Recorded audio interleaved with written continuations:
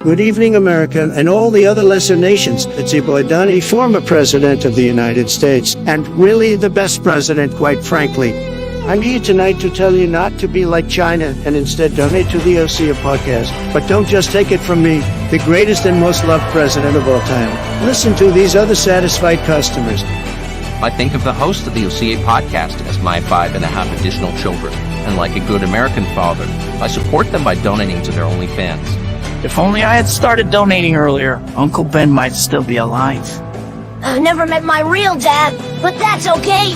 Because after donating all my savings, the host agreed to be my new dads. I punched the change out of his coin purse who'll donate to the podcast. No, not my coins! Yes, your coins. It's time to donate to the Patreon! All right! The OCA podcast needs my money more than my sister Serenity. Donate today.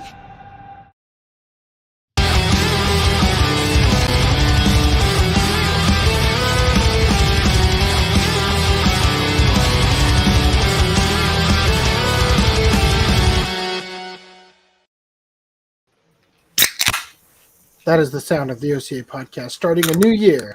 Welcome back. I am your host, the Anime Collector, or the Rabies Collector tonight. Joining me is Random 11. Hello. Oh, Happy New Year. And Reese. I'm here and I'm kind of tired. And Footum. Look, it's 2024, guys. We can't just keep doing this. I can't keep getting away with it. And Green Line. Welcome back to the fifth center of hell. All right. Jumping right in. You can tell I'm still a little sick. If you would like to support the OCA podcast. Oh, God. What have I done? May I instruct you to donate to the Patreon? There is also the Anime Collector Patreon. And you can also support us at ocapodcast.com/support. And you can buy yourself a nice Tenga. See, look, New Year's resolutions. New Year's resolution you'll actually keep. Jerk off more. All right. Now, you might be wondering how not to support us. Allow me to show you the ways. Exhibit A. God damn it. Let me just get the exhibits loaded. As I said, Exhibit A. Commenting that the podcast is boring. No good news. I see no big news or any funny woke VA's news. Boring. Pass. Oh, and I didn't forget about you. Yeah, I agree. No. That. Or Exhibit B and C and D and E or whatever. Other news is boring news. And boring. Not any good stories to cover, but I like and share your channel, AC. Well, thank you. So here's why this is not how you should be supporting the podcast. Because when a person who has never seen the podcast comes to watch it for the first time, because they are enticed by our delicious thumbnails and incredible title schemes, they will see this comment and say, nah, I'll watch something else. So, how dare you say that? This is Ronin Jaw's podcast. Did you forget that? If I may... we are his bitch.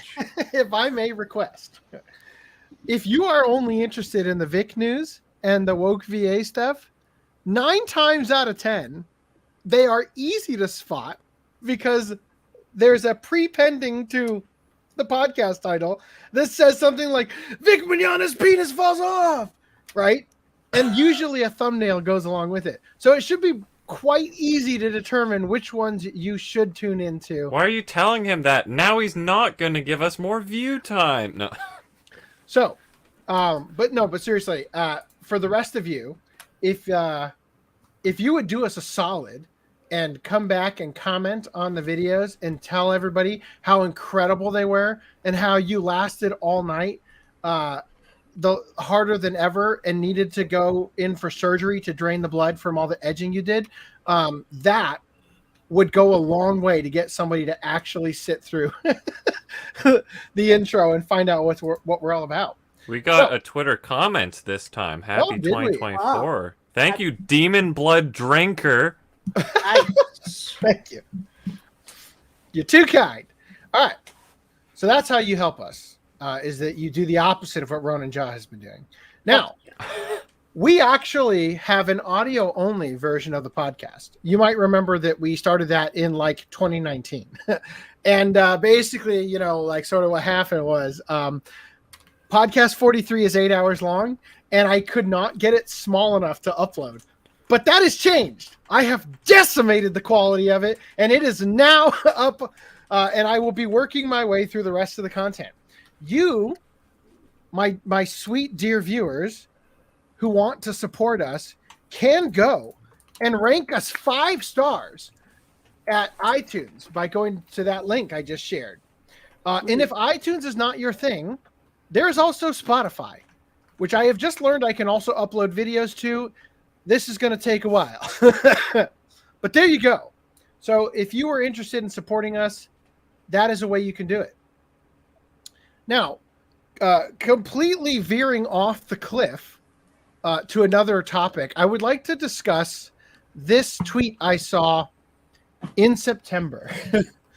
So Layla Mickelwaite said these emails between the CEO/owner of PornHub/MindGeek and his executive team were uncovered in legal discovery and made available to the public yesterday in redacted form. This is the CEO/owner discussing the fact that the official Pornhub policy was to only review a video if it had over 15 flags for criminal content. There was a backlog of over 700,000 flagged videos. They had one person working only 5 days a week. Get out of here, messages. That was hiding behind the blind spot of my microphone this whole time. They had only one person working only 5 days a week to try and review flagged videos. And they state plainly they are trying to hide these facts. So this was about Pornhub trafficking and like the sex content that like the child abuse and all that. So considering that they have a backlog of over 700,000 flagged videos, it requires 15 flags for criminal content, and only one person is working on it. Kind of seems to me like it's going to take the OCA podcast a while to officially get banned from our official verified, as you can see, OCA podcast Pornhub account. So it'll take us seconds to get banned on YouTube. This is true. Also, I did upload an episode. Okay, let me break this down for you guys. So as I said, that tweet is from September, and quite frankly, I have been verified for several months, and I have been trying to live stream there. But in order to live stream to Pornhub, you have to get verified on StreamMate, and then you live stream to StreamMate, and streams on StreamMate automatically show up on Pornhub. I guess that's how it works. And I cannot for the life of me figure out how to live stream on StreamMate through StreamYard or in general. And so we just decided it's January 1st. Let's start this countdown for how long with a bang the podcast to get banned on Pornhub. And I guess we'll just keep checking in all year long. Doesn't every video get reported by the antis and regretful actresses? 700,000 backlog, man. I don't know. Well, to be fair, I guess you have to have a gangbang of at least 15 in order to actually get yes. the regretful actresses to come after you successfully. Oh, I didn't plug in her charger. She made me dinner in exchange for me plugging in her charger, and I didn't plug it in yet. Aw. You have a fork full of nothing. Did that taste good? It's white sauce lasagna. Oh, homemade? Mm-hmm. Is it your brand? It is. No. All right. So anyway, back to this. Oh, I guess I need to refresh this. Haha. Let's do pickups. Do any of you gentlemen have pickups? No. I have one pickup. I got cookies. Actually, I've got pickups. Hold on. Correction, I have one on-screen pickup and I have one Discord pickup that if you follow our Discord, you can find my pickup in the Velvet Room. So, I can't guarantee when it will come out, but I did see The Boy in the Hair and I recorded a video. And I had to get another one of these. At one point, in all of this gets cataloged in all the videos that I haven't released yet from that series. I bought like every one of these that existed as backups, and I have somehow gone through all the backups. So I got the last one I could find, the only one on eBay. And then I also bought some slightly more expensive ones off Amazon that I thought, what the hell, I'll give it a try. You've gone through, like, they're garbage now? Like, you're basically treating them like disposable cameras? No, like, they just break over time. I had one behind here that, like, so it was real spur of the moment. Like, Dan came back into town. I'm like, all right, let's go see a movie. I was like, oh, sweet, Boy in the Hair. Let's do it, right? And I run into the car, and there's a mount in the cup holder in the door, and I pull it out, and I go to put it on, and the part where the camera attaches is just completely broken off. Like, it broke 100% away from the suction cup thing. So I super glued it, and that's the one I used in the video. But yeah, they don't last, especially when I was in Arizona, and they were in my car, you know, because the heat would like bake them, and they would just get brittle and stuff. So anyway, Greenline, would you like to grace us with your pickup? Yeah, my waste of money pickup. For the first time in a long time, I bought a so typically I buy like art books, and so I thought what I was buying was an art book. Giggity, if you know what this is from. I know Reese does. So I thought this was an art book from you know the production. So I usually buy, members of the podcast will know that I've bought character sheets before in the podcast. So I thought that's what this was the model sheets from this series. That looks like a Bang strategy guide. Like which that's like in Mega Man when you beat the first boss and use his power to defeat the next boss. Yeah, it's this tiny for reference. So I was kind of, you know, pissed because I spent like, including shipping, like $60, and it's like 10 pages. Well, not 10 pages, but like 20 pages. So it's not, you know, what I thought it was. So that's on me. Use a freaking postage stamp. Is that hentai? No, Yeah. he says, "Is it that hentai?" Is what he asked. Oh. Oh yes, yes. He should have put that in the asterisks. Well. Well, it's the culprit. Yeah. All right. So is that all your pickup? Yeah, that is right that on. is all my pickups, and the one in Discord. If you join our Discord and go into the Velvet Room. Oh. All right. So Mega Mug picked up. 1 second. Oh. Well, NRIV says, "Great job." Thank you. Thank you for watching. Thank you for sitting there. I know you are a 2-hour contributor there to that watch time. Right. So the man who uploads that 8-hour podcasts. Yep. Or 6-hour podcast. Whoa, well, I've trained them well for your 2-hour content. You didn't say what Mega Mug got. Yeah. What did Mega Mug Mega get? Mug picked up Mushoku Tensei, Toblerone, Chimes. Damn it, they're still sneaking in candy in these. The Lupin 50-year anniversary book, and Star Wars. Lego it's just Star Wars. It doesn't say like Destroyer of Cantinas. It's a gunship. Yeah. Okay. Oh, does it say that? I mean, no, but you can probably. No, it says something here. Something guard gunship. Oh, would you look at that? Maybe. All right, there you go. Danny picked up Fist of the North. Whoa. Oh, did we catch? Ladies and gentlemen, Elvis has entered the building. Has entered the chat. Did we cover Danny's pickups that came in halfway through the stream last time? That's what we're looking at right now. Okay, just No, double the checking. day- I thought I saw a different the day Rooster after Fighter Christmas. volume. Okay. I got it taken care of. All right. Dark Gathering Volume 1 and Rooster Fighter Volume 3. Man, he really looks scrotal. The red flaps. More Fist of the North Star. Ass.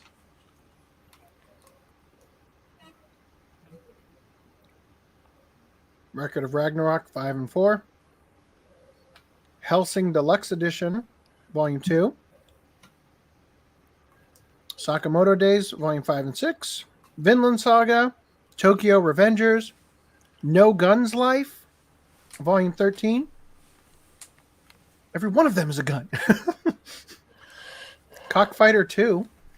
And then the kawaii chick on the... See it? My dad can kick your dad's ass. Don't talk to me or my son ever again. Oh, it's a boost. Dr. Stone, Stone Wars.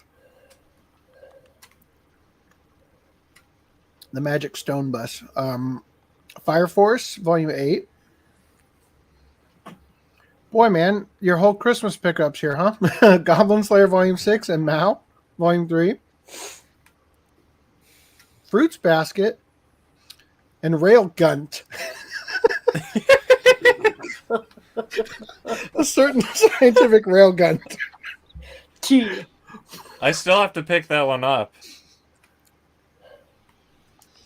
Here's a character's a gunt. You could have said the Record of doctor. Ragnarok 6, Noragami. I don't know which volumes those are, but that's a bunch of omnibuses. Omnibuses, We got 1 Tokyo through 12. Revengers. Yep. Something Through Something. Marmalade Marmalade Boy. Boy, Collector's Alice in Edition, Volume 1. Alice in Borderland. All right, here's Lance's pickups. He picked up... Dude, He-Man. I thought that was a CD case. Right. From the angle he took it on. Like, if you look at the digipack. It almost looks like a bootleg, but it's probably Shout Factory. No, Well, it's if you read it, it says, like, Best of Season 1 or something, so that's why it's only 2 discs. Well, yeah, when I saw the Negima, I'm like, oh, that's not a CD case. Anime Fan picked up what looks to be one of those giant, like, mouse pad things. What are those called? Game boards? Desktop? Playmat. Playmat, yeah. It's a merch bundle. Look at you, 242 already. All right. I'm still waiting for the episode I uploaded to show up because that was part of the joke. But whatever. Whatever. Show must go on. So, getting a head start on disaster, Japan has had a tremendously bad earthquake and tsunamis.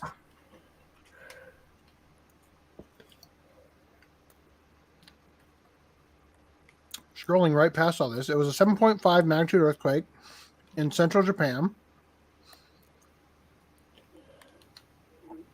Book off is ruined.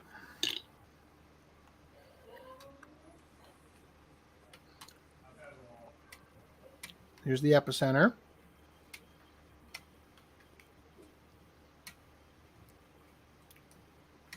So what happens during a horrible tragedy like this? People die. People use Twitter to find out things. Oh. But Japan is angry at Elon Musk for unusable Twitter as disaster struck. Let's read about it.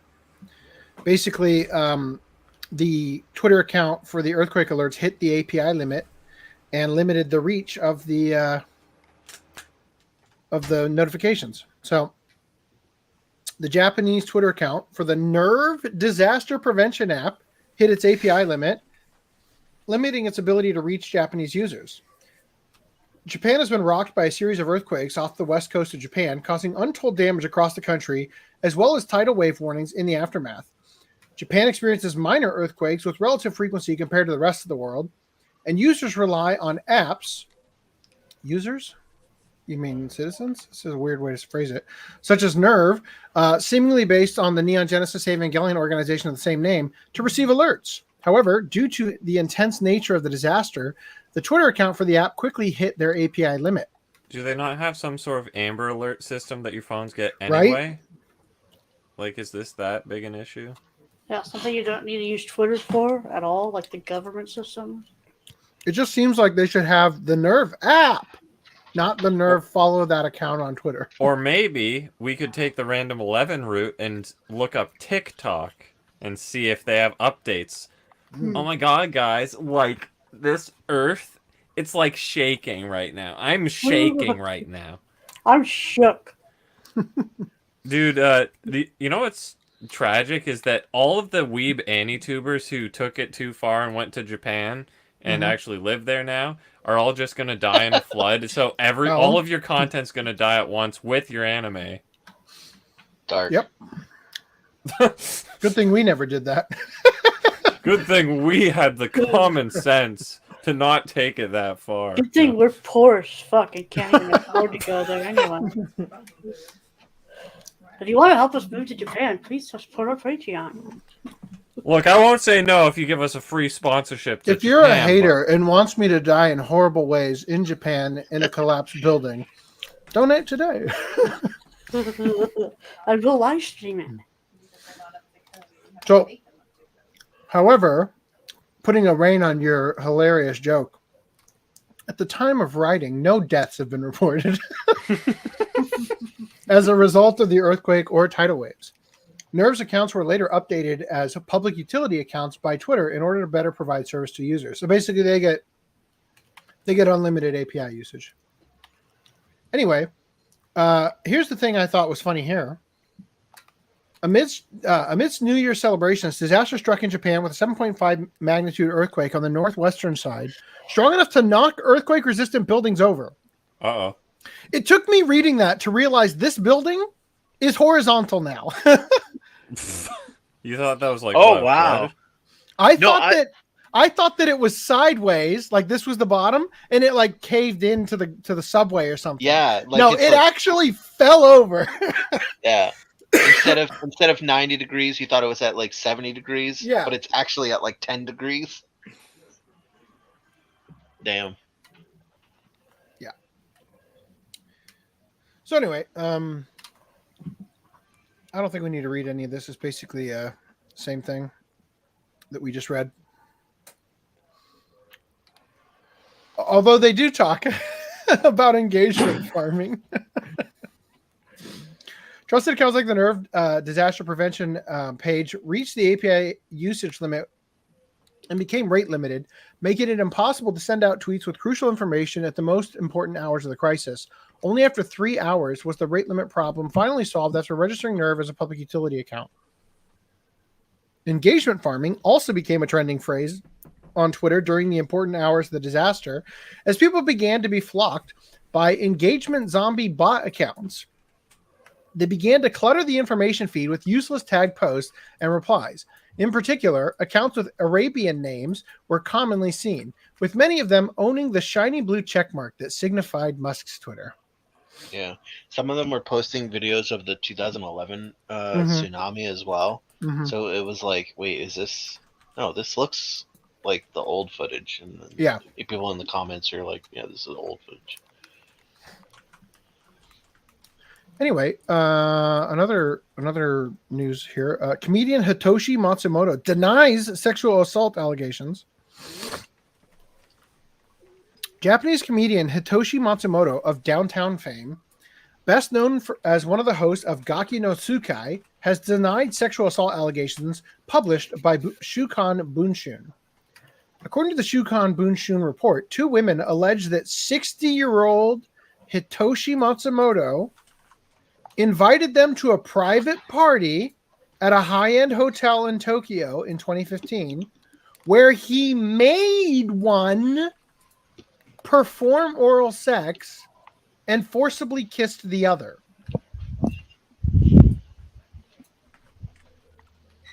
Moreover, NHK officials reported that Hitoshi Matsumoto's sexual assault allegations were well known within the NHK station, and despite receiving protests from NHK viewers, went on to broadcast a program in which the comedian appeared.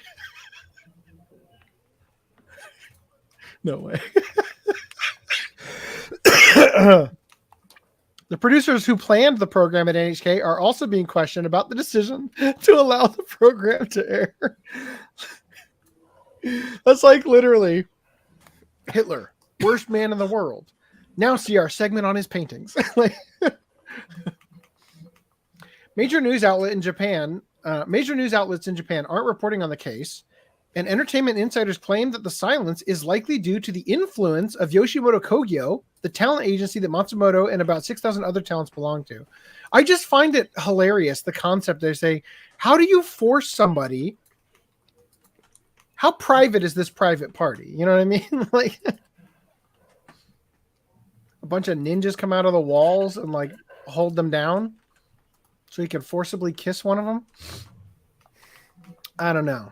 Seems a little fishy. In Kickstarter news, so Macross 2 Lovers Again Alus Edition is doing quite well. 13 days to go. And on December 31st, like when did that happen? Like right at midnight, basically? They put out update number 8, which said our New Year's resolution is 4K. So effectively, you want to fill everybody in on what basically happened, so I don't have to read the whole thing. Yeah, at 250K, which has already been reached, they're going to include 4K as an option. I guess you could say they confirmed that yes, we are going to have 4K. So, as it says right there, backers who want to receive a Blu-ray UHD combo will be able to add on UHD for $10 post-campaign. In addition, the 4K materials will also be used to author the Blu-ray release. So, your normal Blu-ray is going to look slightly better because it's going to have a 4K scan. And at 351K, it's going to be free. Or for anyone who's already backed, I should say. You're just going to get free upgrades, which is kind of crazy. I didn't expect that. Like, I was expecting to have to pay $30 just to get the upgrade once we hit the initial goal or whatever. So they listened to the podcast once again, and they said, oh, fuck. They're going to cancel that book.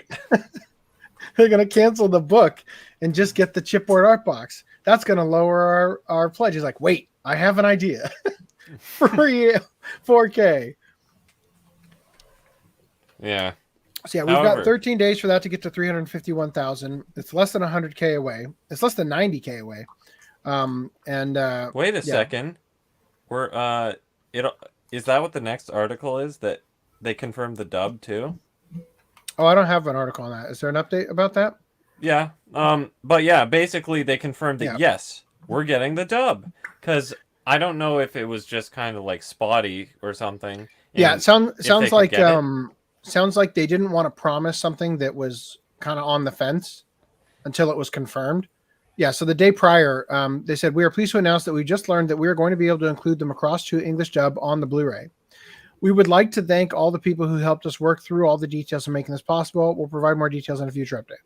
So this is great because we're essentially, kitchen sink treatment for Macross 2. Not that there's anything I care particularly about this individual entry. I haven't even started the first one, but it's great. You'll never. You haven't started the first one? Upgrade. No, I'm waiting for the Blu-ray, baby. It's a 51 episode watch club. I don't know. No, it's 36. Is it 36? You're right, 36. Much more doable.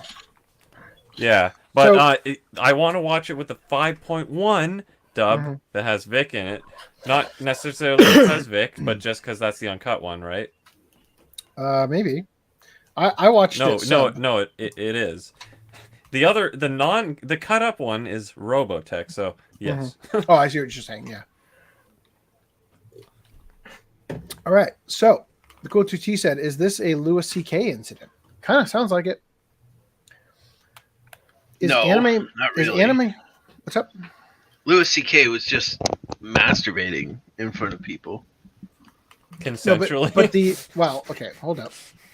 I think the question was, is this like is this a Louis C.K. incident? Meaning that like the women weren't put in any danger or forced to do anything, but by merely standing there when it occurred, they were able to then use it as ammunition, kind of thing. Okay. I that's how I read that. But so also, is anime mastered in 4K or is it upscaled? Both, but in this case, they're going to go and do another scan. That's the only reason. There's no way they were going to do like, oh, we're going to upscale it to 4K. The only reasons they do that is for something like, say, Resident Evil Vendetta. I don't know if they actually natively render it out in 4K, and then for compression reasons, they put it down to 1080 and then back up to 4K. I think Crunchyroll used to do that with their 1080p streams. But generally speaking, sometimes they do like an upscale, like Your Name. I don't know if Weathering with You was also an upscale. It might have been. Where basically you're just getting the HDR and I guess higher bit rate and all that stuff. So I think it's worth acknowledging the concept of it being mastered. So Macross 2 would have been shot on film. And the mastering in that regard would have been the millimeter length of the film, right? And then scanning that with the film grain, which is effectively infinite depth, to almost infinite depth, right? Is where you're going to scan that at a resolution that translates into a computer as 4K or 1080p, right? And so mastering for the discs is going to be, it's going to be in this. Well, it's hard to say because you say, is anime mastered in 4K or is it upscaled? It depends on the anime, because some of them are like mastered at like 900 pixels instead of even 1080p, and then they upscale that all the way to 4K. Yeah, that was Gundam Thunderbolt, the first quote unquote native 4K or whatever that came out. It's all a lie. Also, the Perfect Blue DVD that's coming out, right? 4K. Oh wait, no, that's not 4K. That was Paprika. Oh, is it? Oh yeah. Sorry, Paprika. But when you get these retro anime that are on film, you actually do get like the full blown 4K, which is actually kind of a beautiful thing. Because it was on film. Yeah. Yeah, there's no tricks. Unless it's Lupin Cagliostro. That looked like an upscale, sadly. Or maybe they got the crappy TMS mastering, which was like they put a ton of DNR, so it looked meh. I don't remember. So, Mega Mug says, I hope whenever the dub gets announced that they don't just go with Studio Cadence, Sound Cadence, you mean? Or whoever else people usually go with. So I think you might be confused because they already have an English dub from Macross 2. So this is the one that was done by Manga Entertainment back in the day. Or actually, this might have been the... No. It's U.S. renditions, I think. Yeah. Which released on VHS back in the day. Right. And then Manga took it, compiled it into a movie, and then put that on DVD. So we don't, you can't even get like a digital copy of the uncut like OVAs individually, but now we can in 4K with the dub. Yeah, you're right. It's Granted, the dub's probably going to be pretty ass because the dub came out in like 92. Yeah. Yeah. End of 92. So it's going to be a rough dub, I'm assuming. Would you rather the rough dub or wait like 3 years for a dub to be made, like Dirty Pair? I'd probably wait the 3 years. I'd rather the rough dub. Hands down. I'd rather have both. You know. Well, you don't get both. You can't wait. Well, okay, fine. You can have both, but the both includes the waiting. Yeah, I'd wait if it meant okay. We can get a modern dub with it. Sure, it would suck, but yeah. It's kind of like the Nintendo thing. Like, a broken game will never be whatever Chungus, but like whatever the development thing. The Cool 2T says, well, if they don't have to do an SD, it might be cheaper for them. I don't know what you mean. Were by they that. even doing an SD to begin with? No. Japan's got they've been putting Macross Blu-rays out for years now. No, but I mean the Kickstarter is about a Blu-ray. It doesn't even come with a DVD, right? It's not a combo. No. I believe it's just the one Blu-ray. And then, by the way, NVIDIA does a 4K video upscaler for all videos anyway. That's shit. Okay, cool. The NVIDIA upscale is it's just AI processing the video, so it might look good for some shots, but it's not gonna look good across the whole movie. It's not gonna look as good as a proper 4K scan. There's this other oh yeah, for sure, any upscale for that matter. The closest you can get is maybe AstroRes that Discotech uses, but other than that, the best you can get for free is whichever media player that one's called. It's not MVP, but whatever it's called, and then you get some plugins, and then it can kind of real-time upscale it. It works better on some things than others, but yeah, you could also put it through Waifu 2X for a few days straight. Yeah, but see, a lot of those upscalers, the Waifu 2X, they're you need to go back in and clean up the image afterwards. I don't know. Waifu 2X, when you put it through it, it does a really good job compared to the real-time stuff. The problem is it just takes a long time to render. So, I don't know. I was reading a comment that just came in from an old video. I lost my train of thought. Okay, white woman jump scare in the corner. What? Oh, yeah, I saw that. Yeah. Okay. Yeah. So I wanted to address real quick. Oh goddamn! I just clicked on it again. As I've always stated, the layout of the dock is not. It doesn't actually mean anything. We could put whatever we want in whatever category we want. It is just to help us sort of move through things at a predictable, somewhat arrangement. Pace. You bitch. Whoa! Domestic abuse noise. Sit and lay down right on my jacket, you asshole. All right. Anyway, hello, JT Vega. How are you doing? Happy New Year. Oh, I'm a little sick. So anyway, but regarding the news here, so convention news, we've decided that this category is going to be more like physical events, more so than just conventions, because COVID kind of wrecked those. So Akutai Matsuri, Japan's verbal abuse festival, where insults and bad behavior are encouraged. What do you think they get up to, the bad behavior with those Tengu masks? So you're getting in the spirit for the article 5 seconds ago. Okay, I see. Yeah. People in Japan are known for being polite, but not at this weird winter festival. There are many festivals in Japan at this time of year, but one of the weirdest is the Akutai Matsuri, which translates to Verbal Abuse Festival. As the name suggests, verbal abuse and insults are a central feature at this festival, which is held at Itsuna Shrine in Kasama City in Ibaraki Prefecture on the third Sunday of December every year. Wow, what a weird time. Whenever the festival is held, crowds of locals gather to take part, playing the role of swearing onlookers, as has been the tradition since feudal time.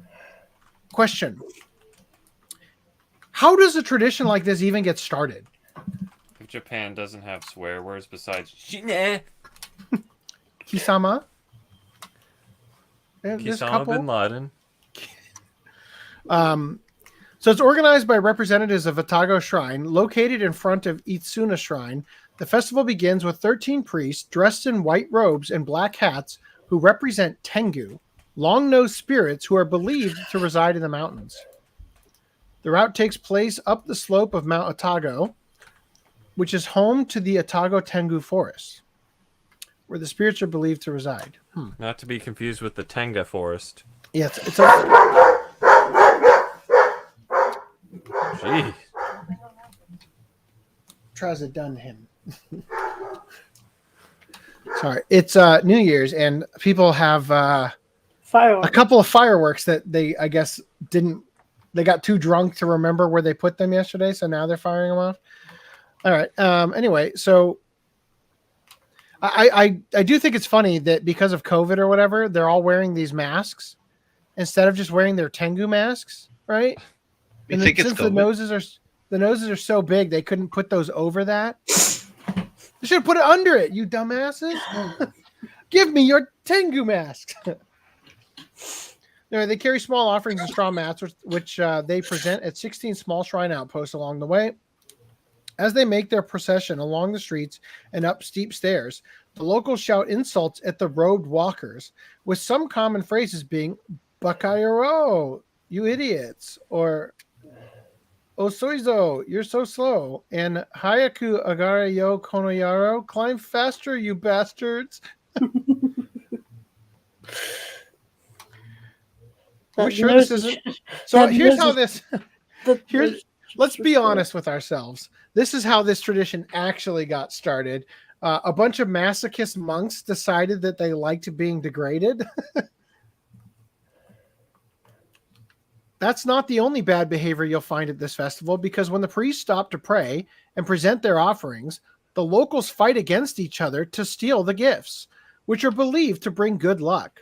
Locals are required to wait until the priest finishes praying before stealing the gifts, though, because if they don't, this violation of the rules can result in injury, as the priest has the right to stop you with their green bamboo rod.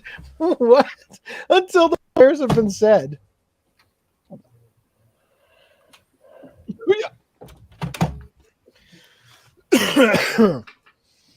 So they got the red bamboo nose and the green bamboo rod.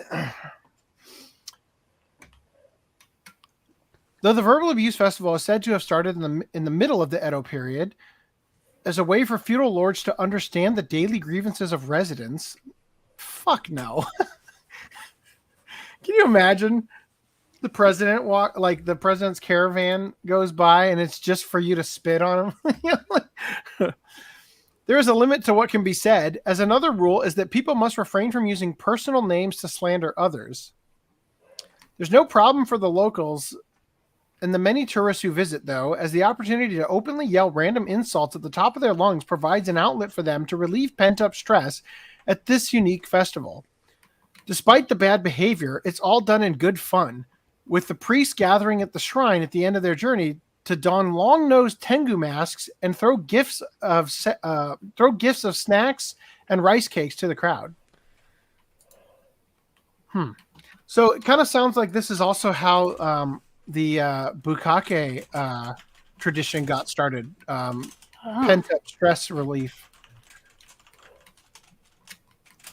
This year, the festival was held on the 17th of December, drawing bigger crowds than ever before, with foreign onlookers even yelling out insults in English.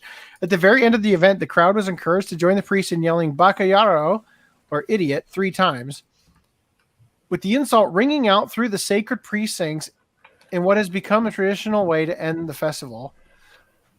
Just imagine you go to a foreign country and you hear something in the air echoing through the mountains, and you look up the translation, and it just says "dumb bitch." Right? That's just God speaking to me. No.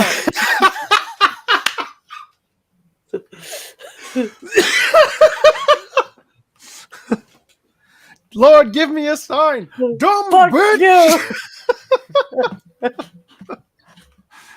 So next time you're visiting Japan in December, you might want to add a trip to Ibaraki to your itinerary. It may be ranked the least attractive prefecture in Japan, but that's only because too few people know about its hidden gems. Oh, wow. Great job linking to other articles. All right. Let's see. Releasing their emotions is an old myth, Japanese Shinto mythology. Huh. It's a way to release stress. Yes.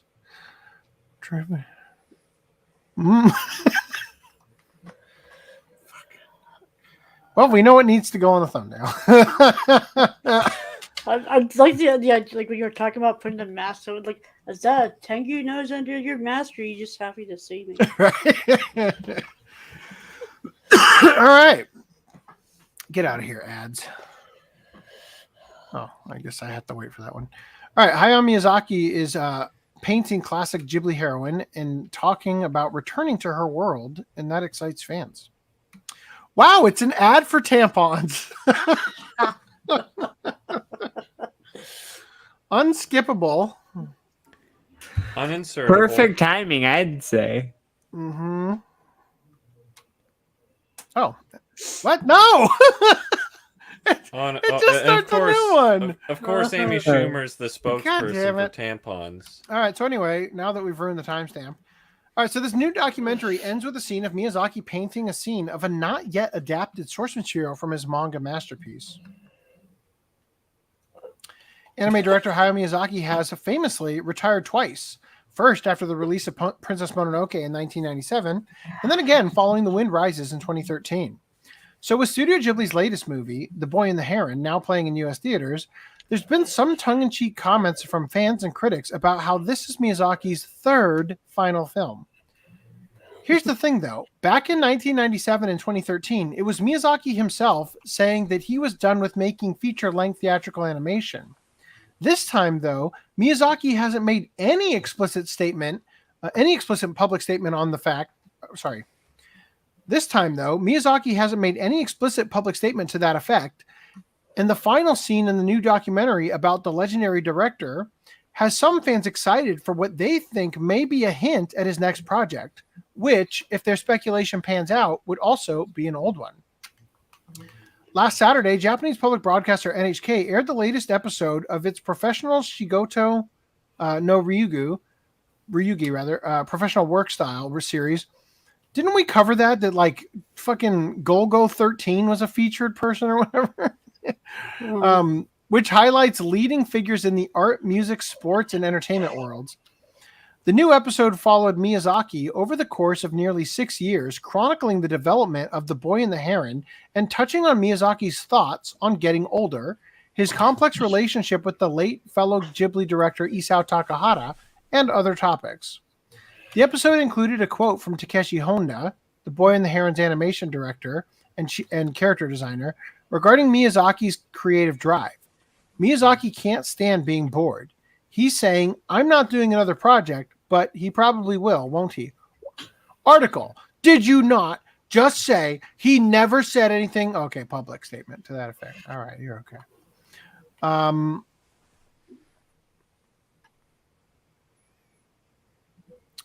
That alone probably gave fans hoping for more Miyazaki anime a ray of hope to latch onto, and that ray only got brighter with the very last scene of the episode, which shows Miyazaki sitting at his desk, brush in hand, working on a watercolor painting. The picture shows a brown-haired woman in a blue dress with a long-eared, squirrel-like creature perched on her shoulder, and she herself standing on the shoulder of a large skeletal robotic-looking creature. As he paints, Miyazaki, in his customarily curmudgeonly way, grumbles, "It's a pain coming back to this world." I do it.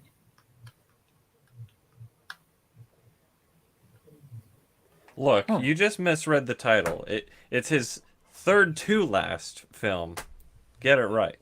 It's obvious that the painting is of Nausicaa, the titular heroine of Nausicaa, the Valley of the Wind, the first original anime film that Miyazaki directed, produced with the team of animators who had found Studio Ghibli shortly after the movie's release in 1984. You son of a bitch. The close-up tweet has been deleted.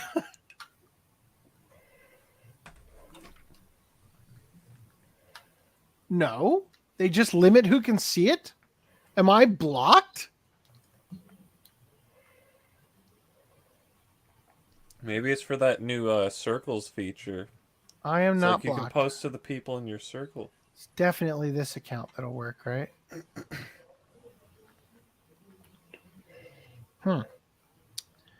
Interesting. Anyway, that's annoying.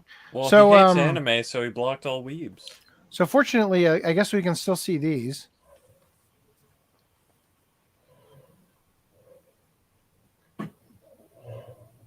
Great job. I opened it 4 times. Nice. I was hoping it would. Nice.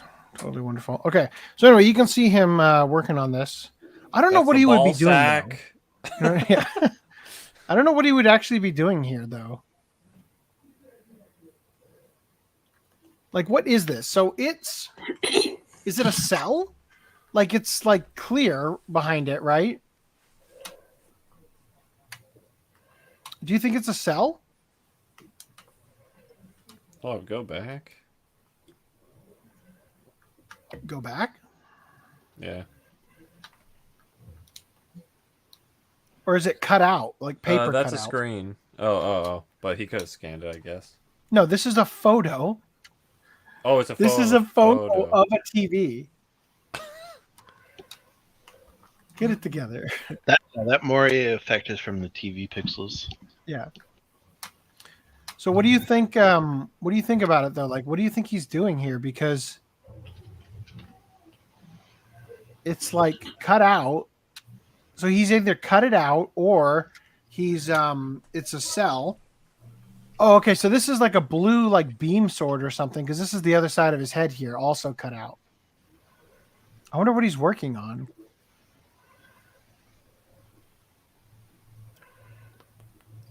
So it says, oh, here's more. These are the ones I was thinking it was before. Did Ghibli ever go full digital? I don't think so. Not yet. Well, Earwig and the Witch was. Well, yeah. That's kind of weird. So this is the original drawing, right? And this one, for some reason, he let the eyeball go on top of the beam sword. He's getting rusty with his old age. Yeah. It's like, it looks like it's scratching itself behind the eye a little bit. But here you can see it a lot better, right? Like what I was talking about. Like that's clearly cut out or whatever. Yeah. You see the shadow of it?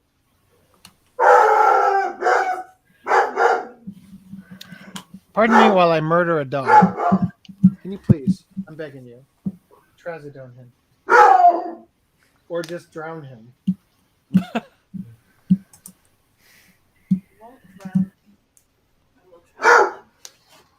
Last night, for New Year's, my wife gave the dog some, trazodone, like a calm down dog pill, and this dumb bitch, she put it in the food, referring to the dog, not her, right? She put it in the food. We had to do the first half. Not gonna lie. She put it in the food, and the dog went to start eating the food, and the pill like jumped out of the bowl, and the other dog ate it. And so we're just waiting as it's getting closer and closer to midnight, and we're like, man, this dog is really fighting this drug. And meanwhile, the other dog is like, is having a drug trip. Yeah. So then the fireworks started, and the dog went absolute haywire. Anyway, back to this. So it says here, though Nausicaa is widely recognized as landmark anime work, what's often overlooked or forgotten is that it's actually an adaptation of a manga of the same name, which Miyazaki began writing/drawing in 1982. What's more, the Nausicaa anime is an incomplete adaptation, as Miyazaki didn't bring the manga story to a close until 1994, a full decade after the anime's theatrical release. This isn't a case of the manga simply moving at a slow pace either, as the manga contains characters and story developments that don't appear until after the events depicted in the anime, such as Nausicaa serenely standing on the shoulder of a god warrior. Anyway, so why has Studio Ghibli been leaving Nausicaa source material on the adaptation table? A number of reasons, most likely. For the most part, Ghibli doesn't do sequels, the Totoro follow-up short and Whisper of the Heart spin-off, The Cat Returns notwithstanding. And Miyazaki's sensibilities in particular... They don't do sequels except for when they do. Like, well, the follow-up short is like May and the Kitten Bus, and that's like a short for the Ghibli park. Like, it's not quite a yeah, sequel. but Whispers of the Heart was a complete sequel. No, it's not. Whisper of the Heart features Whispers of The Cat Returns. Right, Okay, The so Cat hold on. Returns. Is a spin-off. The Cat Returns is not a sequel to Whisper of the Heart. But Whisper of the Heart does have a sequel that just came out that's a live action film. Also not done by Studio Ghibli. So I would count The Cat Returns as a sequel. Have you seen these movies? Yeah. That's like saying that. Okay, well, okay. I guess no. It's clearly not a sequel. It's The Cat. The Cat Returns is more of a spin-off. How about The Cat this? Returns is like if Rugrats had a Cynthia movie about the character that is basically the Barbie equivalent. What about Full Metal Panic Fumofu? Is that a sequel? That's much closer than The Cat Returns is to Whisper of the Heart.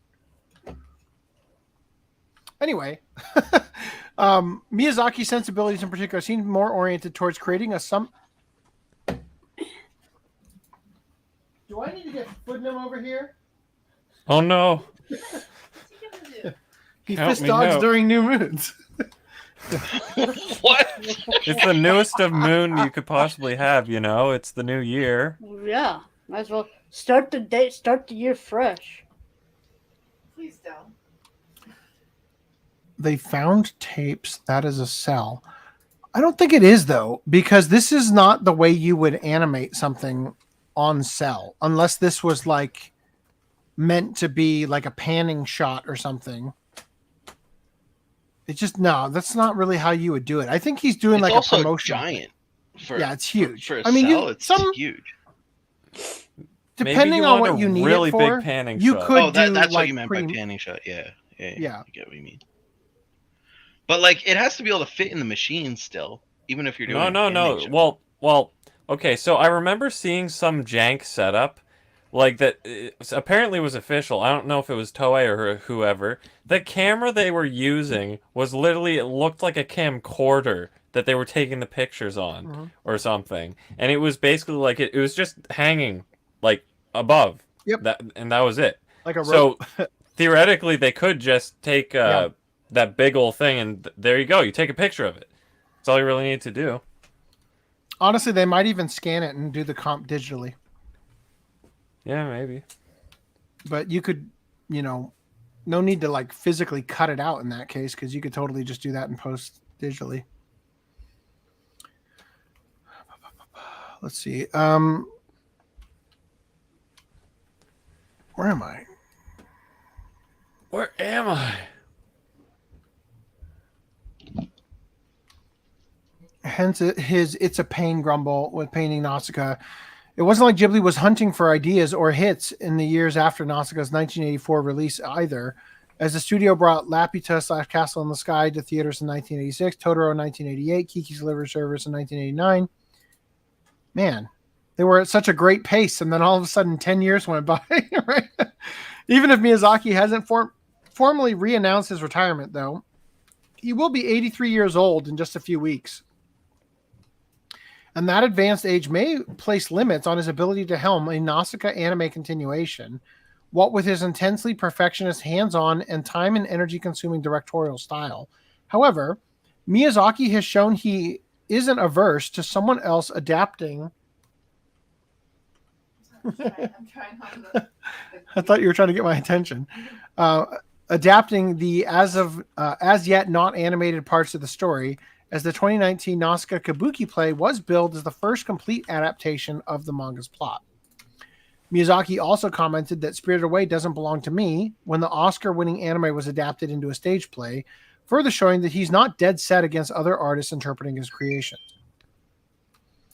And if Miyazaki is in a position of a mind to direct a Nausicaa continuation himself, there's an obvious alternative that with proven talents and an outspoken affection for the source material. Yeah, Hideaki. I was thinking that the whole time. He should just get Anno to do it. So for those of you who don't know, I don't know if it was specifically Anno. I think it was actually. animated the sequence in the movie that came out of this character. Oh, what? That's weird because I thought that he was inspired by that design. That's how the Evas were designed. It was based off of those, wasn't it? Well, he worked on it and then went on to make Eva. So because he had such hands-on experience with it, he was able to replicate it pretty good. Let's see. It was either the way I remembered it was that it was an animator from Eva that did it, but it might have actually been Anno himself. Where was I?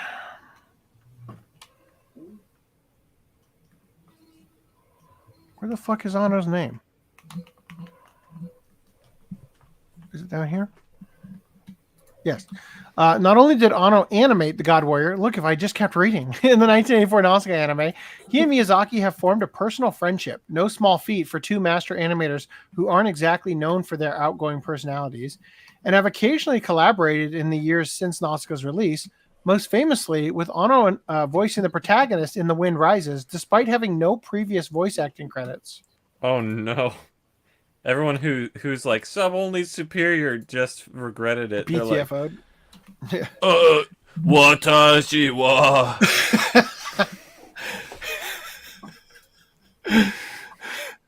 Studio Ghibli even provided a piece of now rare movie-making equipment that Anno needed for the production of the final rebuild of Evangelion movie. Talk about that too. Anno has been particularly vocal about how much respect he has for Miyazaki's Eikonte, as the anime industry's extra detailed annotated animation storyboards are called. Taking that into consideration, with all of the other above discussed aspects, directing an anime adaptation of the remaining Nausicaa manga source material, or at least the next chunk of it, based on storyboards and concept paintings from Miyazaki, seems like the sort of project Anno would enthusiastically accept. Anno, I think, is working on Kaiju number 8 right now, isn't he? That's being made by Studio Kara, isn't it?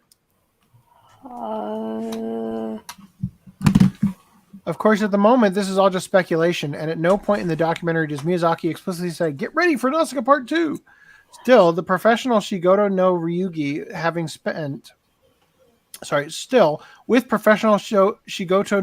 having spent by the program's count 2,399 days filming for the episode, it seems like they wouldn't have chosen the footage where Miyazaki is talking about returning to the Nausicaa world to the Nausicaa world if they didn't think it had some significance. Kaiju number 8 is being done by Production IG. Oh, get wrecked. Really? Yeah. I watched the trailer and I saw the Kara logo.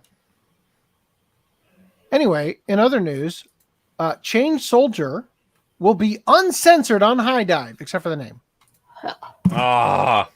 Matoseihe no slave. Also, I don't know if you have an article for this. Also, the gushing over magical girls will also be uncensored on HIDIVE. Oh, I did not have an article for that. All right, Pluto TV launches a Naruto and Sailor Moon channel in Canada. The Naruto channel is going to stream seasons 1 through 4, and Sailor Moon channel streams seasons 1 through 5 and Sailor Moon Crystal.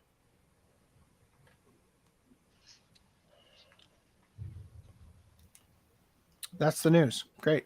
Cool. Have fun, I'm not Canadians. going to watch it. Yeah, good job putting them in. Half of that crap. In other news, Brandon. I don't know why this image is so funny to me. Well, it's because he's coming to Amazon Prime in that picture. Yeah, the entire Golgo 13 1971 TV anime is coming to Amazon Prime in Japan. That's the name of the lovely lady next to him, Amazon Prime.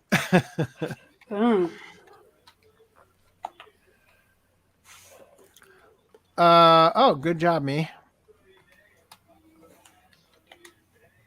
Google settles a $5 billion privacy lawsuit over tracking users via incognito mode.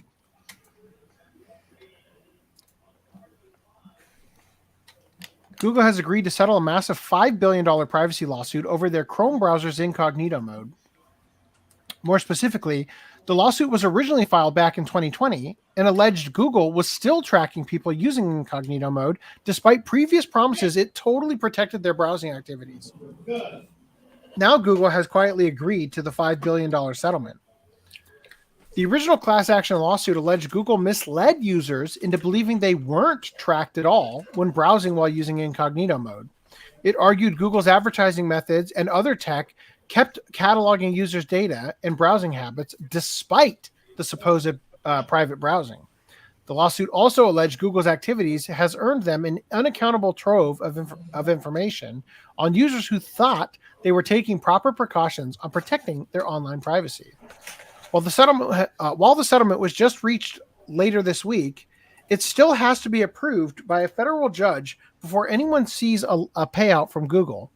Lawyers acting on behalf of users said they expect to present the final settlement agreement by February 24th, 2024. So what do you think about that? So the we kind of talked about this before, but just for the audience people. When you go and you create an incognito tab on Google Chrome, it explicitly tells you upfront what it's doing. That it's going to, not save your browser history. It's not going to keep any cookies on your computer after you close the browser. And it explains that, if you're on a school website, this is not going to get around their monitoring of your websites. They'll still know that you're watching porn. If you're at work, don't think this is going to get you out of, a firing. And they fully explain that. And the fact that they have lost this lawsuit, or that they're settling, I guess, but is just stupid, because it's clearly laid out what they're expecting. So I think this is just like a lawyer trying to cash in on a class action. Okay, so real quick, JT Vegas says the name was changed to protect the anime. Who will dub this anime? He's referring to this isn't me asking the question. He's referring to Change Soldier. It's going to be Sentai. Sentai will be dubbing it. I was going to say, because it was on the article where it was saying HIDIVE, so that's Sentai. Yeah, if Sentai decides to dub it in the first place, hopefully they will. Cool 2T says the Opera GX article doesn't seem so irrelevant now, right? So I'm just noticing. Okay, cool. Oh, it's coming up. It's literally the next article. Awesome. I'm like, I don't know where it went. Here it is. Taiwan man fined for calling woman cart titan on social media. Okay, I'm sorry. I thought that was funny. That is funny. That's very funny. Like, why would you get fined for something like that? What the fuck? Yeah, Sentai Filmworks is owned by AMC. The same parent company, whatever they call themselves. AMC, not AMC Theaters, the other AMC, which owns AMC Theaters. Which is the one that owns Sentai. Which doesn't really matter because it's the same entity, apparently. Yeah. All right. So anyway, free speech is being attacked yet again as a man in Taiwan is being forced to pay a fine for calling a woman the cart titan from anime Attack on Titan on social media. I like the idea of like Tiananmen Square, right? But it's the cart titan. You should just clip that without the cart titan part. I just like the idea of Tiananmen Square. I know what must be in the thumbnail. News in Taiwan reported that the man is being hit with a lawsuit and fined 12,000 The Walking Dead. Is that what that is? Roughly, I guess that's Taiwanese dollar. Roughly $380 US after he compared a woman's appearance to that of the cart titan. I mean, we used to just say Sarah Jessica Parker looked like a horse, but now now we've got a real insult. The Card Titan is one of the anime's many disfigured giants that wreak havoc and kill without mercy, and are also known for having absurdly comical bodies. The offended woman took legal action against the man for daring to speak his mind, and worse yet, there was another who was punished more severely for making similar remarks, albeit of a more suggestive nature. Well, don't leave me hanging! This individual was hit with a $790 fine and a 25-day detention sentence. All right, buddy. See you when you get here. Apparently, a vast majority of individuals sided with the woman, claiming the Cart Titan remark to have been inappropriate and offensive. And a lawyer also claimed the court likely interpreted the act as malicious and defamatory, justifying the legal consequences. You got to be kidding me. That makes the assumption this guy's hideous. All right. In theater release news, so we talked about this slightly last podcast, and I thought it was interesting to hear it in. What's up, babe? Oh, okay. I thought it was interesting to hear Bounding into Comics' take on it.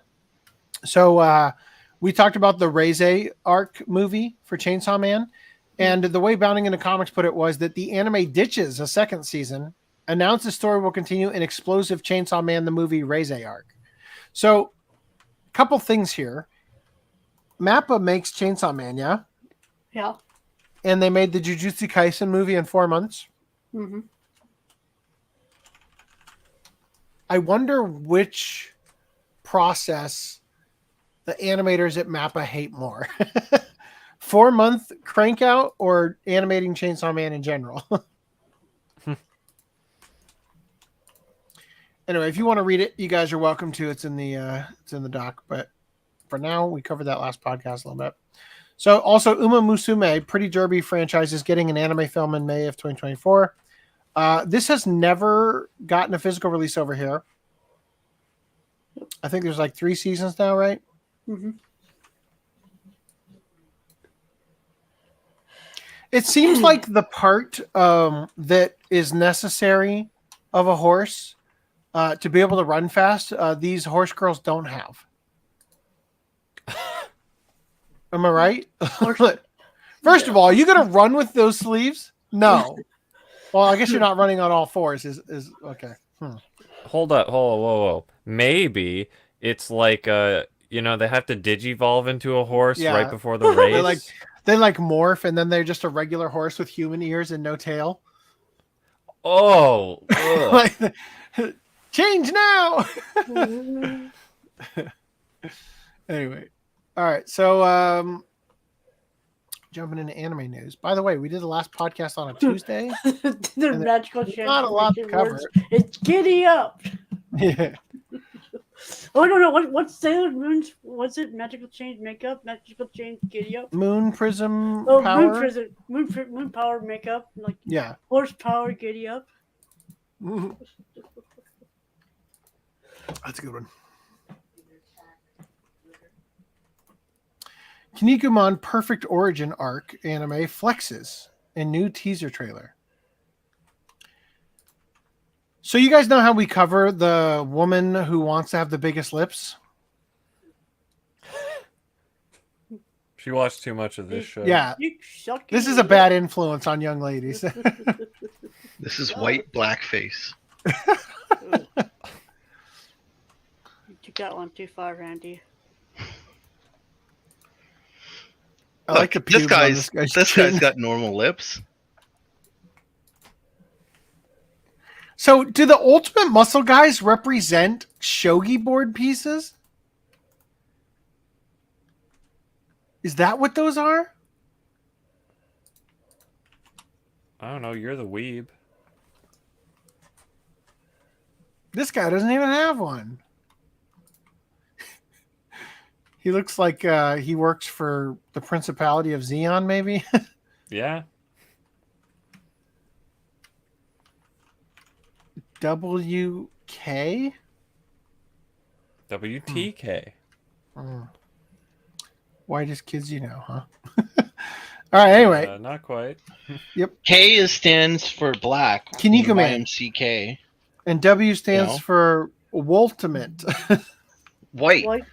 White muscle. blackface. That's what I said, right? White clan. All right. Yes.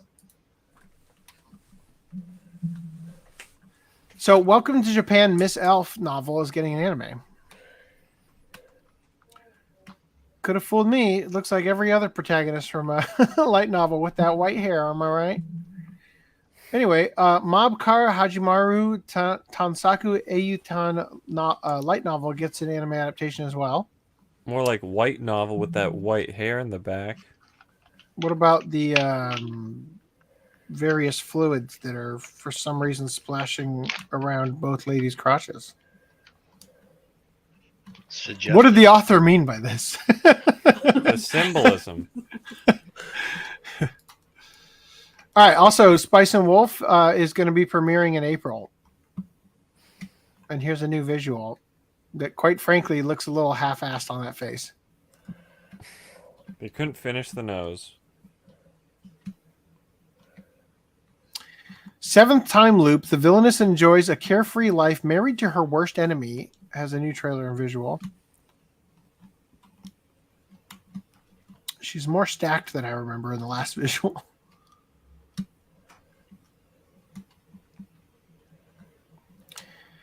High Card has got a second season.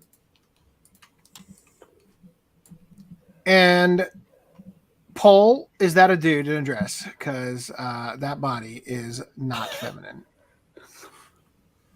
Wow. Reese, you're watching High Card, right? Yeah. You'll have to let us know when this happens. Alright. I think the one below it looks way more feminine. Okay, hold on. I was reading. I was reading this one and thought it was about up here. His real name is Danny Weasley. Oh, of course, Danny.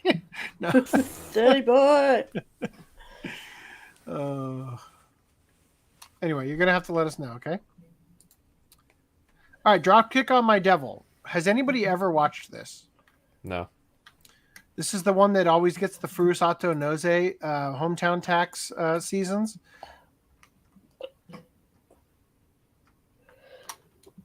I just like, she's a topless Naga. There's just so much going on. She's fighting a bull. This looks like a Weebcore album cover with the logo. Yeah, what does it say? Like Suzuki Uinai? Or is it Suzuki Uina? It's even called Apocalypse Day in the bottom right. Like, bro. Yeah. That's Weebcore if I've seen it. Yeah. It is a song. What does it sound like? That's the ending song video. I gotta hear it. What genre? I'm not well versed in Weebcore, but it could very well be Weebcore. It seemed hardcore. Oh, hope you're showing. Anyway, this was interesting to me. Greenline, you here? Apparently, Geass, Rozé of the Recapture, reveals that its name was changed from Z of Recapture due to the Russia-Ukraine war. What? Yeah. So I'm guessing That's weird. I'm guessing that they Googled that and they thought, "Ooh, this is going to really affect our SEO." everything is Zelensky's recapture. So after 3 years of radio silence, Sunrise has finally declassified new information regarding their previously announced 10-year plan for the popular mecha series by unveiling the first trailer and release date for its upcoming 4-part film, Code Geass, Rozé of the Recapture. Wow, it's almost like, they had to get the Japanese Freedom of Information Act requests filed first to declassify this information. Yeah.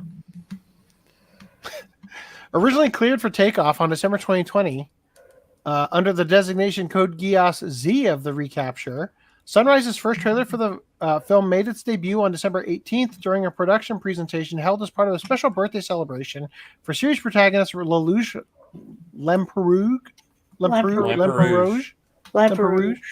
Lamperouge. Lamperouge. He's like Red Lamp. Is he a Rothschild stand-in? Is that what's going on here? Yeah, he's the red light district. Set in the same alternate universe as the previous compilation films, Code Geass: Lelouch of the Rebellion and Code Geass: Lelouch of the Resurrection. This direct sequel to the two films introduces audiences to two new protagonists in the form of Nanashi Mercenary, Rozé, and his older brother, the highly skilled Z Apollo Nightmare Frame Pilot Ash. Ash Ketchum. He's got the ketchup in his hair. What the fuck? What the fuck? What? To this end, at the time of this article's writing, Sunrise has yet to confirm whether or not any of the franchise's past characters, including Cece, Suzaku Kururugi, Nunnally v. Britannia, or even the aforementioned protagonist Lelouch Lamperouge, will play a role, or at the very least make an appearance in Code Geass: Rozé of the Recapture. Why? I also like to add to the fact that these fucking people haven't seen the show. Typically, now they're not necessarily incorrect, but typically, Lelouch's last name that he typically goes by is Britannia because they gave his sister, her last name instead of the not only alias last name. Yeah, I don't know. Produced by Sunrise Studio, this new cinematic tetralogy will be helmed by director Yoshimitsu Ohashi and feature Nobuo Kimura on script duties and character designs in the all-female manga artist group Clamp. Well, that's the problem. They don't have, what's his name? Goro Taniguchi or something? Yeah. Finally, the first part of Code Geass: Rozé of the Recapture 4 film launches I don't in know Japanese theater. Blah, blah. What What about Zelensky? Oh, here. Okay, regarding the name change in the fucking Resurrection films, I don't know if him coming back is necessarily a good thing. Because Footnote was saying that he's not back, boo-hoo. But if memory serves, he helmed the Resurrection film, and my passion for that extends to your passion, Brad, towards the woman called Fujigami. Yeah, it kind of looks to me like less like Clamp art and more Gundam Seed. So it is Clamp art. It's just like anime-ized Clamp art. If you look at the original concept art for Code Geass, it was very Clamp. Okay. Because Clamp is typically more what do you call it? Manga painterly style. Yeah. I mean, you look at their bodies and stuff. Their arms and legs are very. Oh, so they've got the yaoi proportions. Yeah. Is what you're saying? Okay. Yeah. Minus the hands. Yeah, minus the hands. Can I pause for a second? Yo. Reese, what are you doing? What? It sounds like, I don't know if it's your mouse or something, but there's a lot of noise coming from your microphone. And obviously now it's gone. Oh. All right. I'm glad we stopped for that. Someone was caught in the act. It's like a deer in the headlights right now. Whatever was going on. Look, Reese, if you have to make a session of sorts, feel free to mute your mic and then unmute it when you have something to say. Oh. I have no idea. Well, if I have to just appease Randy's, I'll just excuse myself. Okay. All right. Regarding the name change from Z of the Recapture to Rozé, Japanese publication Comic Natalie reports that prior to the trailer's premiere, Code Geass producer Kojiro Taniguchi explained that the change was made due to the controversial usage throughout the ongoing Russo-Ukrainian war of the single letter used in the original title. The letter Z? Right. Have you guys heard that coming from the Russo-Ukrainian war? Look, I thought it was just another Zorro adaptation, okay? Despite it not existing in the Russian alphabet, the letter Z has become, per news outlet The World, a symbol that is being used to glorify the Russian invasion of Ukraine, and which many political analysts have likened the symbol to a swastika. Cancel the letter Z. Yeah. That's why they changed it to Dragon Ball Super.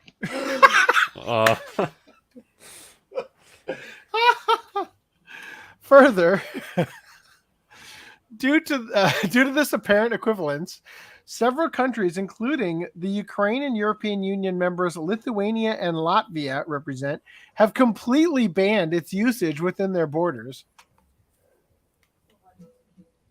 Yeah. Banning the letter Z. Fucking imagine. What about all the zebras? As first detailed by Tani, Dragon Ball Z banned in Lithuania. As first detailed by Taniguchi during SakuraCon 2019, Sunrise's 10-year plan for the series involves producing a decade's worth of content within the popular mecha universe. The plans, I always forget it's a fucking mecha from what I hear about it. Yeah, the plans first. It really just depends. Like they could really take it anywhere because there's also like the supernatural element to it, but they're just like, nah, mechas because we want to make. Well, the thing you forget that because half the scenes like they are talking, but they're talking in mechas, so it's unavoidable. But you remember the dialogue and all that. Yeah, so but they Jordan, could theoretically just do, not do mechas for a series or two. But they're like, now we got to sell fucking Gunpla or Nightmare, whatever the fuck. Which they don't even do. Hello, I want more Geass models. Go the other route. So Jordan says, I hope the people in Japan are doing okay after the earthquake and tsunami. Yeah, well, the buildings have fallen over, but no casualties have been reported by press time. Except their figurines. Yeah. You know what? This is just recap. Why didn't they just... Here's the solution. Just call it Lelouch whatever Rebellion Z. Just spell it out. I am woefully disappointed in like the whole Z of recapture thing. Like what? It doesn't seem like that big of a deal, but if what I remember you reading from it, is there a character? They said there was a character named Z in the series, right? In the movie, I don't even know. Rename him. I'm befuddled. I like Zelensky didn't even come up in the article at all. I thought that's what the Z was all about. So I don't know if that changes like the nature of the series, like if it's going to conflict with the new title. It's like changing, Lelouch of the Rebellion to something else, or it'd be funny if the actual like anime, like, oh, we changed the name so it's not to be confused with, like that hateful Russian stuff, but like the actual anime is like a super fascist allegory for Russia invading Ukraine. Right. So obviously it might be just renamed for his like mecha. It looks like his mecha might be red, that so could be it. Have changed it. So MAPPA concerns rise again as Jujutsu Kaisen Anime Season 3 announced. Yeah. So Wit doesn't commit to a show, and then MAPPA overcommits after they're picking up the scraps of what's left. Hold up. Uno Momento has nothing to do with Wit.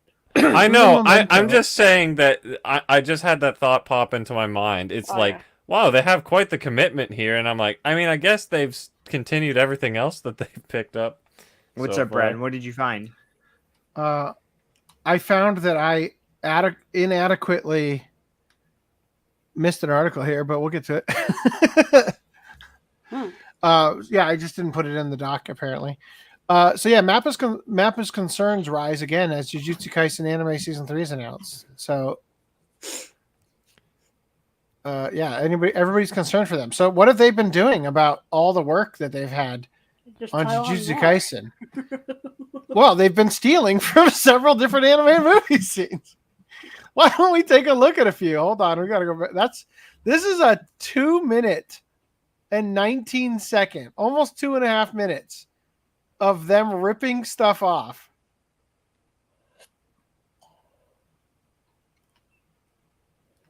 Hey, remember that thing I said about rotoscoping? Uh-huh. How it's a lazy cop-out half the times? Oh. So for those of you who don't recall, we've talked about the fact that we talked about the fact that MAPPA has been overworking their animators like crazy. Like there's just no end in sight. So it just seems to me like you can still produce quality animation by just copying it. Right. Like by tracing. You get a break, you don't have to make as many creative decisions, but you still get something that comes out good, and all you have to do is rip off. What if it turns out to all be stuff like, well, except for Ip Man, of course, but what if it all turns out to be stuff they animated for a different thing? Like, I still got that rough animation on my hard drive. Let's just use that. Right. This is insane. Holy. I'm amazed somebody pulled this out, out of their ass and got the whole thing. They're like, hey, wait a minute. Look, this is an intense level of compilation work. This person probably watches the top 10 moments of X anime on repeat every day. They're addicted to the Sakuga. So they're like, wait, I recognize that. That's at 42 seconds in the top 10 Dragon Ball Z jack-off moments. But what is it? So my theory is that MAPPA, when they made that Chainsaw Man intro where they deliberately seemingly referenced everything, I thought it was this. I thought it was this exact situation. I was like, whoa, they just ripped off all these things. Turns out it's not a reference, it's just a rip-off. Yeah, I didn't realize that they were paying homage to it in the opening. I thought it was a compilation of oh, look at all the moments they stole in all these popular cultural movies. But it's like, oh, okay, I guess they get a pass because they're making references, but it seems kind of dumb that they're making so many references. What's the point? If the article says, it's homage. Yeah. We're not ripping them off. It's homage. Well, some of this... Well, that's the thing.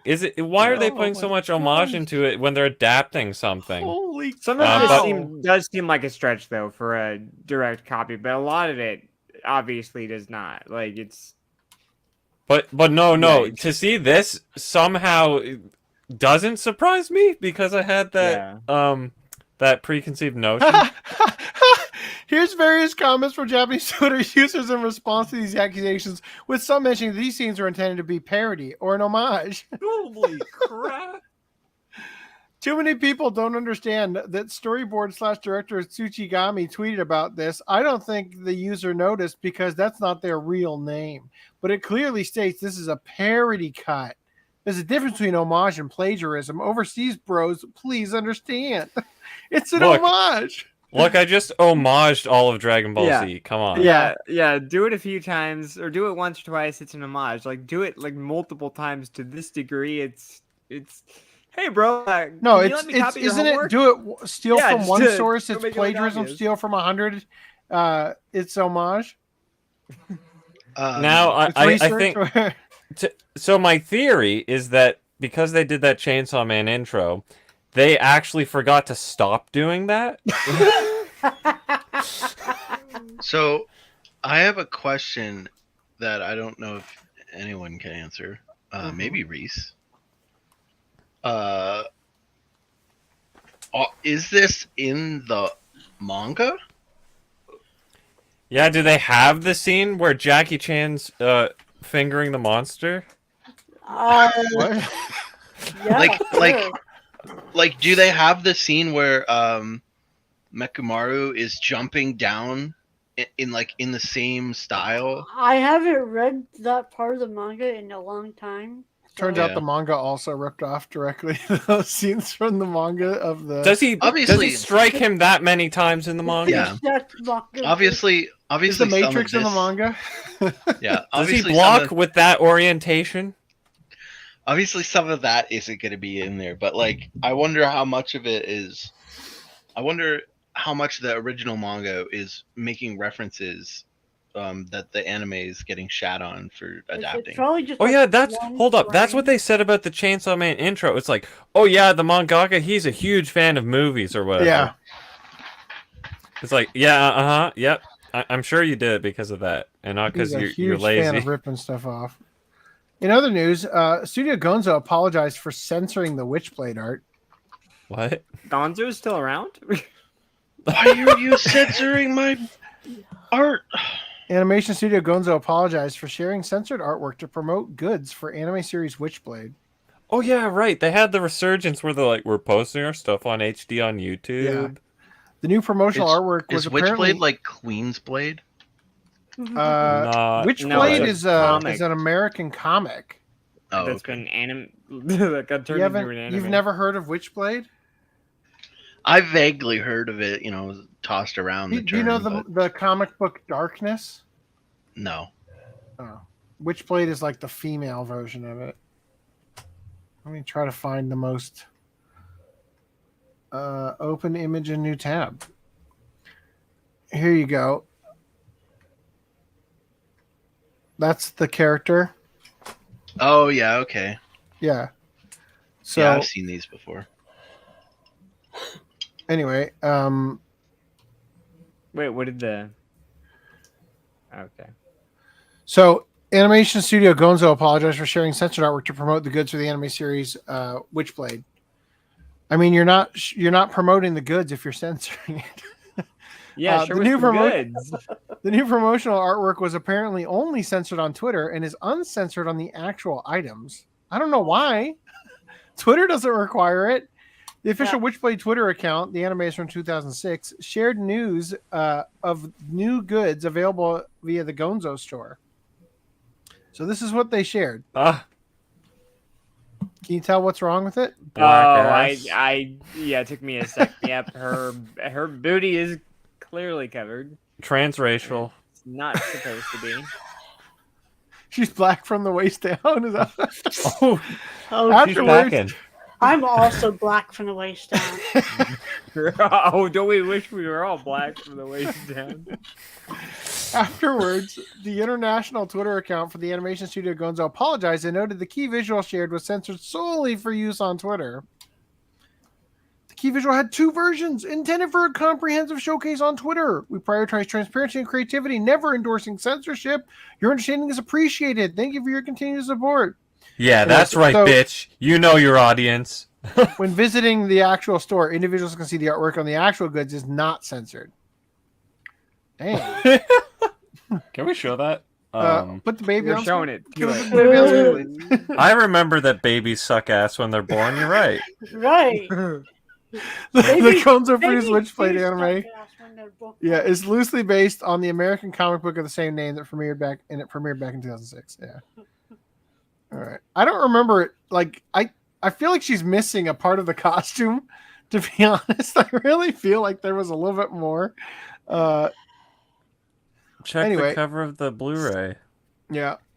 I can check mine real quick, but so Angels drops. Chizuna Nakajima launches a new toilet fantasy comedy manga. I mean, I think that's just a reality, I was Toilet reincarnated fantasy? as a toilet. No. Like, you don't have to fantasize about a toilet. It exists. The February issue of Kadokawa's comic Kune, gross. Kuni? That's even worse.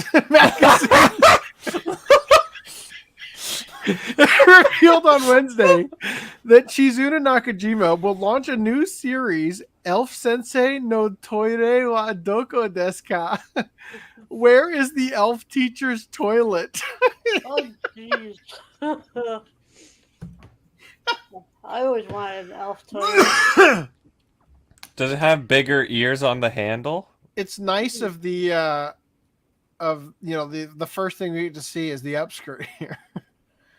The story revolves around an elf teaching trainee from another world who finds she can only relieve herself in the lush forest. What? How you make a manga about this? Does an elf shit in the woods?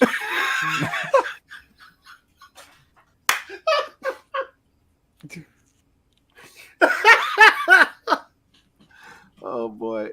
The story revolves around an elf trainee who can only relieve herself in the lush forest. Nakajima launches the Jitensha no One-san, the bicycle lady manga. Okay. Launched the Angels Drop comedy manga. All right, I guess there's nothing else. Keep an eye out for the elf teacher's toilet. So that's what the Angels Where's Waldo dropping. book, but you're looking for the toilet. It's an outhouse in the middle of the forest. All right, so we got a bit of a follow-up here. English localizers are quite unhappy after the Ancient Magus Bride announced an AI-human hybrid simulpub. Quote, such disrespect for the substance of the original text is saddening. All right, I want to draw your attention real quick to this Packer Girl 89. We're going to be looking at this a little bit more. That's Nerdigans Inc., the Bounding into Comics company. Anyway, it is in seemingly realizing that they no longer have free reign to butcher original works in service of memes or tired socio-political screeds, a number of English language localizers are unhappy with Japanese publisher Bushiroad Works' recent turn to using a combination of AI technology and human editors to produce their own English language simulpubs for Kore Yamazaki's The Ancient Magus Bride. How you like those feet? It's not really his fetish. First announced on December 12th, this new hybrid translation endeavor will see Bushiroad Work utilize Mantra Co's eponymous manga and webtoon-specific mantra translation engine and the editorial skill of human translators to produce simultaneous simulpubs, all of which the publisher hopes will help tamper down on the series' widespread piracy by overseas readers. Notably, despite Bushiroad Works' press release, see, they were being kind before when they said, look, man, you understand, people are pirating the shit out of this overseas. And the reason why is because you hire those vocalizers, right? They want to read the real translation. So they have to pirate it to get it. All right. So anyway, notably, despite Bushiroad's Works press release specifically stating that the Ancient Magus Bride English language simulpub chapter would be using both AI and human input, Anime News Network's headline omitted this detail. As such, thanks to their coverage being one of the most widespread across social media, Western critics near universally misinterpreted this announcement as confirmation the publisher would be only using the former resource and not the latter. But instead of considering whether they could combat the advent of AI hybrid simulpubs by focusing on better quality translations, a large number of Western-based Japanese to English localizers, many of whom have themselves inserted their own American politics into Japanese media, proceeded to, ironically enough, denounce Bushiroad Works' announcement as an insult to the series' original text. Quote, such disrespect for the substance of the original text is saddening, claimed Infinite Dendogram and Rance X Showdown localizer Andrew Hodson. Claimed Infinite Dendrogram and Rance X Showdown localizer Andrew Hodson claimed.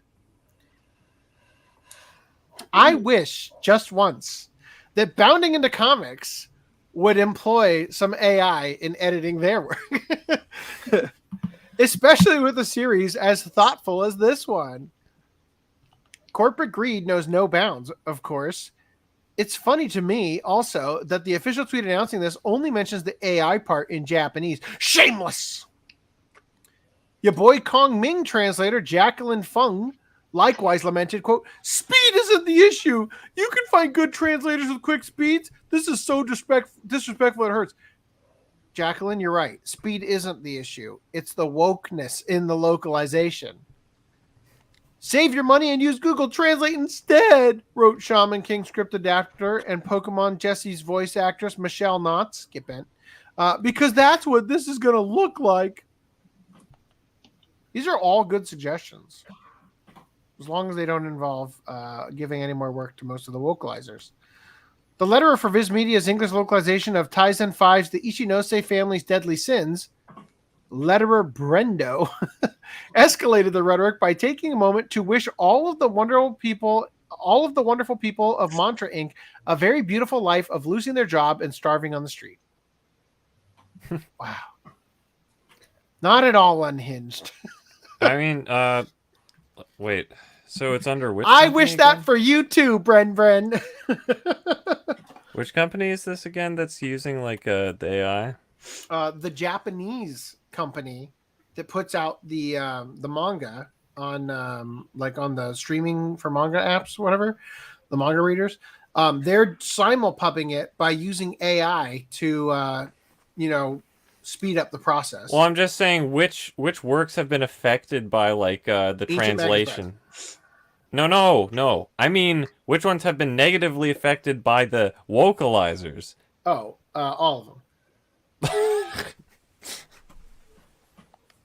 They put their name on it, so.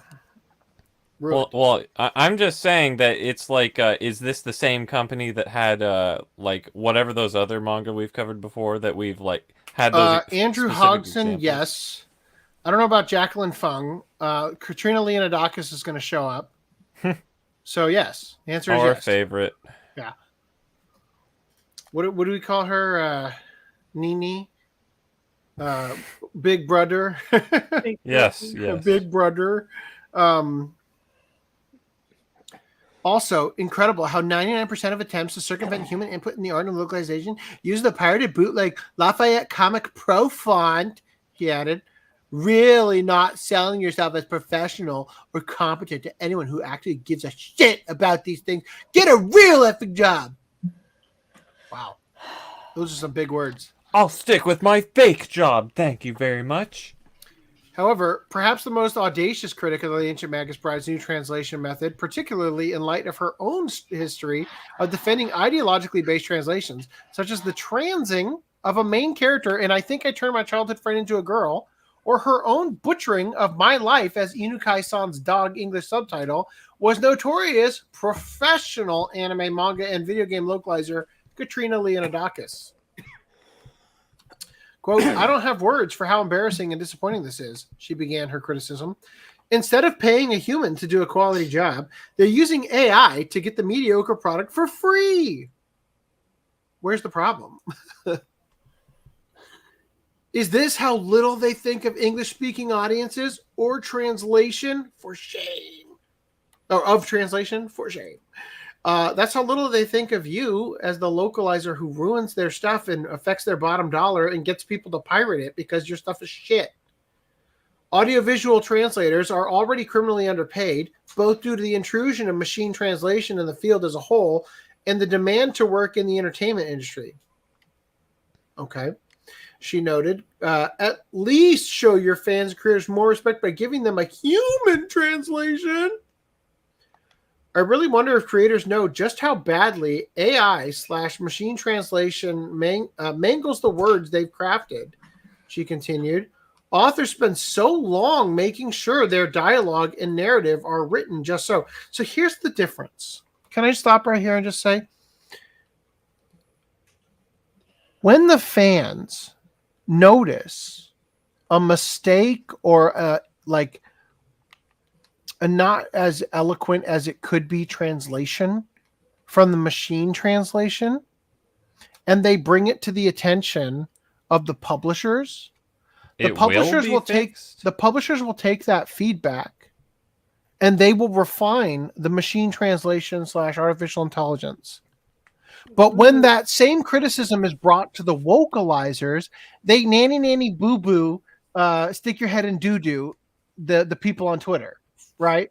Like, it's not for you. Representation matters. And stuff. It's like, really? It matters to change the context of the person who dresses as a girl to make them into a girl? Like, instead of like to change their pronouns and all that bullshit that you do. That you know what? In a way, this kind of spurs on that thing I was suggesting, that it's like, what if Crunchyroll, like when they're simulcasting something, everyone just submits their own like tweaks and translations, and you get like the perfect translation before That's how YouTube it comes out on Blu-ray. YouTube, I don't know if they still have it, but YouTube used to have you could submit a subtitle subtitles thing where people could update them on the fly, and like it could be like an ongoing process that was like crowd sourced.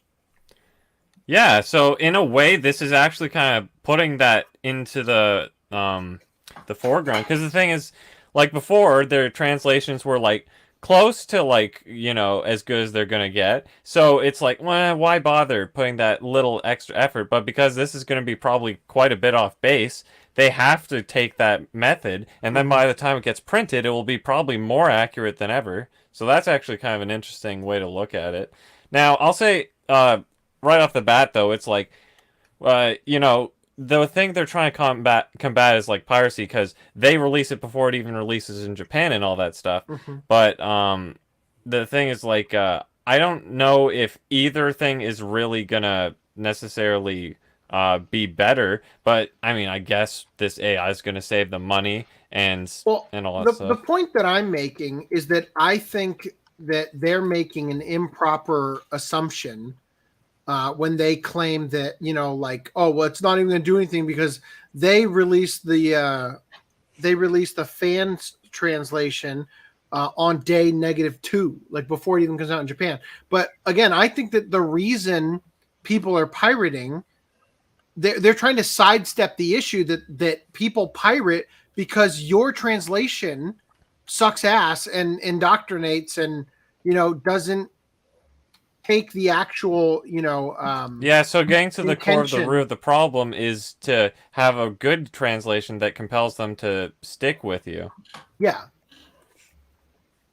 Hold on, I'm just But updating the document. but at least for the time being, it's probably going to have a rough start anyway.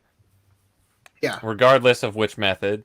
So there's that. Well, honestly, I'm just gonna say, like, I've been using ChatGPT for over a year, and the quality of output from it has been a little rocky. You know, like it started out amazing, then it got a little shitty, and then it has really like come back, right? And I think that you know, as we've seen with AI art, you know, the shit that you could do 6 months ago versus now is like astronomically different. You know what I mean? And so this literally, it is a very redundant field to have so many people working on it, you know? And something that could be semi-automated. Well, as I said last podcast, if you are a localizer and you're not already using ChatGPT to just get you like the To amount point A of to point B decisions way a person quicker. has to make on a daily basis to work on a project, you know, I have you know, one of my sort of side jobs that I do. I edit videos for a college, right? They send me Zoom recordings of interviews they did, and I have to like put them into a template that I made and everything. And the actual process of editing takes, you know, like maybe a half hour, unless I actually have to sit and watch the entire duration of the clip, which means it'll take an hour and a half, right?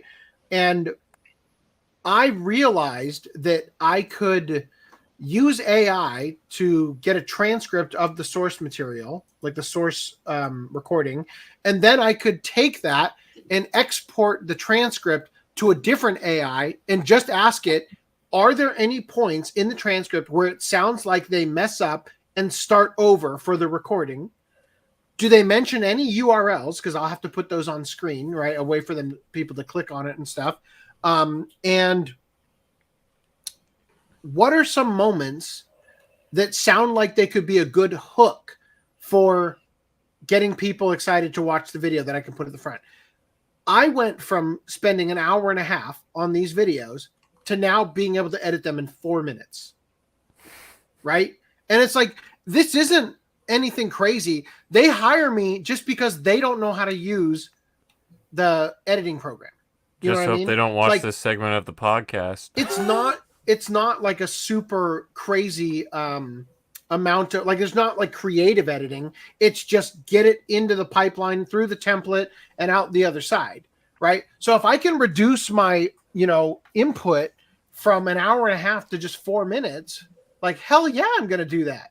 Like, now I have more time to get other shit done, you know?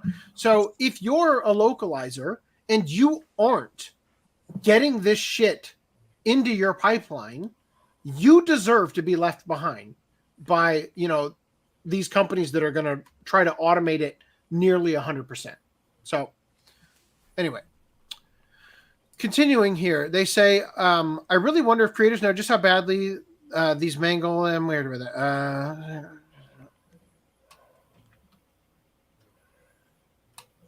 within hours of ANN's coverage and the subsequent outrage it sparked, Bushi Road Works will return to social media for a further statement clarifying the situation, where they said, firstly, regarding AI-assisted translation, we have implemented a system from Mantra Corporation. The system combines their unique machine translation technology with the editing and proofreading by professional translators. Here's the problem, though. Here's the problem. Those professional translators aren't Katrina Leonidakis or Andrew Hodgkins or Bren. You know, it's not any of these people. And so they're still butthurt ass mad about it, you know? Next, about the purpose of simulcast distribution, unofficial translations are sometimes released for free and circulate as pirated versions. Illegal manga piracy sites that publish these cause serious harm to the manga culture and industry, both domestically and internationally. The Ancient Magus Brides has also continuously suffered from such damages. Initiatives like the one we are undertaking now have been proven effective in reducing piracy damage, as demonstrated by precedent cases with Shueisha's works. I think that what they should do is, if they're going on day -2, you have to make the release date, like, I don't know, the 10th, and then release it on the 5th. Well, I think it's absurd. Just ghost drop it. I think it's absurd for them to think that, like, yes, occasionally a chain of custody issue occurs and stuff gets leaked early. Occasionally. Not with One Piece. But the chances of that being every single chapter is so ridiculously low. You know what I mean? 100%.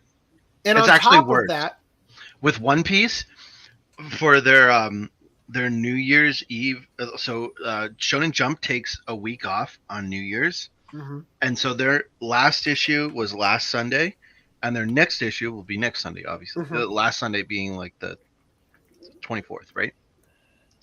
Or the 25th, whatever. No, whatever it is, you know what I mean. Christmas. Yeah. But the way it works, and this is how it's worked every year for the last at least 5 years. They send the magazines to the stores early because it's already done. It's not going to be released till next week. So those magazines hit the store shelves now, or like hit the store's inventory now. They're built, they're made, they're printed. So scanlators already have the chapter out. I like the feeder on top of you, actually. This is what I mean by they have to say, we're going to release it on the 10th, and they just drop it as soon as it's like digitally available before it's even printed. Yeah, but what I'm saying is that... Hold on. Let me just clarify. So this chapter, every year, this New Year's Eve chapter comes out a whole week before, or a week and a half, actually, before the official chapter comes out. Okay? So, but as long as they maintain physical releases of the chapters, they can't do well, we're going to release it digitally first, because they probably have contracts with the stores that they don't like. Yeah, because like it would undercut the sales of the physical for you to release it digitally first. Yeah.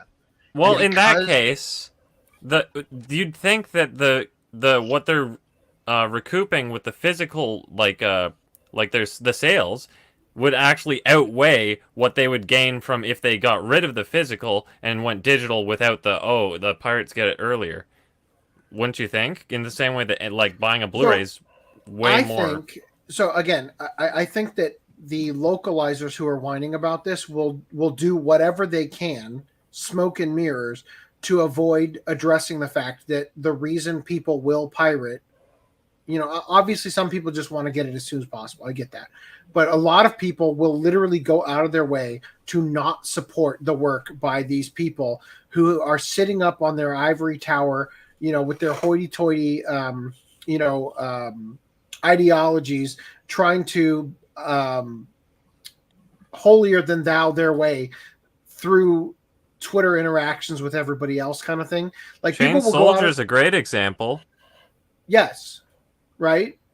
But the point I'm trying to make here, though, is that if you are experiencing a chain of custody breakdown that is allowing things to come out so much earlier on a pirated version, then what you need to be focusing on is that chain of custody. Where is the weak link? Yeah. You know what I mean?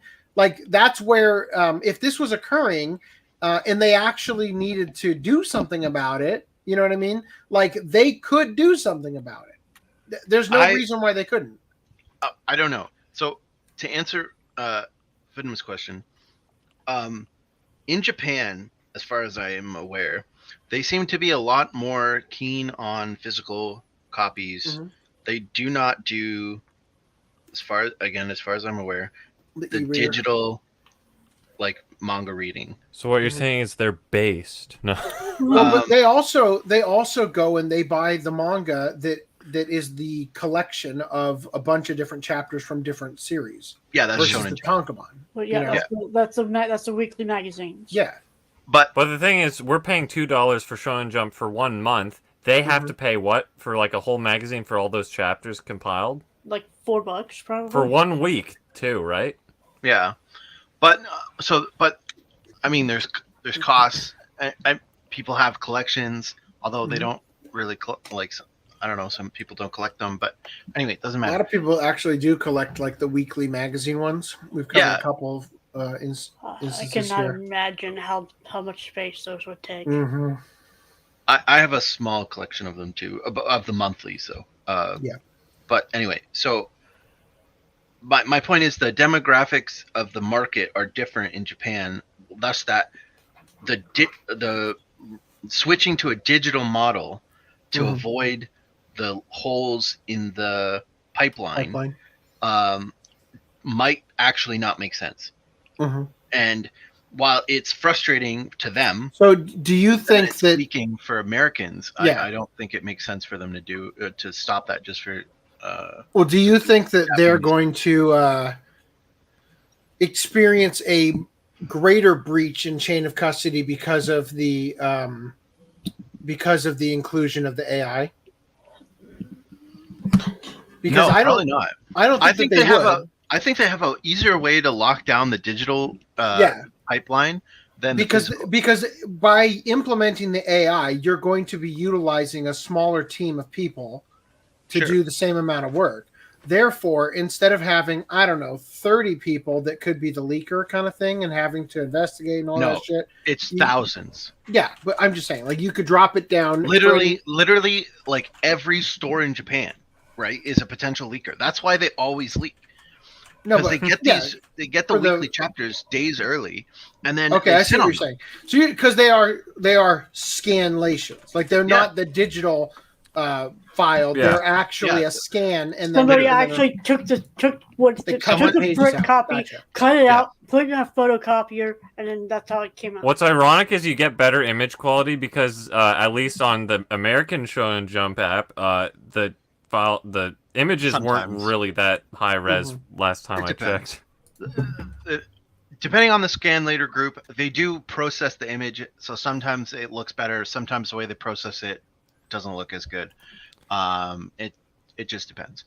But yeah, it is literally a scanned like shitty paper. You can see it's printed on shitty paper if you look at the raw scans. Then they put that into Photoshop, they clean it up, they take all the text out, they replace all the text, and then a day or two later we have it as an English scan. So this is like, I wasn't really thinking about it the way you guys are describing it now. It kind of makes sense. Like it legitimately would become impossible to they've tried locking down a few times. Well, and there every time are it ways happens, to do it. Having it done under lock and key, like only the store managers would. No, have I mean there's ways to do it because, like, for example, the way I heard of it was the delivery drivers is how they get it. Yeah, well, Twitter, Elon Musk had a system for getting rid of the leakers at Twitter, where he sent memos to everybody, and each person in the company got a different version of the email where they had a double space somewhere in it. And so when it was leaked to the press or whatever, they looked where the double space was in the quote, and they were able to trace that back to the employee that leaked it because they were the only one who got the one with the double space there. They could do something. You know? It would take a lot of work. They'd have to I mean, I don't think it would. I mean, it would be a worthwhile investment if they're really suffering. Like if it is genuinely decimating their a sales. strategy that you could do is you could make in one book, like you make two versions. Have typos. But not they take out the text, so it would have to be an art. You put the cigarette burn on a different part of each I was page. gonna say that's what they do in theaters. Is they have the cigarette burn, as they called it in Fight Club. They will put something like that into the film on purpose, and it's different for each theater, right? So that they can figure out where the webcam rip or the what do you call the cam rips are coming from, right? I mean, doing it for each store, I think would be insane, especially because there's local distributors. Well, that you might could not start it like this. This one's for Shibuya, and then it's like, okay, now that we found out it's in Shibuya, then we can make the specific Shibuya stores have different distribution. And they may have already done that before. Like I said, they've tried to crack down on this before, and the last time they did, so it was when I was reading Naruto. Naruto used to come out on Thursday. And then they cracked down, and it was like, oh shit, they've cracked down. We're not getting it. And then for a couple weeks, literally, it was only a couple weeks. We started waiting day and day. Like there were no scanlations. And then after that, they started coming out on Fridays. It's like, okay, you delayed it a day. And now with One Piece, they come out on Wednesdays. They used to come out on Thursdays, and now they come out on Wednesdays. So it's getting even worse in terms of getting them out quicker. So understand, of course, that the sites that host the scanlations, they make money by viewers being there watching them and stuff, right?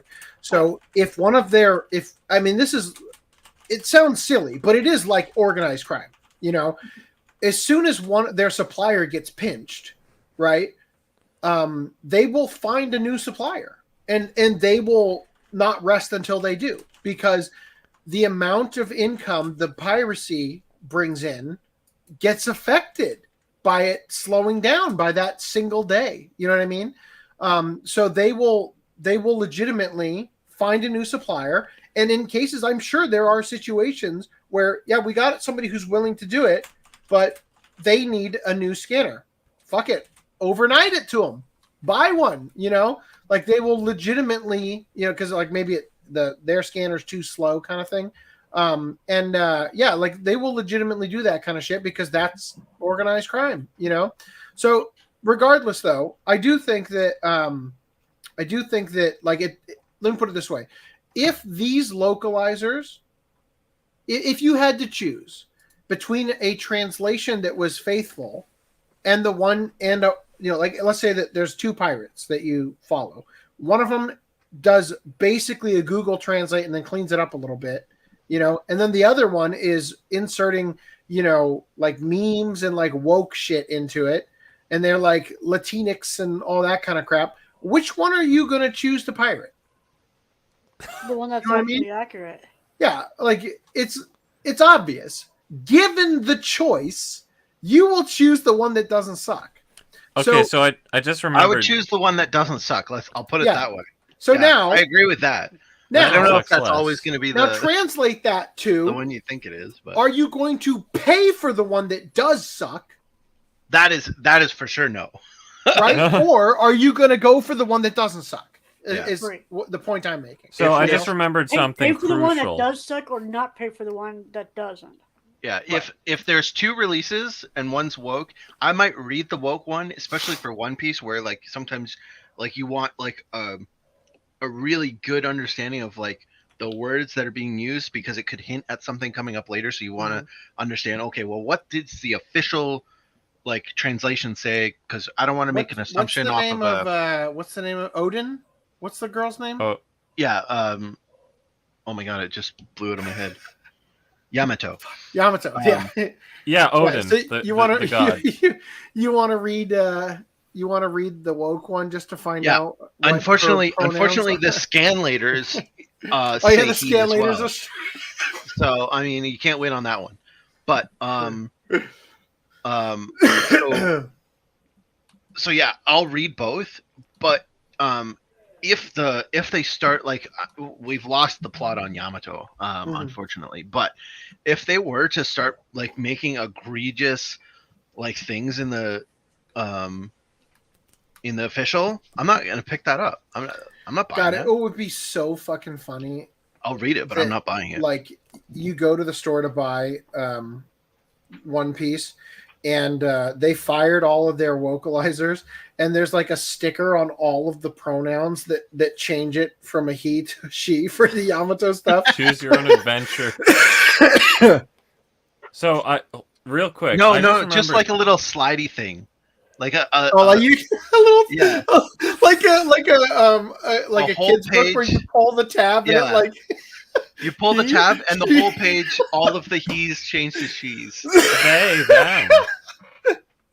Oh my god! Add 3 options. Push it in a little bit. You get they. Pull it out. You get he. You know. Oh.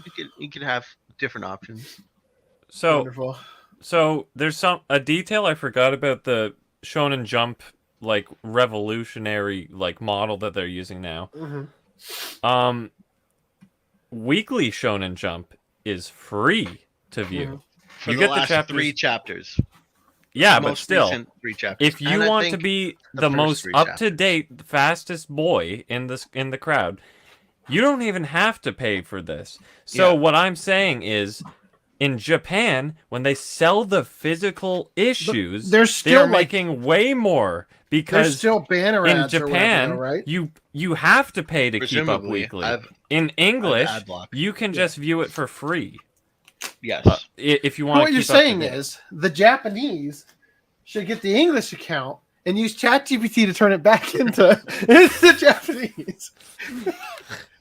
Well, basically, I'm just saying this supports like what I was saying before is like I feel like keeping the physical actually would make them more money than if they actually got rid of the quote unquote piracy leaks that leak out in the West faster than Japan, right? So yeah, even if JT Vega says there is a cost of print, which is true, but my chat GPT is actually really cheap. Yeah. My chat GPT says 320 yen per issue allegedly, so that's like roughly $2.50. But that's like what 4 issues a month, dude. But for the actual cost of printing, is got to be so ridiculously low. For the type of paper they use, is basically like newspaper print kind of. I mean, that shit is really flimsy. And you can see it in the scans too. Like, I would say the print, like the ink they use, is lighter than newspaper ink. Well, that's probably so you don't see the other page through it as badly. Maybe because the paper they use is so shitty. But yeah, that comes to roughly like 10 USD a month if it's like 4 issues a month.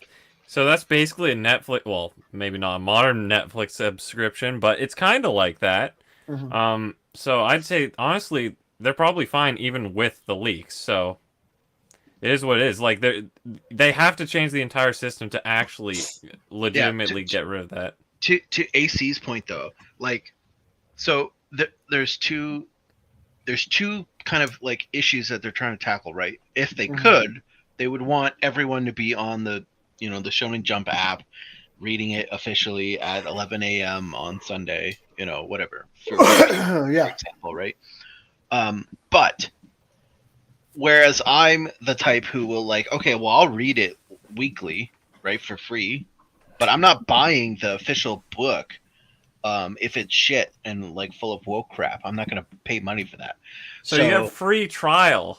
Yeah, but so what I'm saying though is, so there's 2 points that they have to get my money, right? They could, in theory, although the Shonen Jump app is free, but like in theory they could get money there from like ads or whatever. And then the second point is when I'm buying the physical. If the physical is full of woke shit, I'm not going to buy it, And then the piracy of like, well, I want to go read a manga that's like a back issue that's not free on the Shonen Jump app right now, right? Well, I'm not going to have a stock full of my library that I've owned because it's all garbage. I'm just going to go to a scan site and go look up the scans because I'll read the one that I like, right?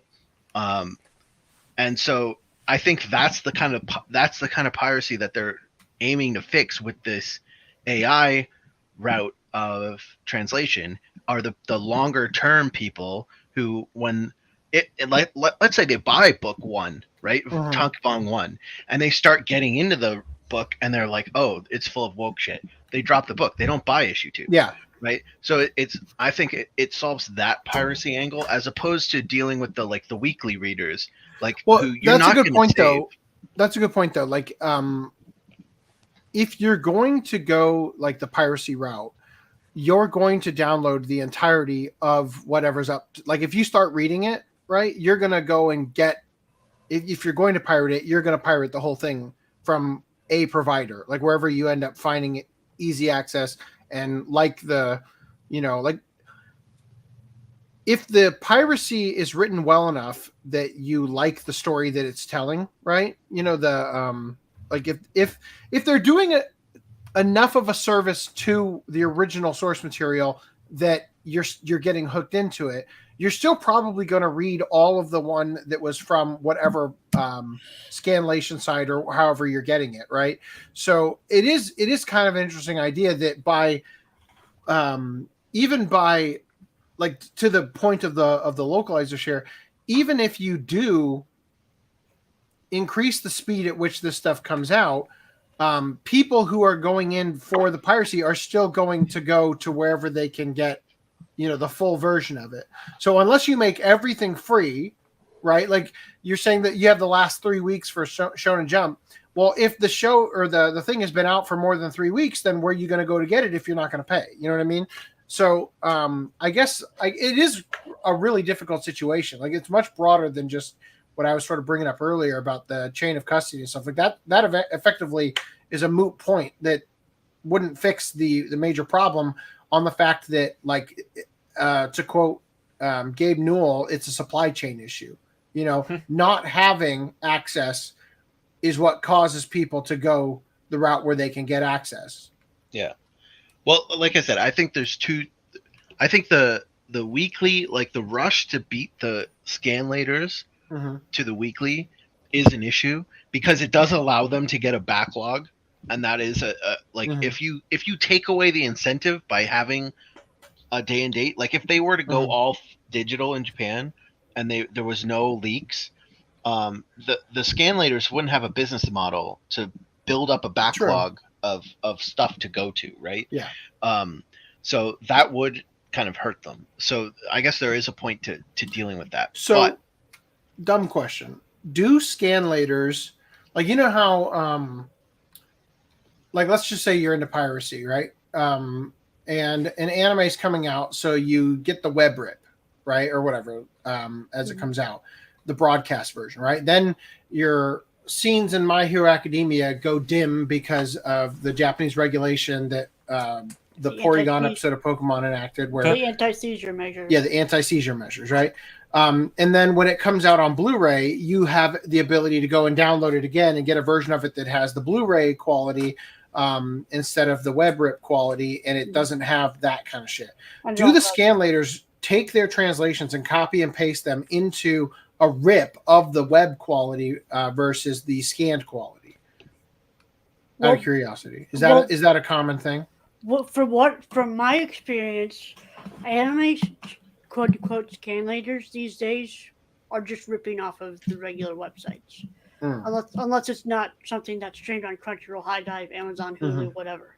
Yeah, they're just basically taking the original, just ripping it and just putting it out there for free. Because see, with anime, the gap between when a show is released on TV and when it's released on web already translated is like an hour and a half. Yeah. So no translator is going to beat that. So they just take the translated. Yeah, Crunchyroll clearly has like early access, like in advance to get the translation. Their day and date. Well, yeah, obviously the web rip is coming from the web, right? Yeah, it's not coming from like them taping the show as it airs on their DVR. That's basically a non-thing now. Yeah, dude, I know. They're basically already doing the AI translation thing because they have the Crunchyroll, subtitles, and then they tweak it, right? It's like the AI already. Yeah, That's what all the so subgroups I do. suppose. Yeah, so I don't see why any. I think it would be rare to find any translation group doing a From the full ground up. sub version of a show that's going to Especially- have an English subtitle in like an hour, right? Right. So anyway, coming back to the article. And then hold on. Good. Further. And again, when you brought up the Blu-ray, they just do Blu-ray, just pull a Blu-ray rip and put it up. So Bushiroad ultimately said, finally, regarding books produced and licensed officially by foreign publishers, if there are any offers from various companies, they will continue to be considered, and if conditions are met, publications will proceed as before. This situation remains unchanged. So they're saying, like, hey, look, if the overseas people want to, pay, or like if they want to offer to do it for the cost that the machine's going to do it, then yeah, I guess, But then they're going to say, likely. pay translators. Well, I hope the localizers go on strike. Well, Following- as your new overlord. Following the publisher's statement, Yamazaki would herself give approval to Bushiroad Works' partnership with Mantra Co. Tweeting to her followers a few hours later about the simultaneous distribution of this work in 2 languages. Regarding pirated copies, I have also confirmed this. Pirated copies are being uploaded illegally in less than 2 days. This is not only true for this work, but also for other companies and other works. Yamazaki must be the creator of Ancient Magus. Is that what that is? This is a personal opinion, she elaborated. In the art of translation, nothing beats the work of human translators. Know how many people read manga across borders. That would not have been possible without the help of the translators involved in this project. Please keep that in mind. That is why I am so frustrated that people are reading pirated copies that were uploaded without the involvement of an official publisher.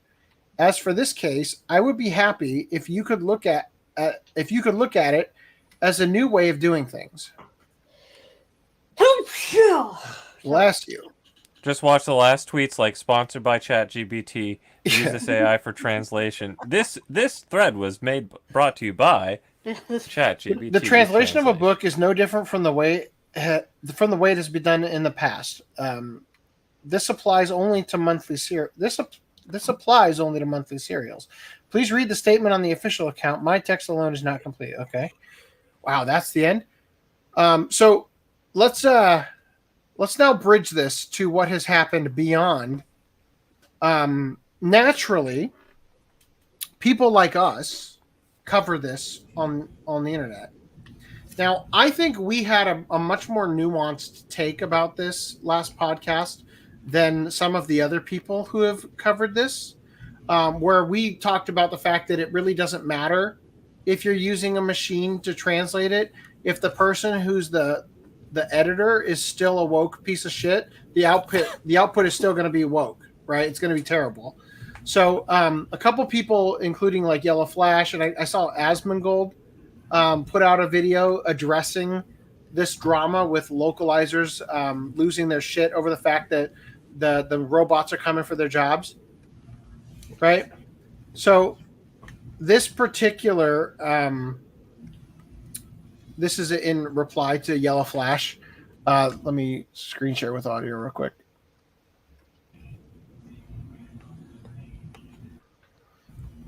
Here's a throwback.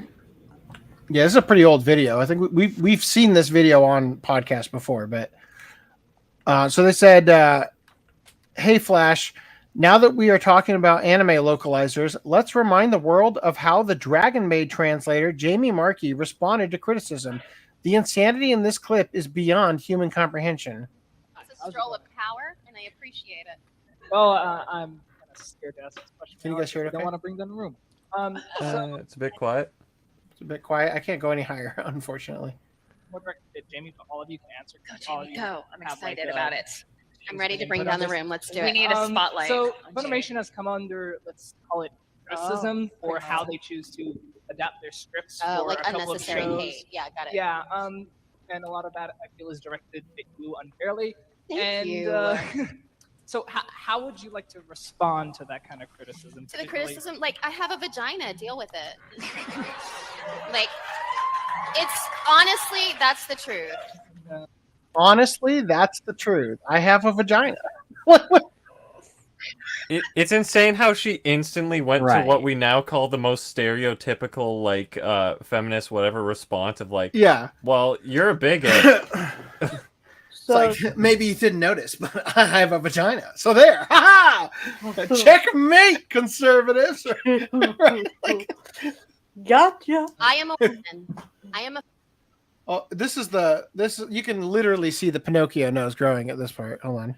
I am a funny woman. We are all talented, funny, powerful women. We are out here. Oh. It's going to happen. Deal with it. I'm She's sorry read you're not The getting Secret. paid. Okay, we are all powerful, funny women. We are out here. Deal with it. How is this an answer to the question? Well, how is this a thing It's people gonna actually happen. say? Deal with it. We're gonna ruin your Like, anime. Deal Does with she it. even know they're talking about Dragon Maid? Like, yeah. It's honestly, that's the truth. I am a woman. I am a funny woman. We are all talented, funny, powerful women. We are out here. It's going to happen. Deal with it. I'm sorry you're not getting laid. It's not about you. Move on. That's my reaction. All right. There were a lot of Just how very it is. angry Reddit comments that way. Thank you. Anybody else have anything to add? I think you nailed it. Okay, great. Okay, thank you. And of Thank course, you Monica for allowing agrees. me to say that. and I think it's a women in anime panel because all I see are women.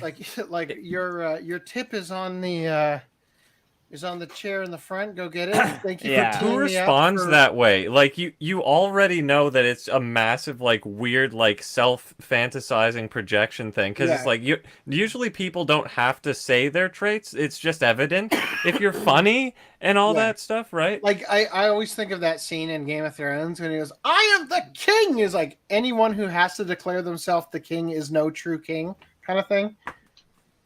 Yeah, Like basically. if you have to tell me how funny you are, it's because you yourself don't even believe it. You know. You get a lot of hate online. Oh my god, it's ridiculous. I'm And- sorry, I but didn't hear the also question, like and she just told me that happened. Oh yeah, well, Oh my god, it's completely warranted. She also Talk about feeds it the later. trolls. Yeah. Yeah. here's my feeling. Anytime I make like, if I'm making misogynists and Nazis angry, then I'm doing all right. Once Oh. again, you know, the stereotypical answer that you joke no, about. but, like literally, it's like her worldview is you couldn't possibly have criticism for my work unless misogynist, Yeah. Nazi, right? Like, so just seriously, like the level of, and I think setting aside everything that happened with Vic's lawsuit, right? Just setting aside the unbelievable lack of evidence and all of that. If you were to just look at how Vic responded versus how Jamie and Monica, in this case, most specifically, Jamie responded, right? Vic's response was, "I'm sorry if I've ever, offended anybody," right? And like he came out very humbly, has remained largely very humble, and Jamie's been mean girling it up her entire life. When they first came out with the In Touch podcast, that was like Vera Dark's response was, "They just sound like mean girls, cackling mean girls." Like they are so unlikable on that front alone. Like, take away all of the accusations and all of that, just simply based on how they present themselves and the personality that they project outward. Like, it was a losing battle in the sort of court of public opinion on that alone. And it's just been a continual thing. And it's like, you can win every single battle in court when you put forth the motion to basically dismiss the case altogether, but out in the real world, all of this shit is affecting, not only your public, what do you call that, goodwill, but also that of the company that you work for, to the point where we have seen Funimation rebrand under the disguise of calling itself Crunchyroll. It's astounding to me. And because we live in a society now about women empowerment and whatnot, women who, like, what was that company we were looking at recently that just absolutely decimated their stock value? Bud Light? Was it Bud Light? It was a woman who was like the marketing director. It was Bud Light, right? Oh, yeah. I'm pretty sure, but I feel like something else happened right after that, though, that was even more egregious. Well, hold up. Say the full thing. I can't remember. I'm just saying, like it just. The point is that, like, we live in a society now where it is, like, you've got like the powerful woman trope and everything, and it's like, well, we're not allowed to, to critique or criticize women anymore. That's mansplaining and blah, blah, blah, all this stuff. So now when a woman actually deserves criticism and deserves to be, dismissed from her role in a company or whatever, like, instead of the natural logical progression occurring, people bend over backwards to not do it as the entire company, like, collapses in its own footprint, Honestly, we don't want them associated with our fandom. They are not representative of us, and they will stand out and try to own this fandom. And I'm like, you don't realize these are amazing people with lots You don't realize we own it. It's just an amazing array of strength and power within them, and you do not Strength, represent power. the people I know. The more you So say it, the just- more powerful you become. I feel strongly about it. right. Again, and this sure. is just like, this is because just that's like, for It's a stroll of power. Good. When you look at, like, let's just theoretically say that the criticism is talking about the Dragon Maid line. No, they are. That is largely what it was about there. It wasn't for the fandom. It wasn't to make a joke, which I'll go on the chopping block and say that if it was for a joke, I'd defend it. I've watched Ghost Stories. I've watched My First Girlfriend as a Gal. I'll go even further than that and say that in podcast 27, when we covered Dragon Maid season 1, I defended Jamie Markey and saying that, in my perspective, I didn't think it was malicious at the time. Yeah. It seemed to me like, because in Dragon Maid, the specific thing that occurs is there is an episode where Lukua, the character that Jamie Markey plays, has ginormic tits and wears skimpy outfits. And in one specific episode towards the end of the series, she rings the doorbell of Toru and Kobayashi's place, and Toru opens the door, and for once, you see Lukua wearing something a more modest. conservative getup. Like, she's got like sweatpants and a sweatshirt or whatever on that covers up her body. And Toru asks what's going on. Like, you look different today, so to speak. And actually, I've got it right here. Let me just do this. So real quick, I think it's actually this one. So the Japanese original subtitles say, Toru says, "What's with that outfit?" And Lukua says, "Everyone was always saying something to me, so I tried toning down the exposure. How is it?" And then Toru said, "You should try changing your body next." So the thing is that even though she's no longer wearing skimpy clothes, her breasts are still fucking enormous. So Toru says, well, you should try changing your body because that's the problem here, right? Like, if you really want people not to keep saying things about, the way you present yourself, it's your body even more so than the skimpy outfit that is causing the problem to begin with, right? Now, Funimation's translation was, "What are you wearing that for?" Lukua says, "Oh, those pesky patriarchal societal demands were getting on my nerves, so I changed clothes." Then Toru replies, "Give it a week. They'll be begging you to change back." not even close to hitting the same point. Yeah. Not even a little bit close, right? The original one is everybody was saying something to me, so I tried to tone it down a little bit, right? Like people were making comments, so like I let that influence my, like how I react to things, how I dress and everything, and how do you like it, right? And then she says, "Well, to be honest, you've barely addressed the issue at all." Right, is Toru's response. Instead, it becomes the patriarchy, and they'll be begging you to change back because they just love big tits so much, right? Effectively, yeah. Right? Apparently, they're on both sides of the fence. Allegedly, it's like, oh yeah, they want you to cover up, but strip down, you slut. Yeah. It's like, what?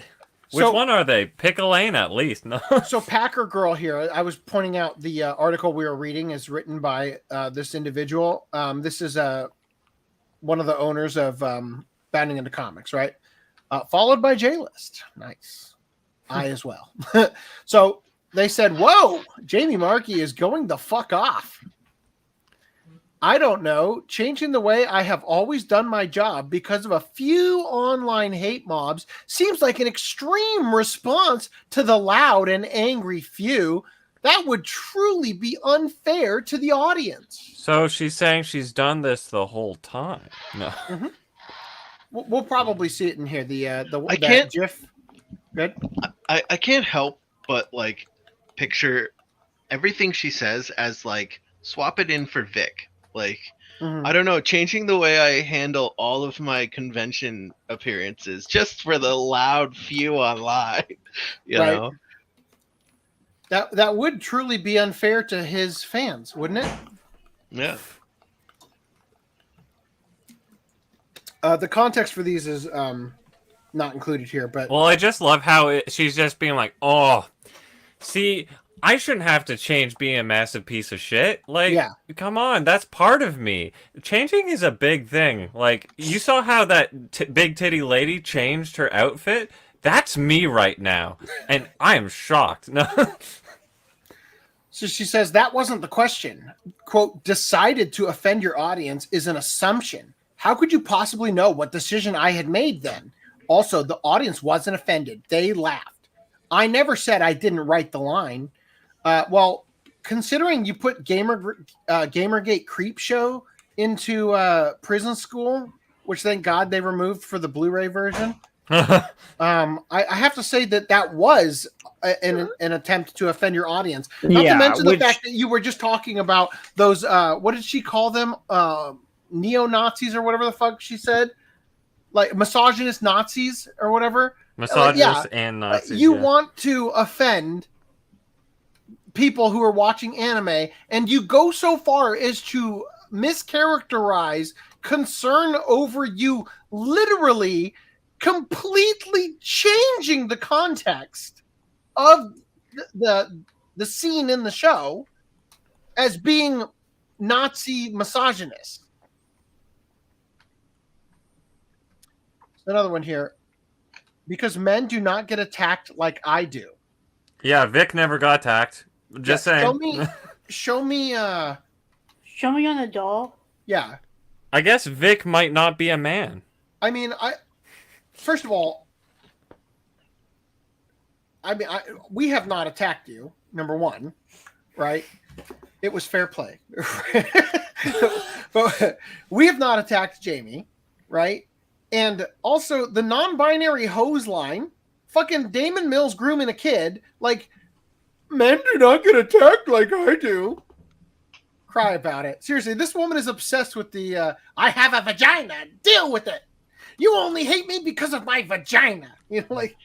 She really likes that line, especially because she used it in the tweet after she saw the thing resurface. She's like, oh, that was a good line. Yes. I would say that... Okay. Oh, I was just going to say, like, obviously, people shouldn't be complaining to her on Twitter. Like, she's taking it and, like, going with it. And it's she's feeding the trolls, and I don't know how many people are on there are actually serious. If they are serious, some of the comments I saw on her Twitter are like, oh, that's gonna, people are going a little bit overboard on what it is.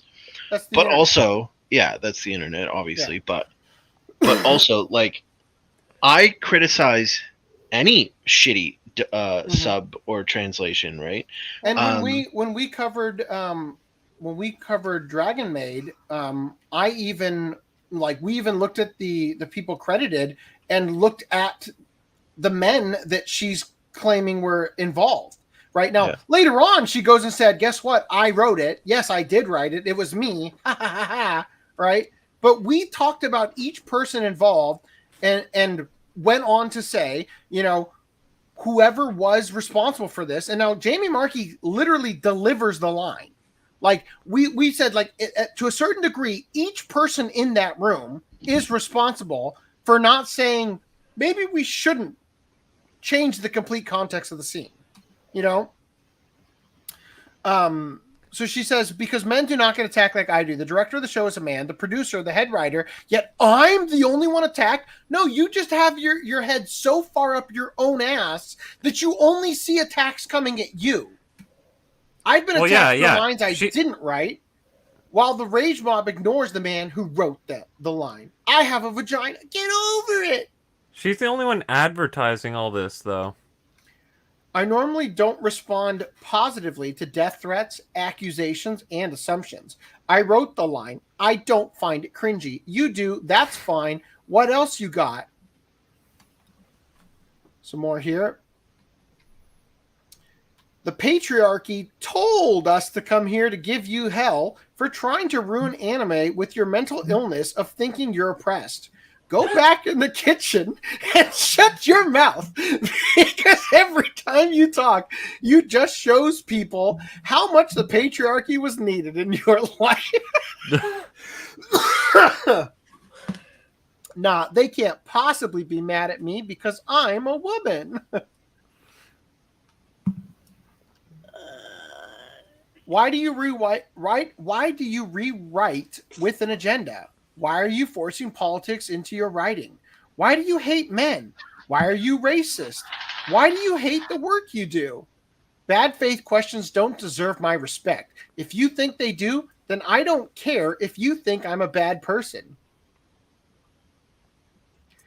I know you guys can't seem to come up with more than one example of a line that hurts your fifis. Oh, please.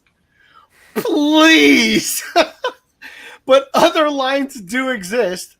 I have been harassed for other lines that I did not write. It's not a complicated concept. Holy shit. Do I need to bring it up? Oh my God.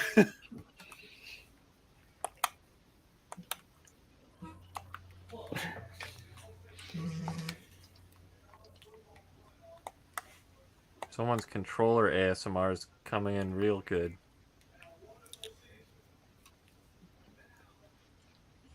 Let me see.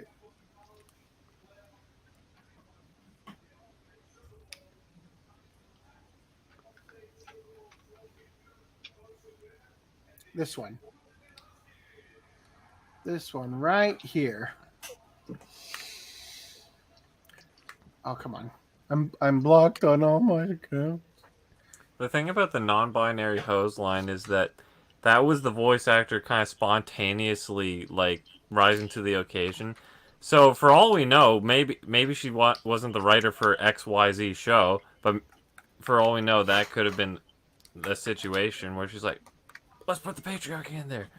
Or Gamergate. So again, in response to the shit about I get blamed for lines that men wrote, maybe don't say things like this next time. Screenshot of her tweet. Just remember, if there are any line changes, it should be on any anime, any script, anything ever that offends anyone who unironically uses terms like SJW and feminist agenda, I wrote them all. 1 year later, it's still me. Ah!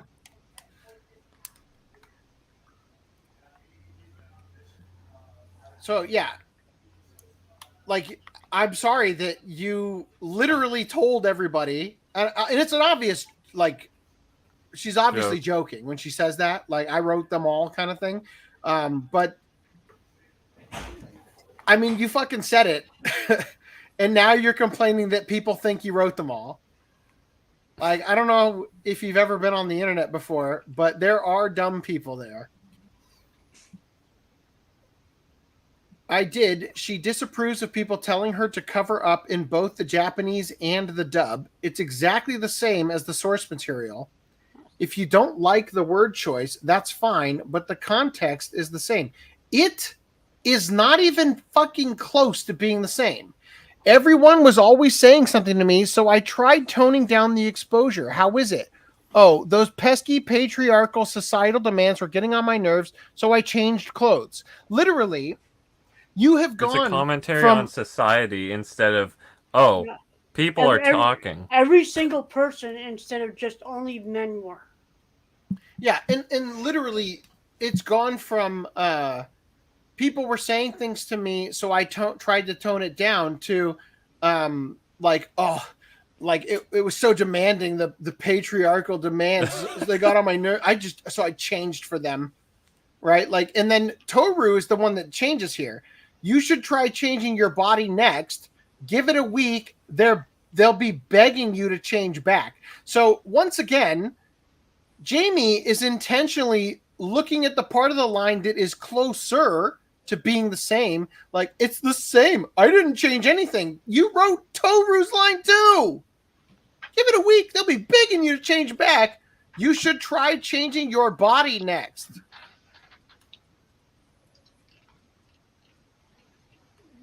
Let's see what I think we just did this one, right? Was this the one we did?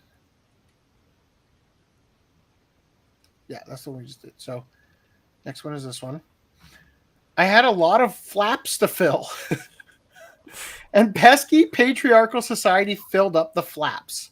I know you don't like the word. You've made that abundantly clear. Your line would have changed the context. She disapproved of the people telling her to change. It's indicated in the Japanese.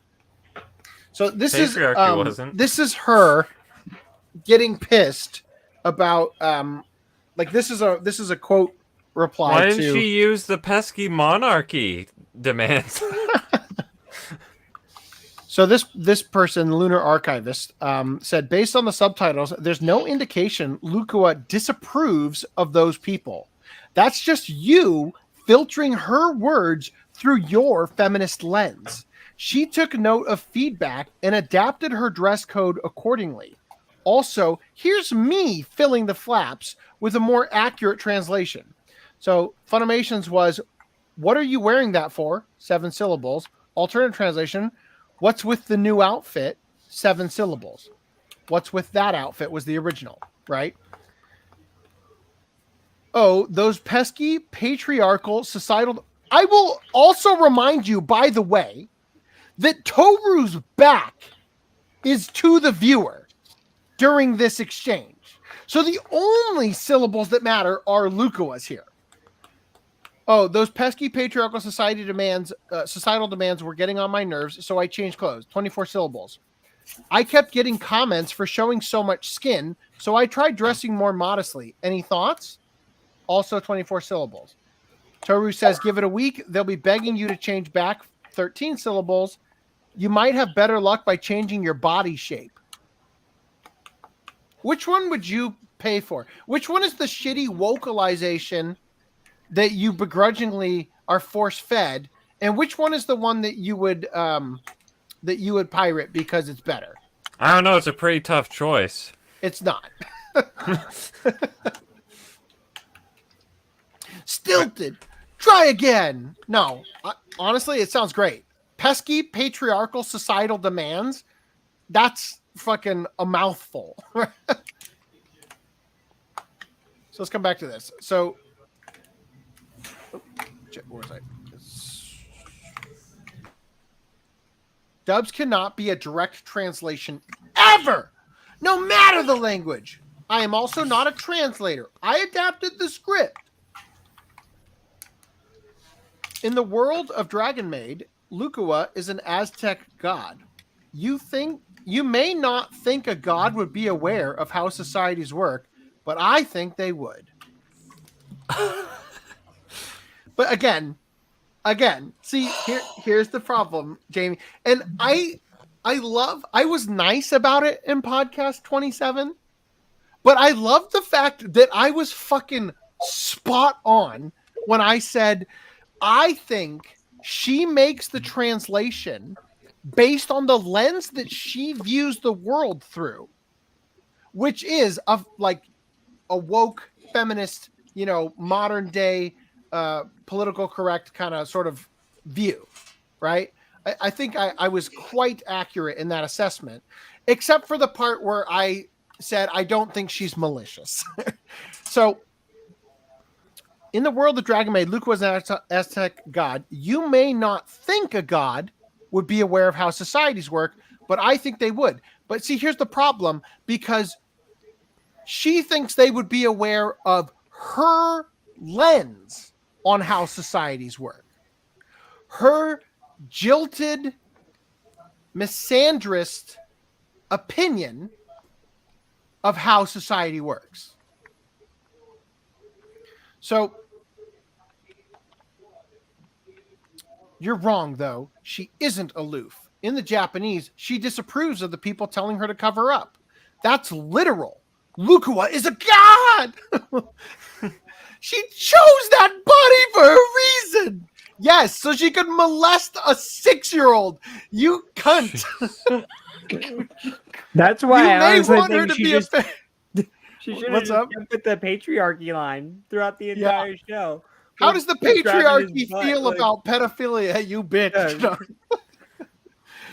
You may want her to be a pair of tits with cool eyes, but that is weak writing and not who she is. She's a pedophile. So they can change their shape, right? And all that, right? These Yeah. Aztec gods, whatever. So yeah, like that's the whole point of like change your body next. It's like you can accommodate it. Like So you, that's the whole point. it's amazing how much, because she plays this character, she's trying to see herself in the role. Also, she thinks she's a god. We covered that in the In Touch podcast coverage. The context is the same. I know. Oh, this is from 2024. This is from literally today. Like, holy shit. The context is the same. I know you're very easily triggered by the word patriarchy. Honey. Well, you knew. Just block everyone. Who's triggered here? Really? Let's be honest for a minute. If you read I know half you're of the very- things she's saying, she's acknowledging that this is like something that, oh my god, people are going to hate the word patriarchy. Better use it. I know. And you're- then she says earlier, what was it? It's like, you've made it abundantly clear. It's like, gee, it almost sounds like a lot of people don't like this But localization. you don't understand, because that person is the misogynist Nazi. Like, so she True. wins, right? Because So they're it's the not misogynist people. Nazi I forgot. who doesn't like it. And in Jamie Markey's mind, that means that she wins. They're not people because she doesn't think that they're non-Nazis, non-Newtonian fluids. Wait, what? Hold on. All of a sudden, I realized I haven't looked at any comments. E. Castro says, embarrassing how her brain autopiloted straight to just spouting diversity, equity, and inclusion, man-hating rhetoric with absolutely no relation to the question at hand. Isn't it, though? Isn't it embarrassing? Quote, I'm going to get my message out. I'll say what I want to say. By the way, if you don't like it, I don't want your money. Thank you, Nunchucks Ninja. Was that this is I think around the time when I was asking about who I can't remember, she was marketing or was she the CEO at the time? I think it's just the marketing head, right, for Bud Light. Cool to T chimed in with that, answering the question. Target, but there wasn't a specific spokesman for Target. Yeah, I think it was Bud Light. I just couldn't remember. Her name is like rattling in my head and I can't catch it. Like the name was what I was trying to get. Anyway, so it is amazing how much these feminists rely on chivalry to support their misandry. The only rebuttal they have is, I have a vagina! Like, guys will fall to their knees and say, too true, milady. Yeah. Yes, it is so. Also good to see you, old man. It's been a dude. while, it feels like. Happy New Year. The dragons are shapeshifters in the anime. That's how they assume human form. They can change their bodies. Yeah. Yeah. So she's also the Aztec god. I love how Jamie keeps saying Aztec god because she doesn't want to Google how to spell Quetzalcoatl, right? Vic should have chosen this approach, to be honest. You think? Just be a dick? The patriarchy is the big penis in the sky that controls everything in society, and all the men in the world are in on it. It's an absurd conspiracy theory. So she says she changes to satisfy the people who tell her to cover up, but she disapproves of those people. Then why? So it sounds to me like because you disapprove of the people who would tell you not to insert your woke bullshit into the localization, rather than take her approach of, capitulating, you need to have the Toru line that says, oh, they'll be begging you to go back. Give it a week. They can't wait for those mommy milkers to be out in the open again. Yeah. This is what happens when a script is dubbed into a different language. All the lines change. Well, subtitles are never going to be as close to the Japanese as the translation due to subtitle rules. I love how she said, I'm not a translator, by the way. I don't speak Japanese. I'm not a translator. I adapted the script. But trust me, in the Japanese, she's definitely not liking the people she changed for. My dub does follow the translation. It's not a stilted word-for-word replica, but the essence of the story is the same. Now, again, from the beginning of the podcast, I have been a huge advocate for localization.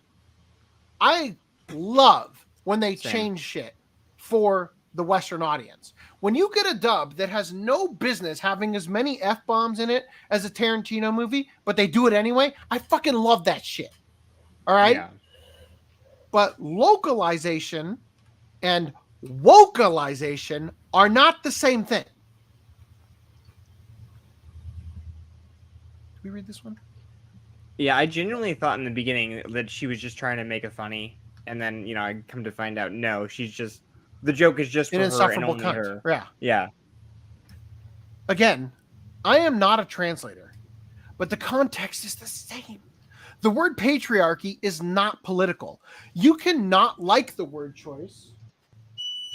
You cannot like the word choice without making excuses for why you don't like it.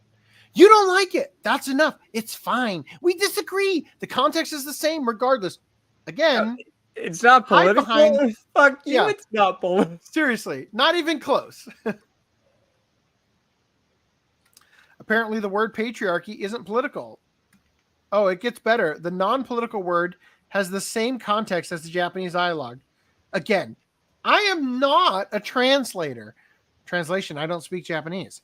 But the context is the same. The word patriarchy is not political. You cannot like the word choice without making excuses for why you don't like it. It's the same one we just read, right? We disagree, context is the same regardless. The context is the same. You're mad about a word choice. Just be honest about it. It's not about accuracy or the Japanese intent. It's about a word you don't like. Own it. Otherwise, you'd be upset about a lot more than this line. I mean, the cultural appropriation line in episode 1 was kind of egregious too. I defended it back then. And I still, I think that... Never mind. I defended Jamie Markey back then. Because, A, I didn't have any idea who she was. This was my literal first foray into her antics. And I have a tendency to give people the benefit of the doubt. Right? Yeah. I do. Yep. You know. Mm-hmm. So, back in episode 27 of the podcast, we talked about the cultural appropriation line. And I believe it's been a long time since I've seen that episode, obviously. But I believe what I said was, it's like I defended her use of the term on the grounds of it's an appropriate way to translate the situation if you live in a world where that is the terminology that you use, right? Because what I think the line is, it's like they talk about something to do with maid cafes, I think, and cosplay or cosplay cafes, something like that. And they say something like it's cultural appropriation without a culture to appropriate, or something like that. And again, I defended it, giving Jamie Markey the benefit of the doubt, saying if you were in the realm of, you know, these are the terms your hip woke friends use, because again, wokeness was real different back then compared to what it is today. It was still annoying, but now it's insufferable, right? And you get this behavior of Jamie Markey on Twitter here having a meltdown at 2:34 a.m. this morning, from whatever time zone, I guess, Bounding into Comics person is from. But anyway, I just think there's obviously more to it. Even just in that one episode, that one series in Miss Kobayashi's Dragon Maid, right? And again, she's like, you can't even name one other line. Get your fifis hurt. It's like, well, actually, we can, just from the one show, right? You know, there's more that people have complained about. Like, You've and responded again, and to it's them. like, she literally knows, and she is going out of her way to try and like subvert and pivot away from the egregious lines. Like the pesky patriarchal societal demands, that's one half of the problem people have with your translation choice, or your adaptation choice, I should say. The problem, the more egregious one, the one that dramatically shifts context, is Toru's response, but you won't address it. And you will gaslight and pretend that it doesn't exist, that nobody's complaining about it, because you want to put the spotlight on you and say, everybody just attacks me. No man has ever been attacked ever in this industry. Just me. Just Jamie. Anyway. That's exactly how she sounds. That is how she sounds.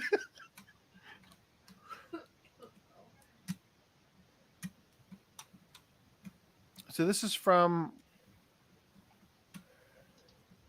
Did they not?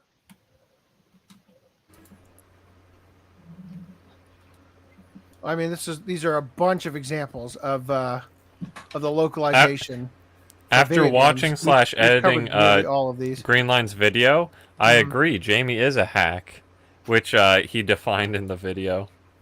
Nice. Oh God, where was I? Oh, right here. Okay. Are Jamie's statements on Vic are accurate? Okay. They weren't lies. He sued me for defamation because I said he pulled my hair. When he admitted to pulling my hair, the case was thrown out. He was ordered to pay all my fees plus sanctions. He lost to Funimation too. He lost to everyone because he had no case. Wow, that's one way to, narrow in. I said he pulled my hair. He said he pulled my hair.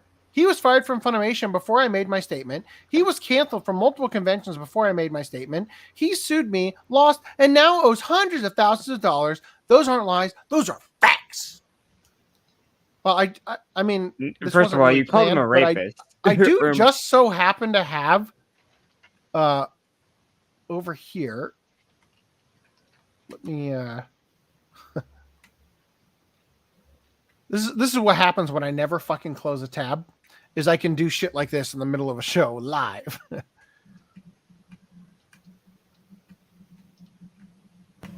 Since I just fucking happen to have it. I Stand With Vic 2020, shout out to that channel.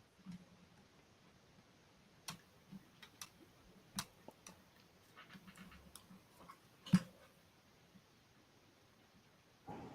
we go. This is from the deposition, obviously. Have you ever grabbed Miss Riel's hair and pulled it back and whispered in her ears before? Whispered what? I don't know. Neither do I.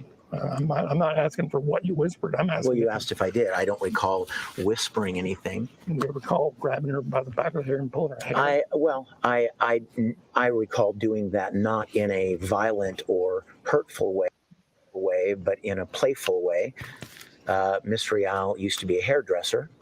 She's always kind of changing her hairstyles over the years and coloring cool colors, and I always used to comment on how much I loved her hair or her new hairstyle. It's really disingenuous to use the term pulling hair too, because it just has a connotation of how violent, and it was never that. So I would just like to point out that he is answering a question about Monica Rial, first of all, not Jamie. And he immediately feels the need to say, and by the way, I never fucking pulled her hair. That characterization is disingenuous. But you did put your hands on her and pull her hair. Yes, sir. And you've done that more than once. Yes, sir. No. Immediately catches himself and says, yes to I have touched her hair, but then realizes, oh, you asked if I pulled her hair. And the answer to that is no. I did not pull her hair. And again, we were friends. It was all in casual interaction. And I was never, if she had ever told me, please don't do that again, I wouldn't have ever done it again. And is that something you've done with other women in the past? We pull their hair just playfully as part of just who you are? Rejection form. I would definitely say it has probably happened before in playful interaction with people, but not very often. What is it that Jamie Markey has done to defame you? Wow. Apart from mischaracterizing a very casual, brief interaction in public and the lobby at Funimation, she publicly posted that and then went on to say that she wanted my head on a stake and wanted my balls in a sling. So my impression of this is that Vic never actually saw this tweet. He was simply it was relayed to him. And so he heard the, yes, I want his head, I want his balls, and interpreted that as head on a stake, balls in a sling. He always characterizes it this way. I don't think he's ever actually seen the tweet. I think he was literally had it read to him or something. And that's now how he remembers it. So just clarifying, he is incorrect here when he says, when he adds the detail about on a stake and in a sling, but wanting his balls in his head are still, I mean, it's the stake and sling part aren't exactly the important aspect of that statement. And has posted many extremely vitriolic comments. And how is that defamatory? Because she's a voice actress in my industry. And people will tend to give her more credence because they think, oh, well, she knows him. She must, her words must carry more weight than some fan, some miscellaneous fan out there. So what was it exactly that she mischaracterized? Or took out of context? She mischaracterized. My memory of the event with Jamie was that I had come in to record one day at Funimation, and I was in the lobby, and she was there, and she had just changed her hair somehow. She was wearing it differently, or she had cut it somehow, probably as far away as I am from Casey. And she said, "Hey, hon." And I'm like, "Oh my gosh, I love your hair." And she's like, "I know, I just got it." And I walked around the counter, and I was kind of standing there, kind of flipping it, and like, "Oh my gosh, it's really beautiful. I love it." And I put my hand up in the bottom of it, and I'm like, "Oh, this is great." It was not painful. It was not hurtful. It was not sexual. and it happened at least 4 or 5 years ago, maybe longer. Okay. So again, put my hand under her hair and sort of flipping it. It was not sexual. It was not painful, right? Sounds like he's not characterizing it as pulling. Hey, King Style. So, I not think only we is got he the not- point across. I don't think we need the 9 minutes. yeah. So not only is he not characterizing it as pulling, but he is indicating, like literally, by saying that Vic, because again, this was the whole thing about, I think it was Jesse Pridemore started the whole thing about like the hair, and then everybody starts bringing up the hair, and it's like Vic in his mind is thinking, because Vic is too, like he doesn't even realize that people who pretended to be his friend for most of his career, who hated him so deeply, would actually literally make shit up in order to climb the social ladder under his corpse, right? Like he cannot fathom. So say what's up? And corporate ladder as well, because that's technically corporate as well. So he doesn't even fathom that is something that a person would do. So for him, in his mind, he's thinking, she must be talking about that time I flipped her hair and talked about how great it looked, right? Like he can't even fathom this being wholly made up for brownie points on Twitter, you know? So he has to, and he's like racking his brain for, God, she must be, that was like 4 or 5 years ago in the lobby of Funimation. I can't believe she would even go and say that about me. You know, mischaracterizing that interaction is like, she's making it up, dude. Like, she's not even thinking about that interaction. She's literally just fucking making it up whole cloth. And he didn't, you know, like, and so again, like we just heard him say it. I'll link this in the doc later. But let's go back to her tweet, which stated, and again, this is the thing that gets under my skin, you know, about whatever my equivalent of the misogynist Nazis is, the sophists. That's what it is. That how much they prey. I mean, we have covered this. We started our coverage of Vic's, you know, cancellation, all that in podcast 45. This is podcast 241. It has been a very long road, and we have covered it as in-depthly as we could, not as in-depthly as we should, right? And even still, we have gone through a ton of shit and looked at so much and had to piece together and try to keep, you know, in order everything that happened, because these people constantly, repeatedly, as often as possible, will try to subvert reality and change things to fit the narrative that they want to put out there. So in this situation, once again, we've got Jamie Markey saying, I said he pulled my hair. He said he pulled my hair. No, he said he flipped his hand under your hair and played with it.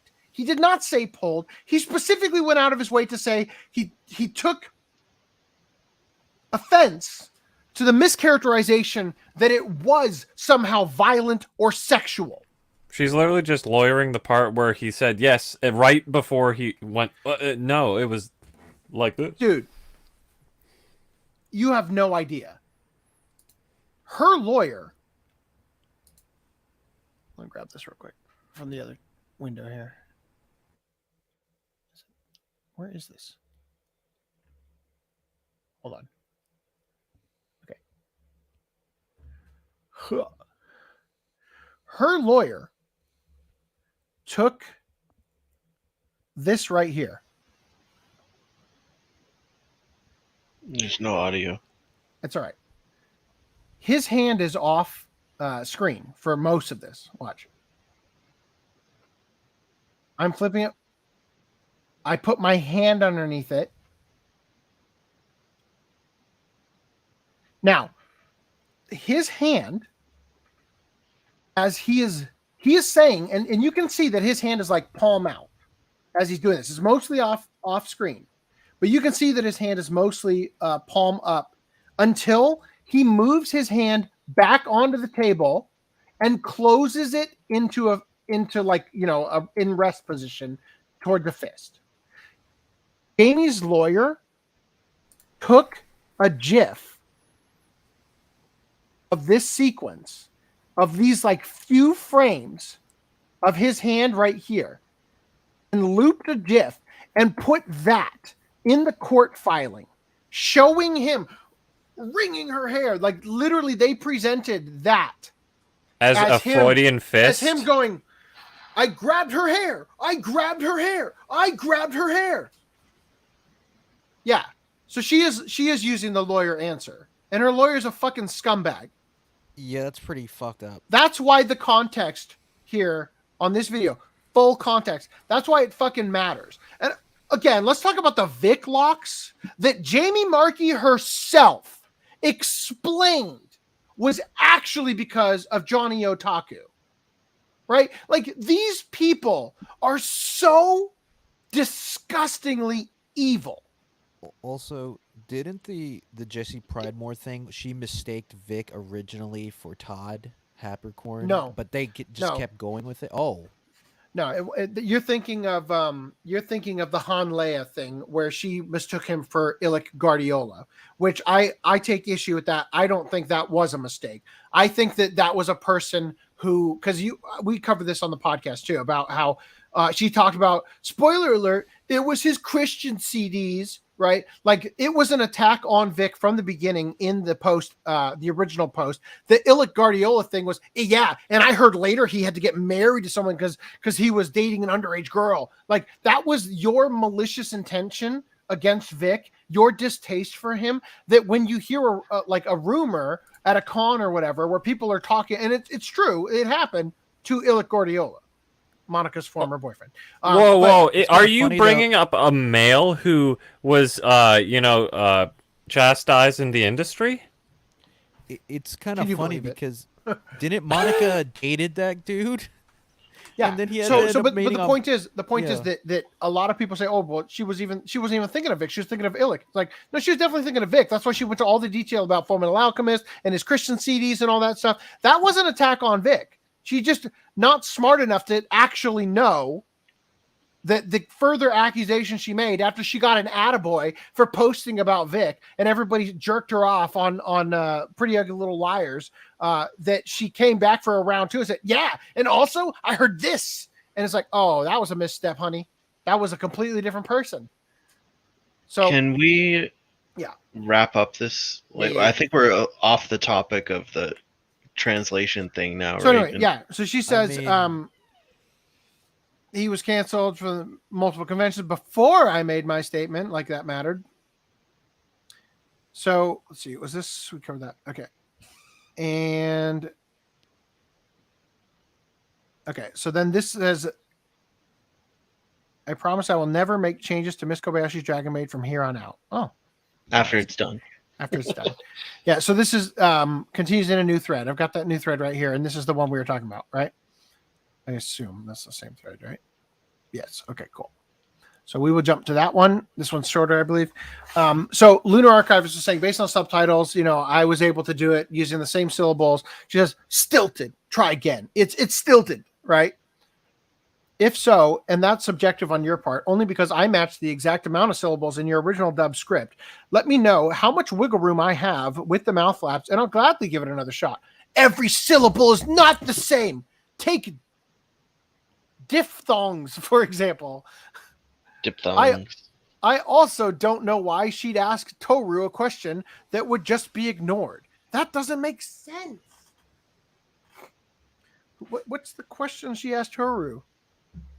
If he doesn't want to answer Toru's the one who asks the question. What's with the outfit? You mean the how is it? That's not ignoring it to say you should try to change your body next.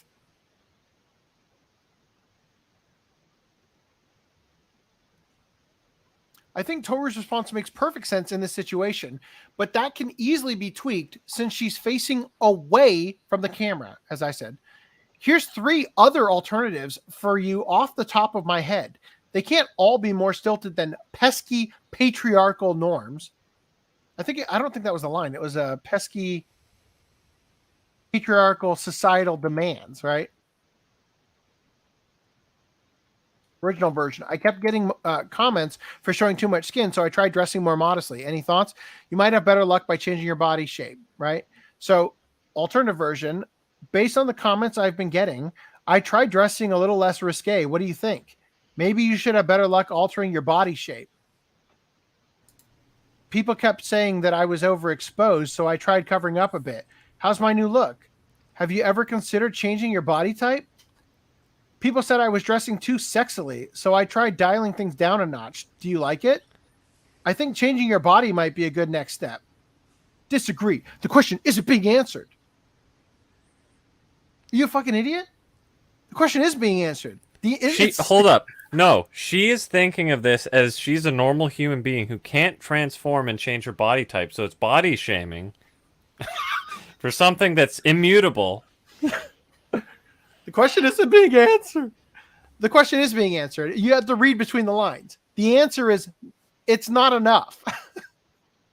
This is a sidestep answer to avoid telling the person that it's not enough by saying you should go further. I'm not sure what you want, to be honest. You think Crunchy's going to put your line in there instead? Send them your lines then. Come on. Listen to this pivot. You think Crunchy's going to use your lines? No. She's showing you how you had the opportunity to use any number of other lines, and you chose the one you used. Yeah. Any thoughts being followed by I think isn't an answer. Personally, I think that you're so married to the patriarchy line because you believe it's clever somehow, and the only thing I want is accurate translations. Don't insert stuff that wasn't in the original. It is accurate. The context is the same. Sorry, read that. What if you're like me, a Japanese to English, Swedish translator who thinks some of these points are very valid, but don't believe AI replacement will solve anything, but rather that we translators need to step out our game up? I would talk about that and try desperately to separate myself with a mob that includes Nazis, personally. What is she talking about? So she is saying that, no, literally this is what she's saying. She's saying, I am counter dependent on my enemies, my perceived enemies' position. Well, if the people I think are Nazis are for it, then, well, God damn it, I'm against it. Right. I don't think that's what she's saying. I think she's saying, what she's saying? I think she's saying to this Patrick person, Leonhardt, like she's saying, hey Patrick, I think the way I take it, even though she's using the term I, she's saying like, if you believe that the AI that translators need to step up our game or whatever, then you should do a better job at separating yourself out from Nazis. Yeah. Like she's telling him to do that. Yes. Okay. No, but do you understand that she is saying, like, she is counter dependent on the people she perceives as enemies.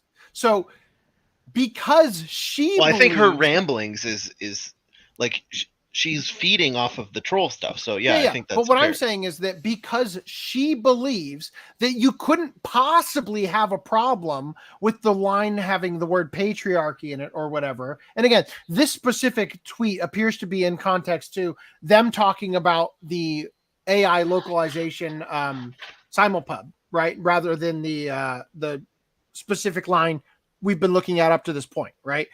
So they're saying, you know what? I agree, actually.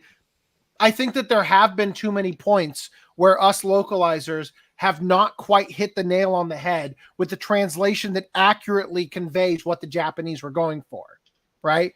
So I actually agree. I think that is something we need to step up our game on. Just then Jamie says, Yeah, I would talk about that, like, because this is like, what if you're like me? It's like, well, if I were like you, I would talk about that and try desperately to separate myself with a mob that includes Nazis, right? So, like, her belief system is that because the people that are anybody who is against me must be a Nazi, a misogynist, whatever it's going to be, right? And The other kind of people literally don't exist. Say what? The other type of people literally don't exist. What do you mean? The Nazis? The The people that non-Nazis. can critique you that aren't those things. Yeah, They right. literally So don't That's what, exist. but that's what happens when you're babied and pampered and told like, don't listen to those people because they're wrong all the time. Well, this is you know what I mean? happens when you're a misandrist. Like, she believes that anybody who would have a problem with the patriarchy line is a member of the patriarchy and therefore evil. And because of that, I will do the opposite of what they want to do. Because if they don't like the line, see, that line was a dog whistle so that I know who the evil Nazis are when they complain about it.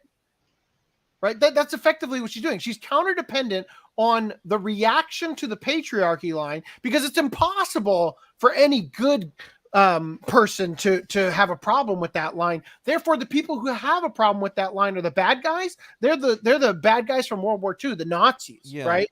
She has the right to say, I don't like when people criticize me for changing one or two things, but she shouldn't be saying, well, I shouldn't be criticized. Everybody should be criticized. And just like we have the right to disagree with her, she has the right to disagree with us, but she can't be bitching about it. Of course. Oh, they're criticizing me, but she can criticize us. So it has to be a two-way street. You know what I mean? I mean, and just in case it's not obvious, it should be noted here that, yes, Jamie Markey is saying things that we are disagreeing with, but I don't want her to not be able to say them, just so we're 100% clear here. But the point is that, like, we're looking at the way that she is trying to sidestep any actual acknowledgement of the criticism and make it about something else so that she can reduce it to the absurd. She's handling her lack of accountability, though, translates to a bad final product that can't be like changed. Though us having an opinion on her doesn't really affect anything. Yeah, of course. So- She has to realize that, but she doesn't want to. Patrick goes on to say, that's tough when you try to see people as individuals and don't believe guilt by association to be a valid argument, but I'll respect your stance on the matter, which is basically them saying, I don't want to rock the boat with the industry, but you're a dumb bitch. So this person, Sariri, says, any line that involves Americanized politics, I guess. If you mean Dragon Maid, no. That's a hard disagree on the patriarchy line having the same context as the Japanese joke. People didn't like that joke. That continued to express that they continue to express that they just want the original narrative. You don't like that joke? Some other loud people don't like that joke. That's not all people. What do you consider Americanized politics? Again, sidestepping, acting dumb, reducing to the absurd. I never said my vagina was an excuse for being bad at my job. I don't think I'm bad at my job at all. I've been a writer and lead writer before, but never an assistant writer. Oh, okay. So you have more things to be accountable. So you're for. taking ownership of everything you've been on being shit. I don't have to explain it. I have 12 years of work doing the job. Again, I am the king. Don't question me. I didn't translate anything. I did write the English script, though. It's not my fault people don't know what they're talking about. You're the one claiming it's the same context in Japanese, but the translation that we're looking at doesn't have that context that you say is there. People have literally told me to my face that they laughed at the line. To be slightly, well, yeah, that's irrelevant. But to be slightly fair to her, right? She's saying she didn't translate the line. So maybe the translator set her up to fail and put some weird translation in there. No, she read the translation and then she changed it. She has had ample opportunity. But Reese, we don't know what we don't know what we translation do because they it's saw. in the subtitle of the Funimation Blu-ray. No, the subtitle people are a different group. The subtitlers are different than the people who do the rough draft of the translation. You're telling me that the translation gets dropped on somebody's desk and they say, not good enough. I'm going to tweak it some more before it gets onto the subtitle. I believe so. I don't know. I think she's had ample opportunity to come out and say, well, here, the line that I was given from the translator was more like this, you know? And I love this. She's like, people have literally told me to my face that they laughed at the line. Laughed at how bad it was? No, but literally, did she not just get say, some people, not all people, people have told me that they laughed. Look, others have communicated. Some people are into feet, but that doesn't mean we want to see your feet. I know you want to believe everyone agrees with you, but they just don't. Who is making that assertion?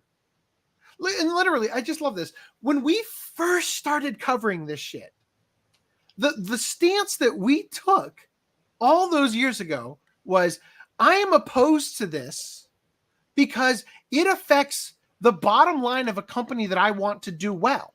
Because you are choosing a charged trigger word intentionally, like, for example, Gamergate Creepshow. You are choosing a divisive term that will divide the customer base. Like, literally exactly what we were talking about the Bud Light girl, right?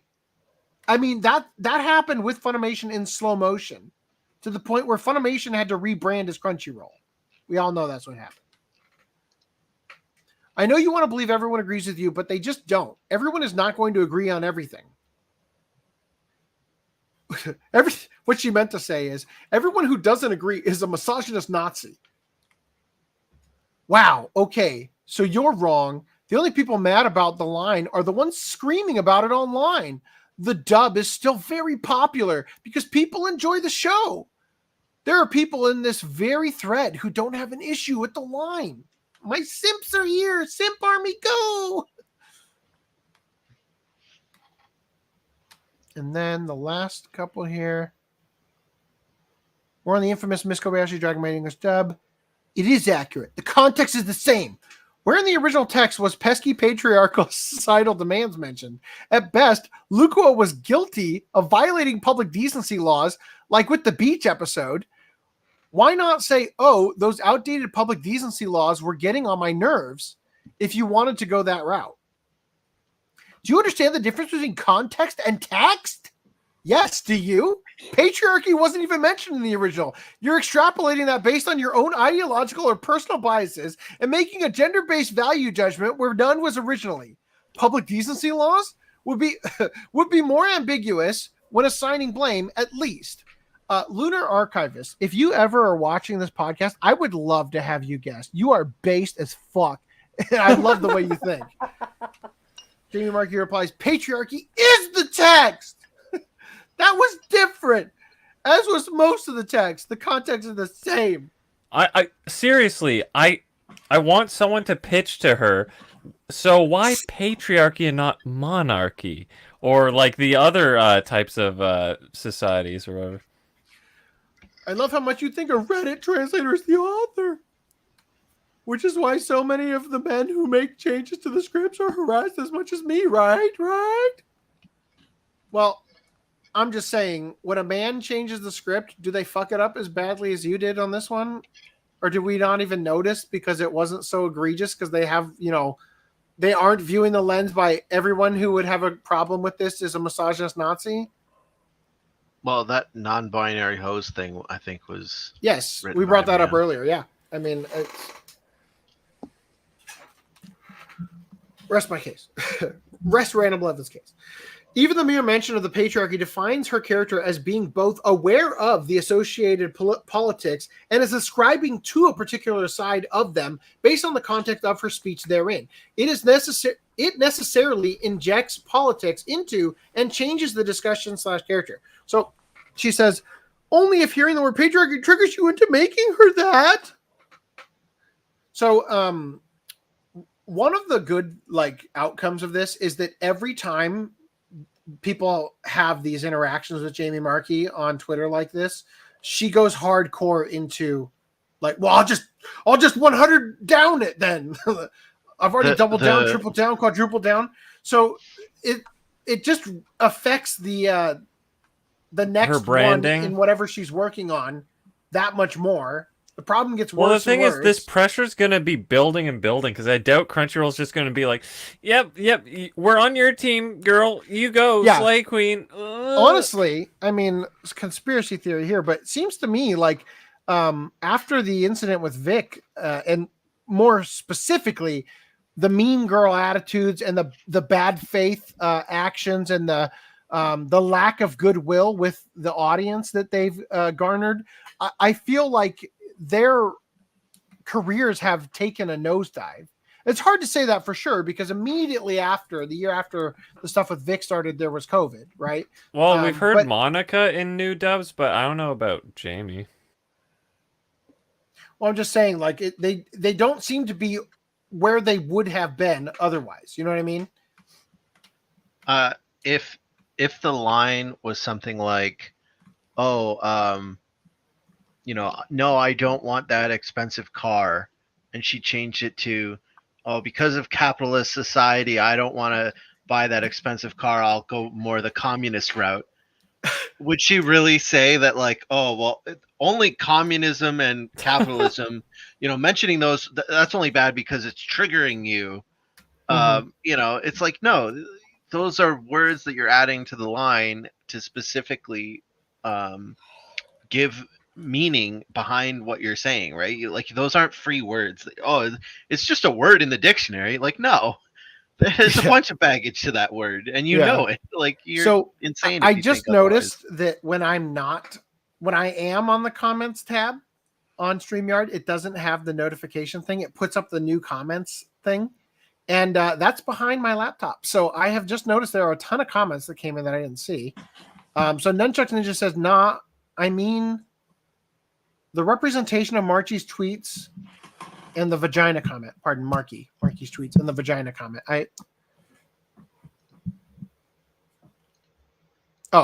I'm going to get my message out. I'll say what I want to say. By the way, if you don't like it, I don't want your money. Is that in reference to this? Everything Animated says she changed everything in those Dragon dubs. She is lying. Yeah, it's definitely not the same context as she's asserting. But in 2024, patriarchy is kind of outdated. The original line is timeless. Yeah. This is why I watch sub over dubbed. Nothing gets lost in translation. Jamie is a hack. Link the video. No, things get lost in translation. Watch Bleach. You want the... the Bleach has been... the sub in Bleach has been butchered, so... The Cool TT, you're asking for this video? I will now share it here. Yeah, they're slowly getting to the subs, my dude. So he admitted to pulling her hair. Jamie is scummy and she knows it. I can't stand her. Yeah. Like, and this is the thing about people who lie, right? Is that for a lot of people, they warp reality in their perception until it becomes the truth to them. Like, they perceive it as though Vic admitted to doing it. And so they literally talk as though that's what he did, when clearly that's not what he did, because that's the version of reality their brain needs to exist in order for it to be congruent with the outcome they want. Or rather, the outcome that they're not a piece of shit, right? Like, in order for me to not be a piece of shit, Vic needs to have admitted it, right? Even though he clearly didn't. They ruined the man's life and are happy that they lied on him. Is there a reason Jamie is going off on whatever she's doing? I don't fucking know. I haven't seen her this butthurt since we covered the In Touch podcast. I don't think Vic and Sean Schemmel were ever friends. Definitely not. He pretended to be Vic for a joke, like pedophile thing. Like, definitely not. In fact, Vic, I think outright said in the deposition that, like, he and Sean were never on good terms. Like, he hated him from the beginning for being an outspoken Christian. They all pretended to be his friends and stabbed him in the back to better themselves. Plain and simple. Yep. Vic's lawyer didn't help him any. She's a nut job.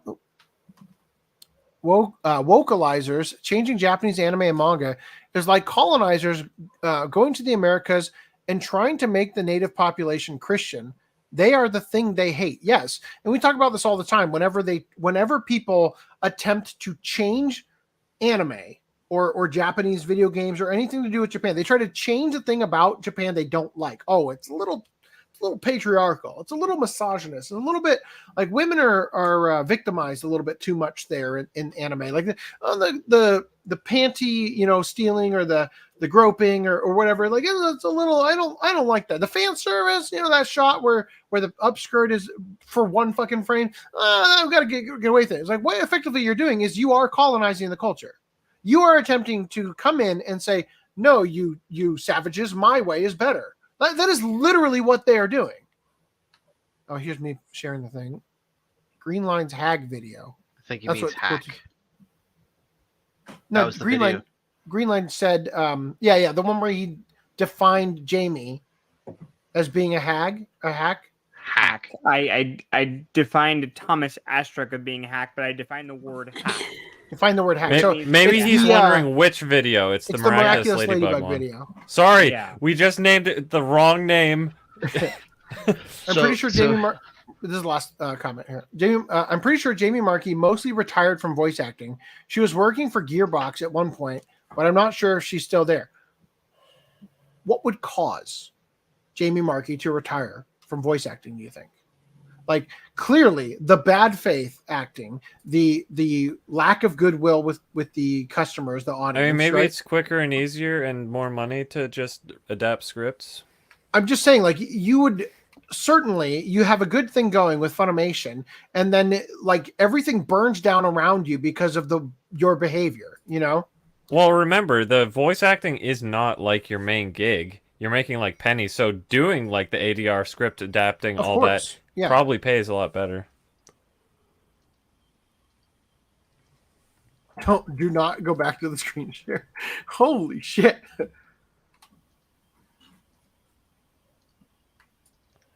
So if it wasn't obvious, this AI art for the for the music. What did you guys title the video? No, just look up Green Line anime. Oh, for hack? You mean? The Green Line anime? Is that like the prequel to Red Line? Yeah. All right, here you go. Here you go. The Anime cool coming soon. Here's the video. Yeah, it's the Miraculous. Please don't video. disappear It's for 2 2 hours to long, watch it. So Please do that, actually. yeah. All right, there It you go. funds us more than this show, apparently. Oof! Ouch. Us? Who's this us? Green Line and me. All right. Hey, so, it'll trickle down. I promise. Green Line and I. Sorry. Yes. Correct. So Daigotu Elenti says, when it is nowhere in the original text or the original work in question, it should trigger you. If you have a whit of honesty or care for the original work. None of the words are in the original text. Genius. Actually, sorry, I'm going to derail us a little bit here. Good. Because of this. It would be me and Green Line, not Green Line and I. You're wrong. No, it would be Green Line and I. No, it wouldn't be.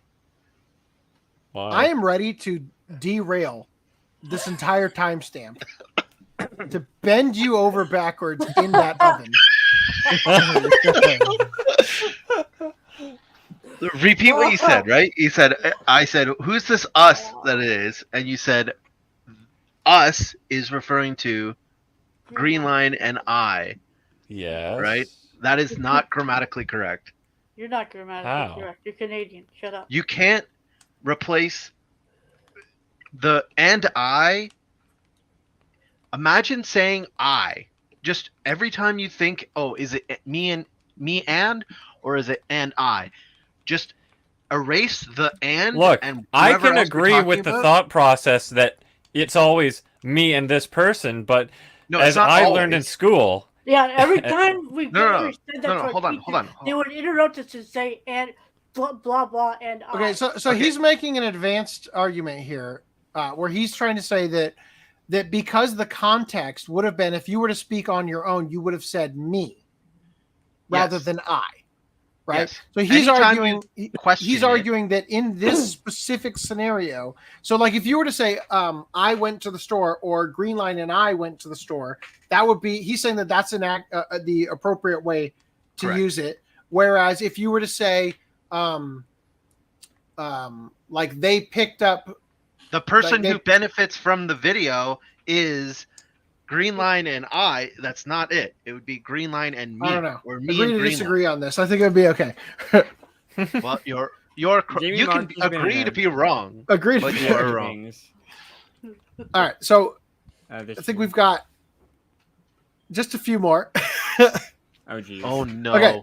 We're Befuddled almost 4 hours Geography in. Trade. mind you. Can I, babe? You want to take the drink, please? Sweet, wonderful lady. Oh, I forgot to plug in. Oh, I'm so sorry. All right. Said, none of your changes make anyone cry. You wish you had that power, likely because you are miserable and don't want anyone to enjoy anything. They make anime fans. It should probably be pissed. They make anime fans pissed because you disrespect the original work. Can't wait till AI replaces you entirely, translation and VA.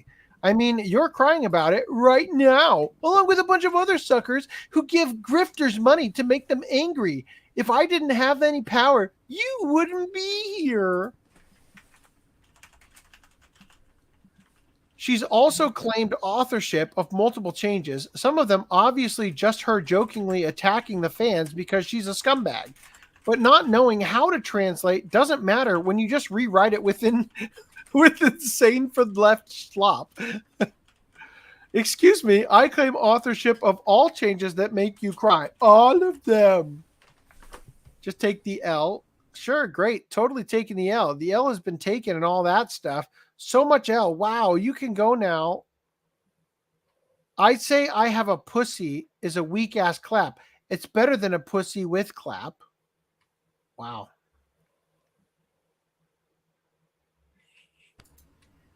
I mean, if she's pro like sleeping around, maybe that is the case. It is with clap.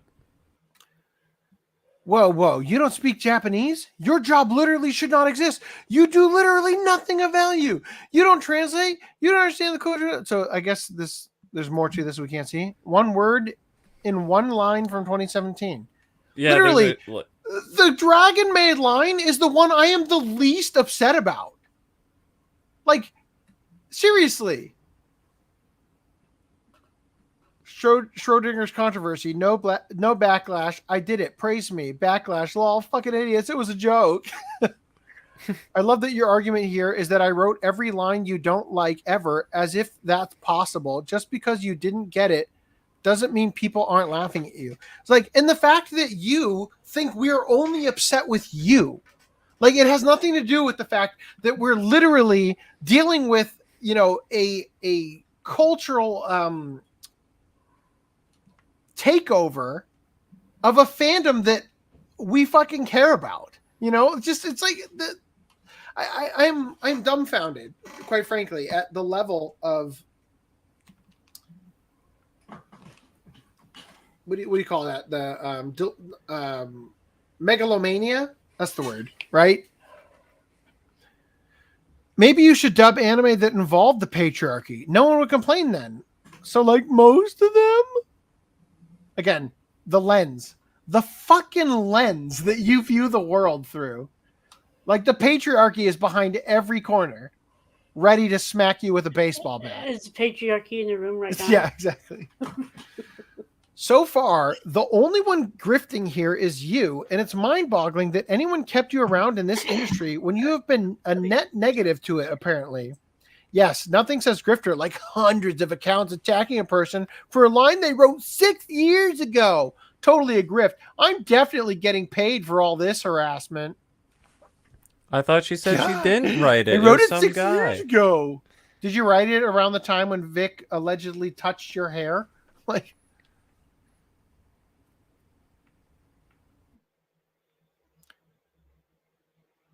unblock Rev says Desu. I bet that'd make his fucking year. Dude pays for a blue check. I'm uninterested. Okay. Number 1, people who attack me don't deserve my respect. Number 2, as I said multiple times, I don't believe I'm in the wrong.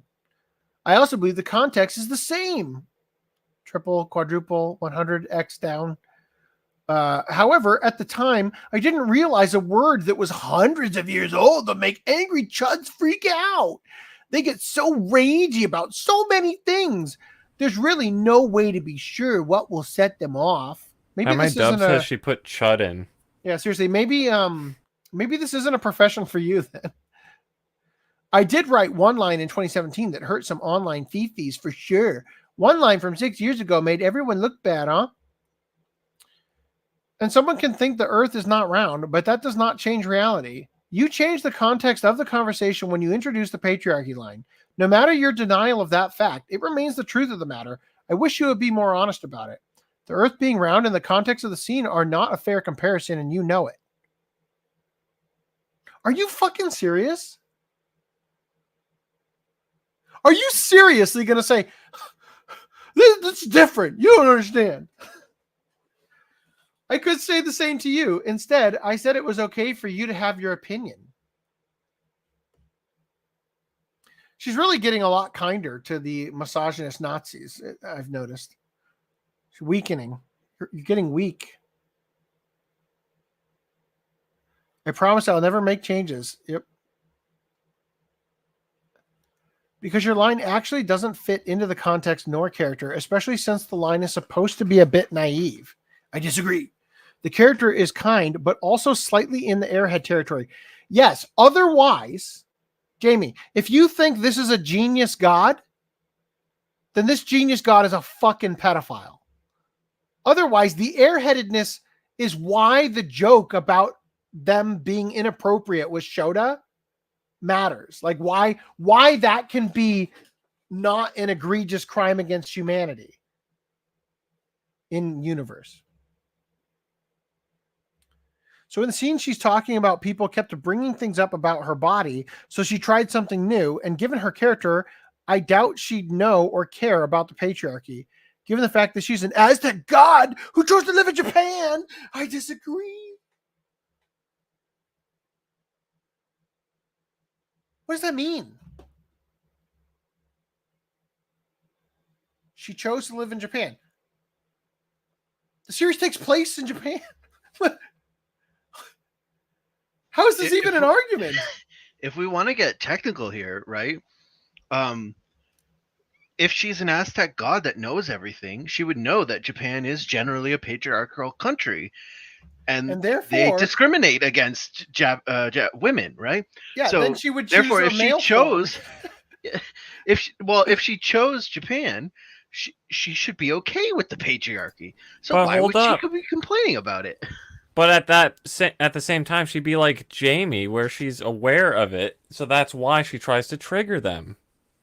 She 100% projected that. Like, remember how she said, "Wow, You live in Texas, Jamie." the vocal minority. Imagine trying to change for that." She literally did like project the character into her like that tweet response. Holy shit.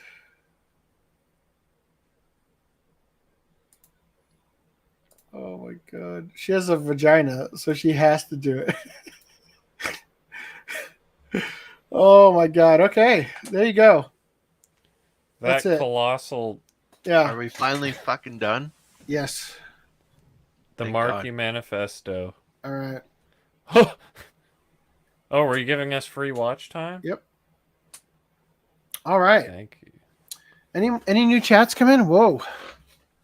I've got to take a leak. In the private chat, Green Line listed showed the My Anime list, and she does have 2023 roles, but as I've pointed out, there's a lot. All of them are sequels. Yeah. So it doesn't look like Fair she's enough. getting new roles. They're just kind of maintaining status quo. Legacy casts? What? Oh, she gets to benefit from legacy casts? With Damn, if legacy only dubs and Vic legacy could lines. benefit from those. Big brother. All right. All right. Let us move on from here.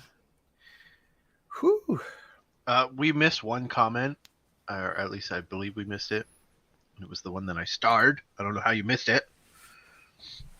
But will the localizers do comped work for the recalls publishers had to make for mistranslations? Will localizers do comped work? That's an interesting question. So, by the way, regarding that manga translation thing, someone should literally just make, I don't know, a video just analyzing side by side, like the fan translation and the official AI translation. Well, yes. Let's do it. I'm going to take a leap. I'm really going to go. I'll be right back. Okay. Do it on camera, pussy. I'm also going to leave the call to split my recording. So in terms of this, like, I'm not 100% sure what you're meaning here, but it brings up a good for recalling to do the mistranslations. Like, I think I understand what you mean, but I don't know. I'm not 100% sure. But my what I was gonna say is, it brings up a point that, like, unless the localizers are gonna do the work for free to fix the translation issues that happen, and that the publisher says, hey, we want to fix this, like, they're also, like, it'd be one thing if they work for free, but they will also have to replace all of the printed volumes, right, that get recalled or need to be reprinted or whatever. So I can't imagine that the localizers are paying for that. That's going to be on the publisher. Well, maybe he means the opposite. Maybe you do it on the house if you mess up. So then it's like every time you keep doing that, you have to keep coming in and working for free. So you're disincentivized to screw up. I mean, that would be a lot of risk on the translator. Like working for free, that's one thing, like I said, but replacing you're talking printed about volumes. Oh, okay. That too. Like if they were like, well, listen, you're going to be on the hook for thousands and thousands of dollars. What if reprint it's this weekly if you fuck Shonen up. Jump? What if it's just like, oh, they have the digital? Well, I mean, yeah, because it's translated, it's digital. Well, I mean, yeah, I mean, the digital ones, there are fuck ups. Like, there was actually a typo in one of the One Piece issues the other day, a couple weeks ago, which I assume will get fixed. And like, I can't imagine. I could see a translator saying, "Oh, there's a typo." Like, "Oh, get an editor to fix it." I guess that editor is getting paid. But to be fair, it's like if you have a typo or something, you'd come in the next day, quickly do that in under a minute, and then move on with the next part of your workday. Yeah, but so the reason I find this comment interesting is because we were comparing the cost of piracy versus, trying to tackle the piracy and get rid of print in Japan. Now that would be for the weekly thing. People still obviously are going to buy tankobons and print volumes down the road for releases. So there will always be a print volume. But if a vocalizer does something like they did with I made my boyfriend a girl or whatever that series is. Yeah.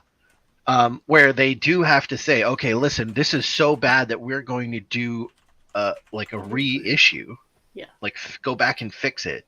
That's going to cost the publisher tons of money, right? And the localizer isn't going to be on the line for that generally, unless they get sued. Or fired. Well, they would get fired, sure, but like they're not going to have to pay for those reprintings unless they get sued. And I don't know if they would be on the line for that, like legally or not, but it would depend on the contract, I suppose.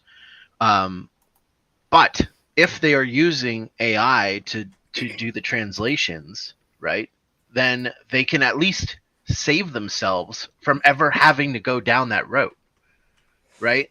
Now they guarantee that they're not going to have to recall the issues and reprint volumes because of a bad woke localizer. If there's ever an issue with it, it's going to be on the author, right? So before we get away from this topic, I would just like to say for anybody who, because I mean, we've had significant viewership during that last segment, or like stronger than normal average compared to like we maintained a line that doesn't usually stay as consistent. So if you want more of those rants, I highly suggest, just because I know you will enjoy it, that if you go to hell, if you go to my main channel, like the main channel page, and go over to playlists or podcasts, you would very much enjoy our In Touch podcast coverage. 9 videos, they're time stamped, and basically what we did with fact checking that shit about, oh, Vic said he did it. You can get like 20 something hours of that if you would enjoy it. So there you go. If you're into that kind of thing. Yeah. I just wanted to say it, but I was just scrolling Twitter and I saw this. I thought it was pretty funny. Can a machine understand the nuance and context and culture well enough to not butcher it? Kent Local.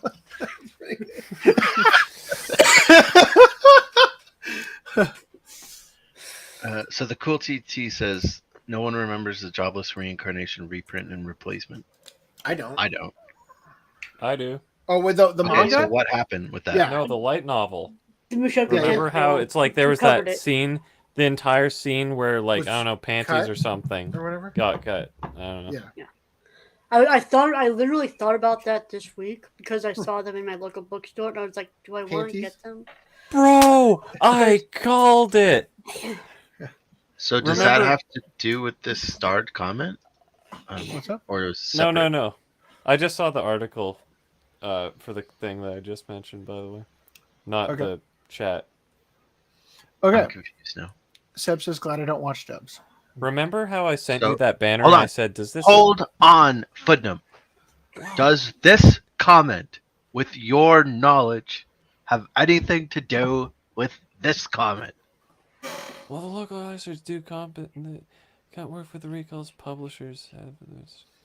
So I don't know what you they mean guys by probably comped discussed this work. while I was gone. All But right. what you mean by comped work is working for free to make up for the loss in sale or whatever.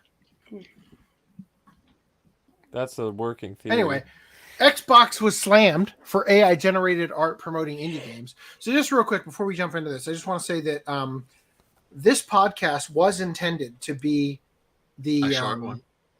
No, not a short one, but it was meant to be the catch up. It's never intended to Right? do that. This is the first podcast of the year. January 1st, right? So I wanted it to like we're gonna clean the slate and we're going to And then you spent 2 hours talking about yeah, games. so that last topic, which was a good one, when I jumped in there, I saw 4 tweets. I did not realize the thread went that long. So if there's any, there are going to be a couple of ones that if you have read the article and we can summarize rather than going through the whole thing, we should do that. Have you read this article by chance? No. All right. Well, we're just going to look at it and say yes. Well, AI I generated wanna- art promoting indie games. I want to preface this with, like last week, I sent that header in the one chat to Random 11. I said, "Does this look like AI art?" And it was like Microsoft's controller page, and it was like a bunch of anime chicks, and he's like, "I think it's legit." And now they're getting slammed for. I called it, bitch. I just think it's funny because Microsoft owns like Bing. I mean, this Dolly. looks completely different than what you said. But yeah, they do own Bing. Here, I'll and link they you do the have- thing I sent. Then They do have a 50% stake in OpenAI. Uh-huh. So anyway, there we go. AI art, bad. Skip. All right. So here's one of the things I've been holding on to for a while. You guys remember Charles Martinet was unceremoniously replaced as Mario by Chris Pratt. And then, further still, he was replaced even more. So, the guy who replaced him is named Kevin Afghani, right? Now, around the time we were covering the Anaris Quinones fits, this came out. Giselle Fernandez is the new voice of Daisy in Super Mario Bros. Wonder. So I thought it would be funny if, like, we could, do a quick rant over all of these, like the white characters are getting replaced by the representation. Apparently doesn't matter, right? Because we're going to get these non-white people to voice these otherwise white characters kind of thing, just sort of as a joke. But I had to do a little bit of research to find out, because Kevin Afghani, I mean, his name's fucking Afghani, right? But everything I saw about him said that he was American, right? Like, I'm trying real hard to find out what his nationality is, and everything I find says that he's American. So I'm just trying to get some clues, because Afghani's kind of a weird name, right? But whatever, I don't know. So I keep doing my research, and as I'm doing it, I find this. Who are Kevin Afghani's parents? Kevin Afghani hails from a close-knit family. Born to his father, Sam Saeed Afghani. Now, I don't care how long you've lived in America. That ain't a fucking American name, right? Like, we can all agree that Saeed Afghani, like, I thought maybe Afghani, maybe it's Italian. Like, maybe there's a world that could exist where you could have fully Italian blood, but your name's Afghani. Maybe, right? Maybe I'm just predisposed to thinking Afghani seems a little close to Afghanistan, right? I'm going to maybe cut you off here. If you're making the argument I think you're making, that he was a diversity hire. I'm not making that argument. But okay. Go ahead. Okay, go ahead then. Well, I just thought it would be funny when we were talking about the Anaris Quinones stuff, if we pointed out the fact that, like, the diversity, all that went around the other way, right? That was the joke. But it didn't pan out that way, right? I just thought it would be funny because I saw we originally decided to skip on covering, the new voice actor thing. And then I saw the Giselle Fernandez. I'm like, oh, that's funny. They got a Hispanic name or whatever, and so I started to look into this, and I see Sam Saeed Afghani, right? So I look him up, and wouldn't you fucking know it?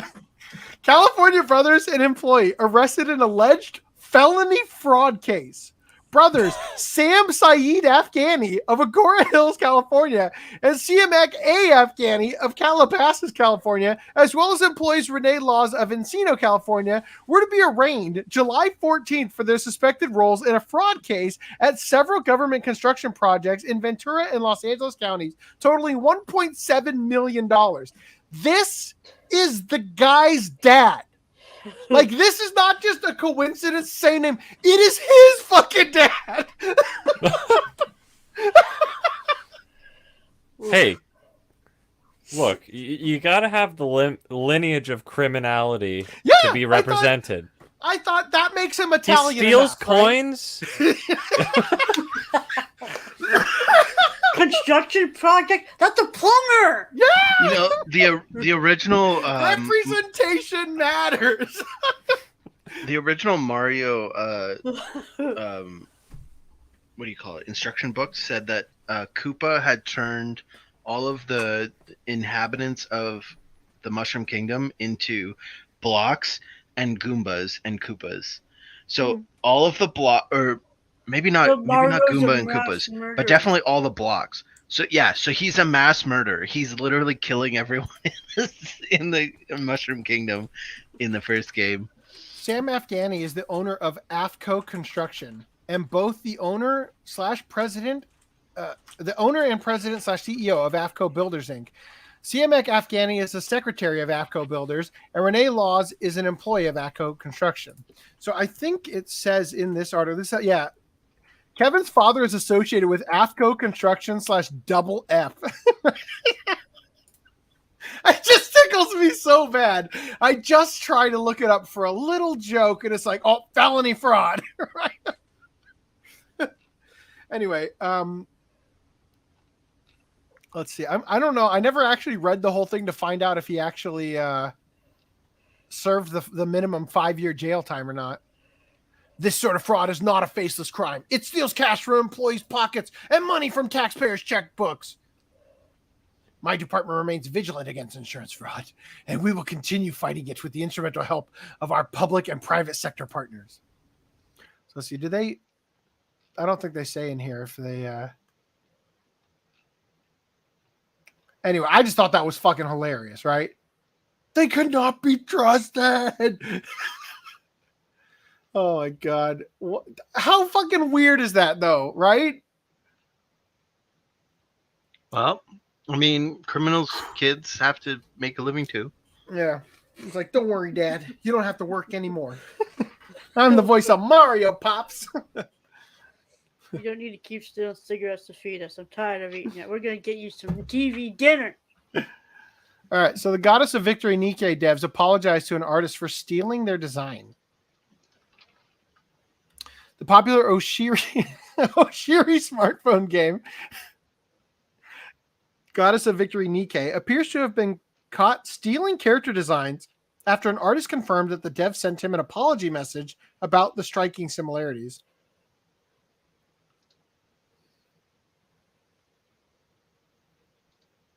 The mass-produced units shown in the middle and right are the characters that users noticed look similar to a character made by the artist Neko. Here's a statue of the character. So this is the artist statue, or is that a statue of the... I mean, I can't even tell. The bodysuit looks quite similar. You're telling me that this artist has a statue of their character? Nice. I mean, maybe the statue is the thing. Like, it's not based off of an artwork. No, it seems like it is something different.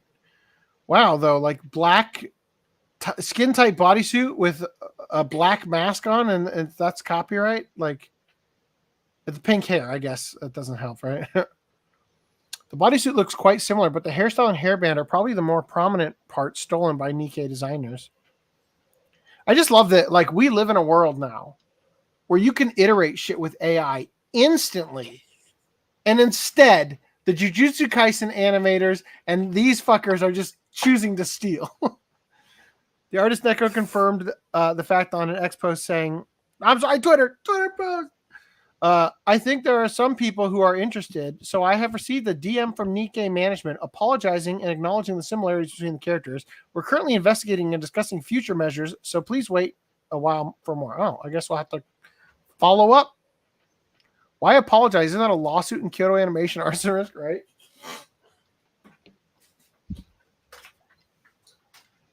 Problem with my wife being in here is that there's she always leaves the heater on, and now it's fucking toasty. His last name ends with I. That's Italian enough? Yes.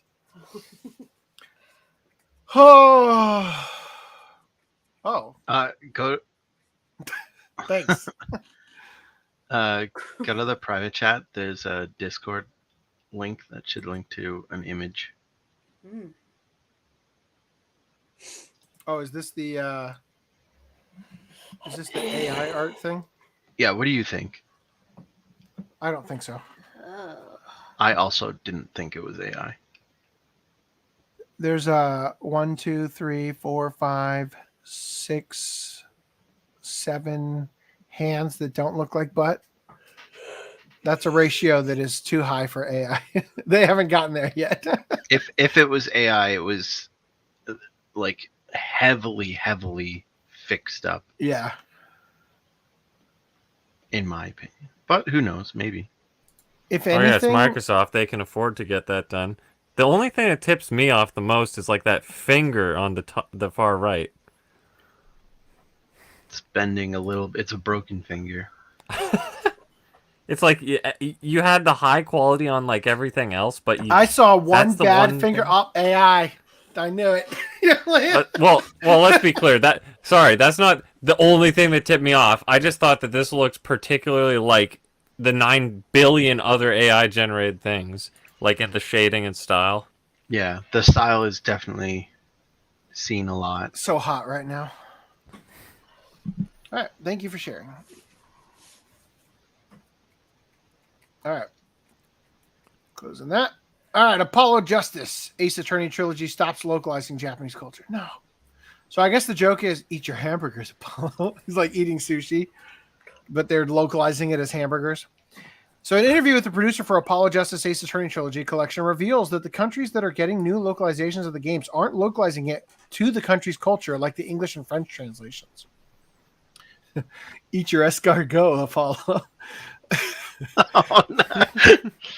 Ace Attorney remains one of the most famous examples of localization in video game history, with an Americanized setting created by a localizer, with the game taking place in a Japanifornia version of Los Angeles, while the French translation has the setting changed to Paris, in spite of more and more Japanese elements showing up as the series went on, showing the pitfalls of such localization techniques. Even the anime like did the same thing. I was like, wow, this is God, kind that'd be of a funny. weird what's that? I was gonna say that'd be funny. Season 3 of Dragon Maid comes out, and Luca has all these songs like "I love the patriarchy." Yeah, like was it when I watched it? I'm like, oh, it's a funky little weird, unique world, and then I realized, oh wait, that's just the localization. That is part of the charm, though, of localizing. You know, for stuff that doesn't actually matter that much, it can be fun to see like how those things that come about. Like, for example, Inspector McGuire and all the other names from Case Closed, right? I miss that shit, and I don't want to hear Discotheque's fucking dub where Rachel is called Ron and all that. I don't want to hear that shit. Yeah, I just think that nowadays it's harder to, like, I don't know, sit back and just enjoy that type of thing because we're so saturated with the other kind of localization. Yeah, like it's like when you watch a movie and a character walks on screen, like, and this is the tragedy of the world the left has created, is that there was a time when you could watch a movie and not question if the character on screen was hired exclusively as a token diversity hire, so to speak. You know what I mean? Like you occasionally you'll watch a movie and a character comes on screen that previously, before the microscope was put on every single thing to do with race, you could enjoy the movie and enjoy the actor and enjoy the performance they're giving. And now it's like tainted. There is something, it actually pulls you out of the immersion. That's I guess the way to phrase it, right? Like, it's not like, oh, I'm going to dislike this person because they're black or anything like that. It's that there's that slight bit of immersion break because you're so hyper conscious of the tendency to, race swap and all that stuff that now it becomes a little bit like it is harder to get invested. That you think about race way more than you did before. Oh, ironically. Absolutely. The 90s even though allegedly before it's like, oh my god, people are not considerate enough and all this stuff. Anyway, so according to the producer, such localization rather than straight translation were needed at the time, as the team felt the Japanese culture wasn't as well known or prevalent in the target countries. Insert Luigi the Metal 64 saying, some people don't know what a pizza is, man. That said, such localizations helped make Phoenix Wright popular, so he praised the localization team for their work. However, now that Japanese culture is more familiar with the Apollo Justice trilogy, the team in charge of the collection has worked closely with translators and to add new Asian language support with newly recorded voices without fully localizing the setting of the game. Unfortunately, or fortunately, depending on the person, the English versions that are already localized will remain the same. The collection will be an entire remake of the game on RE Engine. Resident Evil. Oh, it is the Resident Evil, yeah, because of Capcom. Not MT framework as used by Capcom before, and is their first adventure/visual novel game on the engine. When asked if the RE Engine will be the home to future Ace Attorney games, the producer said that while there was nothing to announce at this time, the Ace Attorney series is not going to stop here. One more statement on the concept of localization here. I think that again, the issue is, and just to reiterate my point so it's not lost, I love localization. I absolutely love it, right? I am not one of the people who's like, oh, I want it to be exactly 100% what the Japanese said. Like, I think that there are opportunities to improve the product occasionally. The difference between that, like the difference between, the localization we're talking about here and the Dragon Maid stuff is the intentional usage of divisive dialogue in order to stir up drama, which I think is Jamie Markey's, whether she will admit it even to herself or not, her purpose of Gamergate creep show and patriarchal, all that shit, right? Cultural appropriation. Anyway. All right, this is an older article from October. Capcom takes aim at PC game modding, says developers should be concerned over mods that are offensive to public order and morals. So in a move that's both concerning and unsurprising, given the ongoing rise in anti-consumer rhetoric across nearly every industry, Capcom has officially declared their opposition to the concept of PC game modding. What? The Mega Man developer made clear their stance on the topic during their recent Capcom Open Conference Professional RE 2023, an industry-centric conference whereat attendees are provided by Capcom themselves with an in-depth look at the latest advancements in RE Engine, which is further evolving to meet the challenges of various game genres such as RE4, Street Fighter 6, Exoprimal, and Ghost Trick, as well as being able to support new platforms. Hosting a panel on the topic of anti-cheat and anti-piracy measures in PC games, recommendations for in-house production, Capcom programmer Taro Yahagi raised the alarm over the fact that PC games have a high degree of freedom. That's alarming, isn't it? Damn. But they are also free to be tampered with. Fuck. You can't do we that. have such a competitive Resident Evil 4 scene. Unfortunately, while their anti-tampering efforts may have had a better chance of garnering widespread support had they kept them trained solely on thieves and multiplayer cheaters, Capcom's cause was self-torpedoed by Yahagi's declaration, in the company's eyes, all mods are defined as cheats, except when they are officially supported. What modders are doing internally is no different than cheating. Mods are popular with users because they allow them to add or change various features to an existing game, explained the programmer. However, for the purposes of anti-cheat and anti-piracy, all mods are defined as cheats. That is to say that mods that are not officially supported by the game are impossible to distinguish from cheat tools, implementation-wise. So are they effectively saying, like, we don't want you to cheat to get your achievements? Because I don't fucking want your damn achievements. I don't Just think... deactivate Why would they even care? Seriously. Why do they have to loot? They don't want you to show up on the I just mean leaderboards. in your theoretical of the achievements thing, okay? Who cares if you get achievement? I mean, I guess because Xbox the only used two to... things I can think of that they would be butthurt over is that you are entering online play with your mod and getting an unfair advantage and making the game less fun for the other people. I get that argument. Most of their experiences, though, like back in the day, I think Monster Hunter, when that was popping off, like the new Gen 1, their policy was just kind of like, I mean, as long as it doesn't affect whatever online and stuff, it should be good. Which even if it, well, the thing is, online, it's not even really competitive. You're just co-op play anyway. But, yeah, like, I guess for the achievement thing, like, Xbox, when you increase your gamer score artificially, they banned your account or whatever, reset it.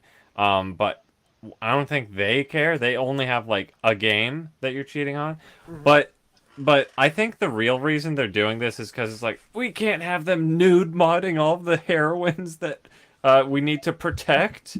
Or Lady Dimitrescu. You can't have her stepping on you harder, mommy. I will protect your ship, but I will protect your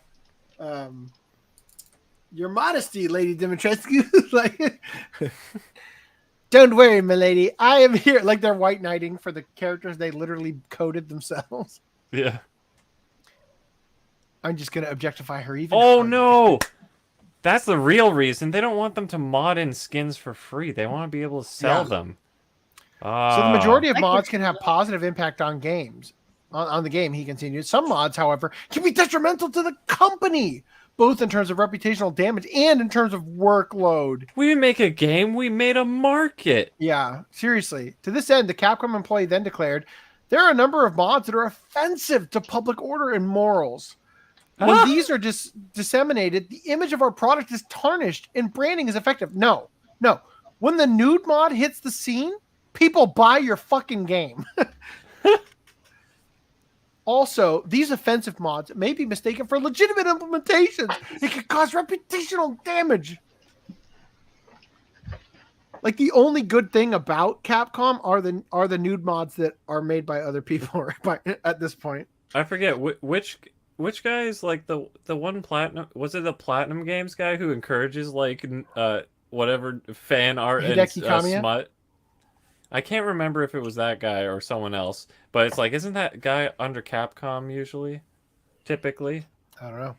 I can't remember. Some malicious mods can also destroy the game by cheating, Yahagi added. In the worst case, they can cause freezes and corrupt save data. If you have a mod that destroys your data and you contact our customer support, they will have a difficult time investigating the issue, and we'll spend a lot of time working on it. Well, sucks to suck. That's your own problem. Why do you have to enforce it?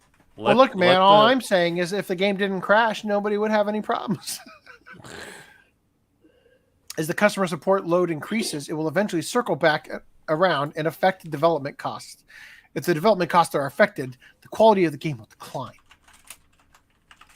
Like, literally, all you have to do is say, do you have any mods installed?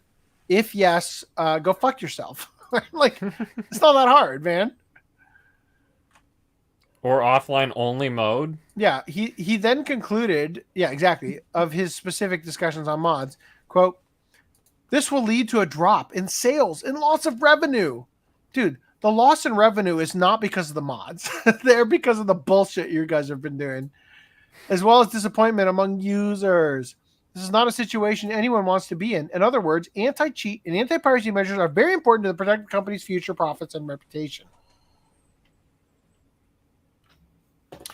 Having said his piece on the company's outlook on modding, Yahagi then proceeded to spend the rest of his time on stage discussing the more technical and organizational aspects of implementing and, more notably, improving various software security measures, particularly those pertaining to the RE engine itself. Notably, though Yahagi did not explicitly note any efforts being taken against non-malicious modders, his presentation did ultimately conclude with a call for developers to remain diligent, an ever-evolving legion of vaguely defined cheaters and pirates. Oh. Wow. So glad we held on to that from October. Nice. All right. Tekken 8 colorblind options get criticized. Why is this necessary? Ask Lance.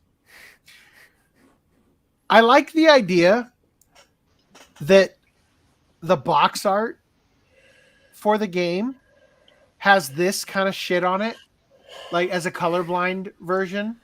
I feel like what you do is you'd make the background black and the characters white or something. Yeah, like seriously, a colorblind person looks at this. You look at the box art, you're not even fucking picking up the game. If you have to go to this extreme for a colorblind person, they are not gaming. They don't game. That's not happening.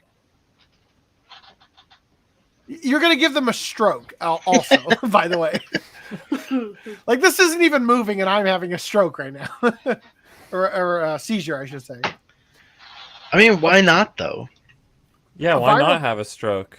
A viral Twitter post complimenting fighting game Tekken 8 for having a colorblind mode has been criticized for being relatively useless by the allegedly colorblind. Here's the tweet, which also contained a video.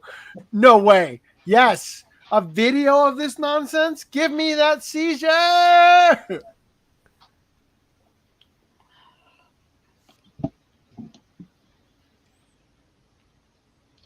How is it useless? If you're colorblind, you can see what the fuck's going on. Did you see when they merged? Yeah, until they merge, I suppose. It's kind of hard to see, but... Wow. I'm seeing one frame every 7 minutes, so... Truly incredible. Whoa. Sorry, the seizure almost took hold. Well, Seizur's settling why is no one talking about the colorblind accessibility in Tekken 8? Literally no game has done this! Yay! Yay! There's tons of games that have colorblind options. What are you Why talking doesn't about? porn do this? I thought that Lance literally talked about Street Fighter 6's accessibility options being amazing or something. So they got According to stiffy many other competition. commenters, however, some of which say they are allegedly colorblind, the colorblind I mode is have apparently too colorblind. extreme and not that helpful. I have colorblind. I can't identify correct colors, but I can still differentiate colors and, most importantly, contrast. This is way too extreme. So this is how colorblind people see the world. Very interesting. Eternally censored. This looks horrible. My eyes hurt. As a colorblind person, this is not it. As a colorblind person, most colorblind options suck, and this is so different. This is no different. I don't care if games... I don't know, bro. Sorry. I don't know if games will get it right. There have been a few that were good, but these options for me at least are shit. That looks more like a visually impaired mode than a colorblind mode. Colorblind mode usually only adjusts the colors. Maybe because it looks like whoever made it is on acid. Seriously, I can barely make out the fight. Oh boy. I like to think that an actual colorblind person in a real fight is just doomed. like come on, put up a fight. I can't. I'm colorblind. I can't see. I won't be able to see your fist when it comes in my face. His fist was Ukraine It blends flag. into the background. So this is for that other disability, Ukraine supporters. I can't even see the yellow on the right with the white one that well. Are you colorblind? I said that well at all. Amazing. Truly incredible. All right. In other news, Earthbound's creator talked to Nintendo about a Mother 3 localization. Mother, may I? They still haven't? So, Earthbound, the one that did come over here, is that Mother 2? That is Mother 2, right? Yes. Okay. Mother is a horrible name for the game, by the way. Earthbound wasn't a hit when it launched on the Super Nintendo in 1995. There's been all sorts of analysis and discussion as to why the game flopped, but it seems a mix of marketing, graphics, and a general lack of interest in RPGs were all to blame. While it's a shame the game didn't make a splash at launch, we now know it went on to become one of the most beloved and inspirational cult classics of all time. Do you know why? Guess why? Because people played it because of Smash Bros. While it seemed impossible at one point, Nintendo did step in to release an official translation of the original Earthbound for the Famicom title Earthbound Beginnings. Okay. Oh, okay. So they're saying they did step in to release an official translation of the original Earthbound, meaning the original Mother 1, titled Earthbound Beginnings. The moment that release popped up, diehard fans immediately started to wonder once again if the long-lost Mother 3 could see localization as well. We still haven't heard a peep about that, but we now know the series creator tried to make it happen at one point. Thanks to the Earthbound USA documentary that just released, we now have some insight from franchise creator Shigesato Itoi that was previously unheard. In particular, Itoi mentions that he did indeed talk to Nintendo about getting Mother 3 localized, but obviously that never came to be. So he said, quote, "I've talked about it with Nintendo before. Apparently, they were presented with the offer to use the fan translation, but they said it wasn't quite as simple as that. I think it'd be really interesting if they took up the offer. It'd be hard to make something like, say, an automobile with fans, but doing it with software, I believe there'd be a chance to make something that would be better than what the company could have made on their own." Kind of sounds like voting on the Crunchyroll subtitles. We're geniuses, by the way. Usually, when I'm done with something, I'm done with it for good. You can't give up on projects. You can't give up on projects you're in the middle of. But when you put an end to something, it's best to just leave it alone. The older you get, the more stories there are for you. So now we know that Nintendo turned down the chance to use the fan translation for Mother 3, which is certainly disappointing, but understandable. Why? just fucking use it. While this might seem like the death knell for a localized release of Mother 3, stranger things have happened. Nintendo pulls out surprises quite often, including big ones like an official release of Star Fox 2. Mother 3 could certainly get a nationwide release at some point, but it's going to take a ton of pressure from fans, along with a serious amount of luck. I just want to see them run it through ChatGPT and say, just change it 10%. Put it back in.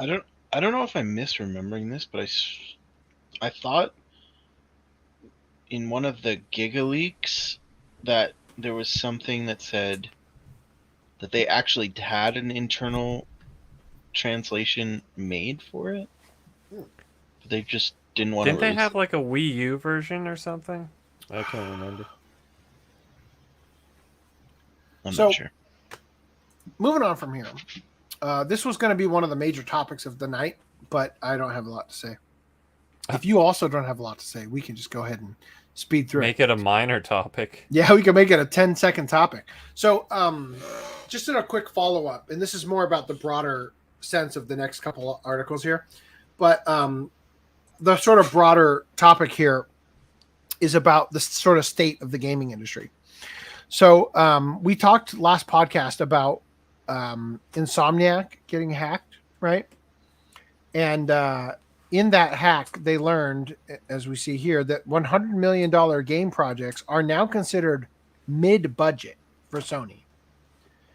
So basically, they just kind of like break it down, like what the budget was and the fact that they considered that a mid-budget versus a high-budget game and all that stuff. Moving on from here, Capcom president says game prices are too low. Now, we've talked a little bit about this in the past. I thought we might read this article, but I think we may just go ahead and skip altogether. Beyond that, gamers agree a 70-pound price tag on games make them less likely to try new things. 70 pound? Yeah. That's pounds, right? Yeah. Okay. What are you saying? Yeah, sorry. So obviously, I've argued in the past that you need to eventually increase the cost of. That's like 120 Canadian dollars. Yeah, it's true. But I'm just saying, like I mentioned this in the past. Like we talked about this topic, and I said, like, well, I remember your reasoning as someone who hasn't played a game in 17 years Yes, at that point 100%. was that, oh, but you see, they have to make more detailed models and no, everything. it's not just about the detailed models, but it's just about the. I mean, first of all, inflation alone is a reason to increase the price. Sure, but Right? what is it? So, the thing is, like, nowadays, half of the thing detail is like, a texture brush and all this stuff. But B, Well, now they they use have Quexel scans. Yeah, that Right? too. But what is it? Remember that one time I sent you like a screenshot of the GTA 5 gameplay, and the bottom of the car was completely flat when you're like, the specific example, you're like, yeah, but in GTA 2, when the car flips over, it's just a texture. And in the new one, they're going to have to meticulously, like, sculpt all the parts, and it's like, yeah, sure, buddy. I just thought that was kind of funny. But, So we've also got this: gamers urge each other to stop buying unfinished games for 60 pounds. There is one thing about modern gaming, though, that I'll say is kind of like a natural response, is that these super expensive games go way down in price way quicker. Because it was like back in the day, Doom Eternal came out the whatever year, and you could get it for like $53, like on a sale at the end of the year. Like that's an insane drop. Speaking of Doom Eternal, did I talk about Gran Turismo last podcast? You did. You're like, I jacked off to it. It was great. Oh, yeah, okay. Did you guys talk about the whole face scanner thing for GTA 6? Because that's ridiculous. No. Yeah, like the ratings board, the EB, oh my ESRB? gosh, the ESRB. Thanks, Brad. They are now implementing this new feature as soon as GTA 6 comes out to make sure that no minors are playing. Which, if you're babyface, you're screwed. R.I.P. So Reese. if you're Ralph Macchio or you're like Reese, you're fucked. Because even or a little person, like you're screwed. Like because if you can't prove it. They also said that they are interested in charging you by like the hour or something. But I mean, yeah, because is your thing that you're talking about even confirmed? They want you to take a selfie, right? and then through the selfie, they will verify whether they got or the not. same verification process as Pornhub, huh? Yes. So there's a selfie, and then they verify whether you're a minor or not. Dude, that thing is super flawed. That thing has not been. It's stupid. There's too many flaws. I don't think they're gonna do that.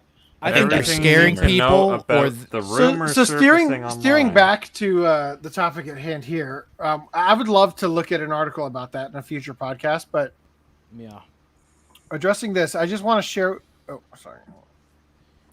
For the record, it's a proposed face scanning system. I heard it was going to be implemented, but I could be wrong, man. I've been hanging on to this for a little while.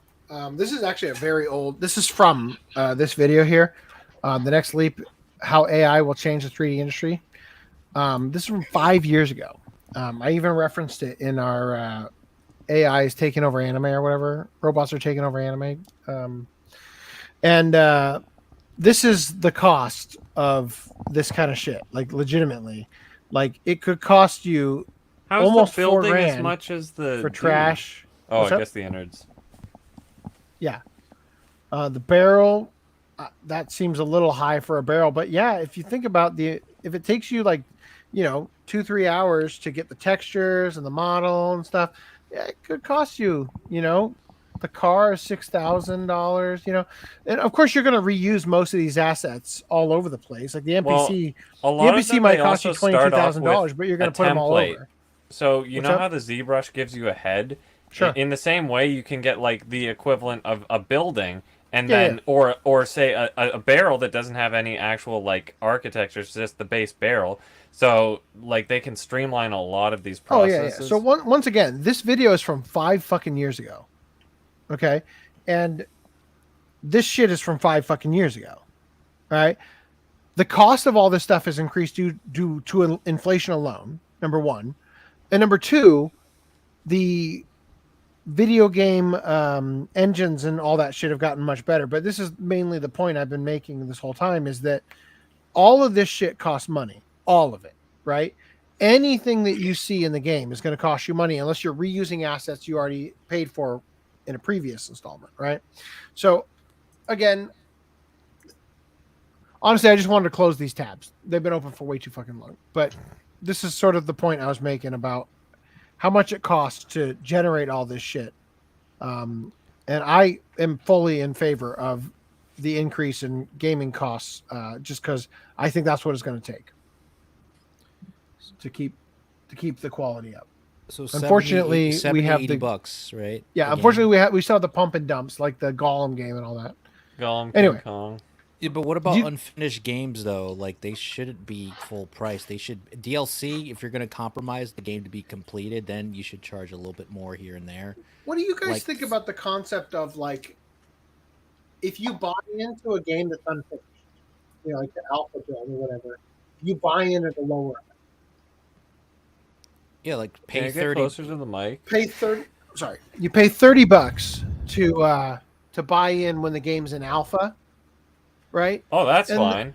And then Yeah, I think that's good. that's kind of how Minecraft was, right? That's exactly how Minecraft was. Although Minecraft said that they would get free updates for life, and then they were like, just kidding. Wait, what? We don't What are get free you talking updates anymore? Wow, what a still get bitch free updates. move.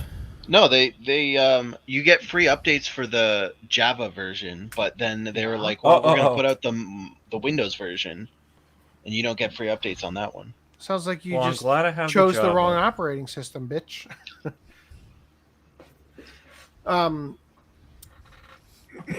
So I totally lost my train of thought. Oh yeah, I was gonna say, like, if you buy in at $30 for the alpha, right, and then I don't know, maybe you can like contract, like if you're still playing it when the game goes out of alpha into the full build or whatever, it's like, like you want to continue playing it because you actually are enjoying it. Another $30, right? Once In it the goes same to way the that full a build. crowdfunding campaign is like you're supporting it along the way, that's quite So, like- literally so, like, the you- way you- that these are pitched is that Yeah, like, you release oh, it- yeah, the $80 game 100%. released, and They are we're are gonna patch presenting it them up. as though they are done when they are clearly not. That is 100% what the gaming market is doing. So when you pay $30 understanding it's an alpha and a beta or whatever, it's the exact same thing as Kickstarter. So you're Mhm. like, yeah, I'm in for the long run, and you're watching the updates as it Yeah, comes and out. I think it would be easy. You buy in it at 30. You buy in 30 in alpha, right? And then when the game goes to full release, you have actually enjoyed the game and are still playing it. So you try to log in. It's like, oh, it's the full release now. I have to pay another $30. Yeah, I if think you that's actually fair. enjoyed the game, you will gladly pay the $30 because now it is going to be the full build, and you're like, you got it there, right? That's probably Whereas, fair enough. I mean, maybe 40 If- and 20 would be better than 30 and 30 or whatever. If but- they would have done that for Sonic 06, I think people wouldn't bitched about it like all these years later. Like if they would have spent 20 or $30 for a shitty, glitchy demo tech build essentially that wasn't finished, and then a later release a DLC with the full like $40 or $50, then I don't think people would have complained as much. So an example of like gameplay where this would be, it's kind of it's not the same world that we were living in kind of thing, but Metal Gear Solid 2 and 3, 2 and 3 had, they got released, and then they released a new version of the game with a completely different camera system that supposedly fixed the camera, called like Metal Gear Solid Subsistence or something, right? Anyway, but the point is like you're paying for that game twice to do that. And it would like if you are playing more on like the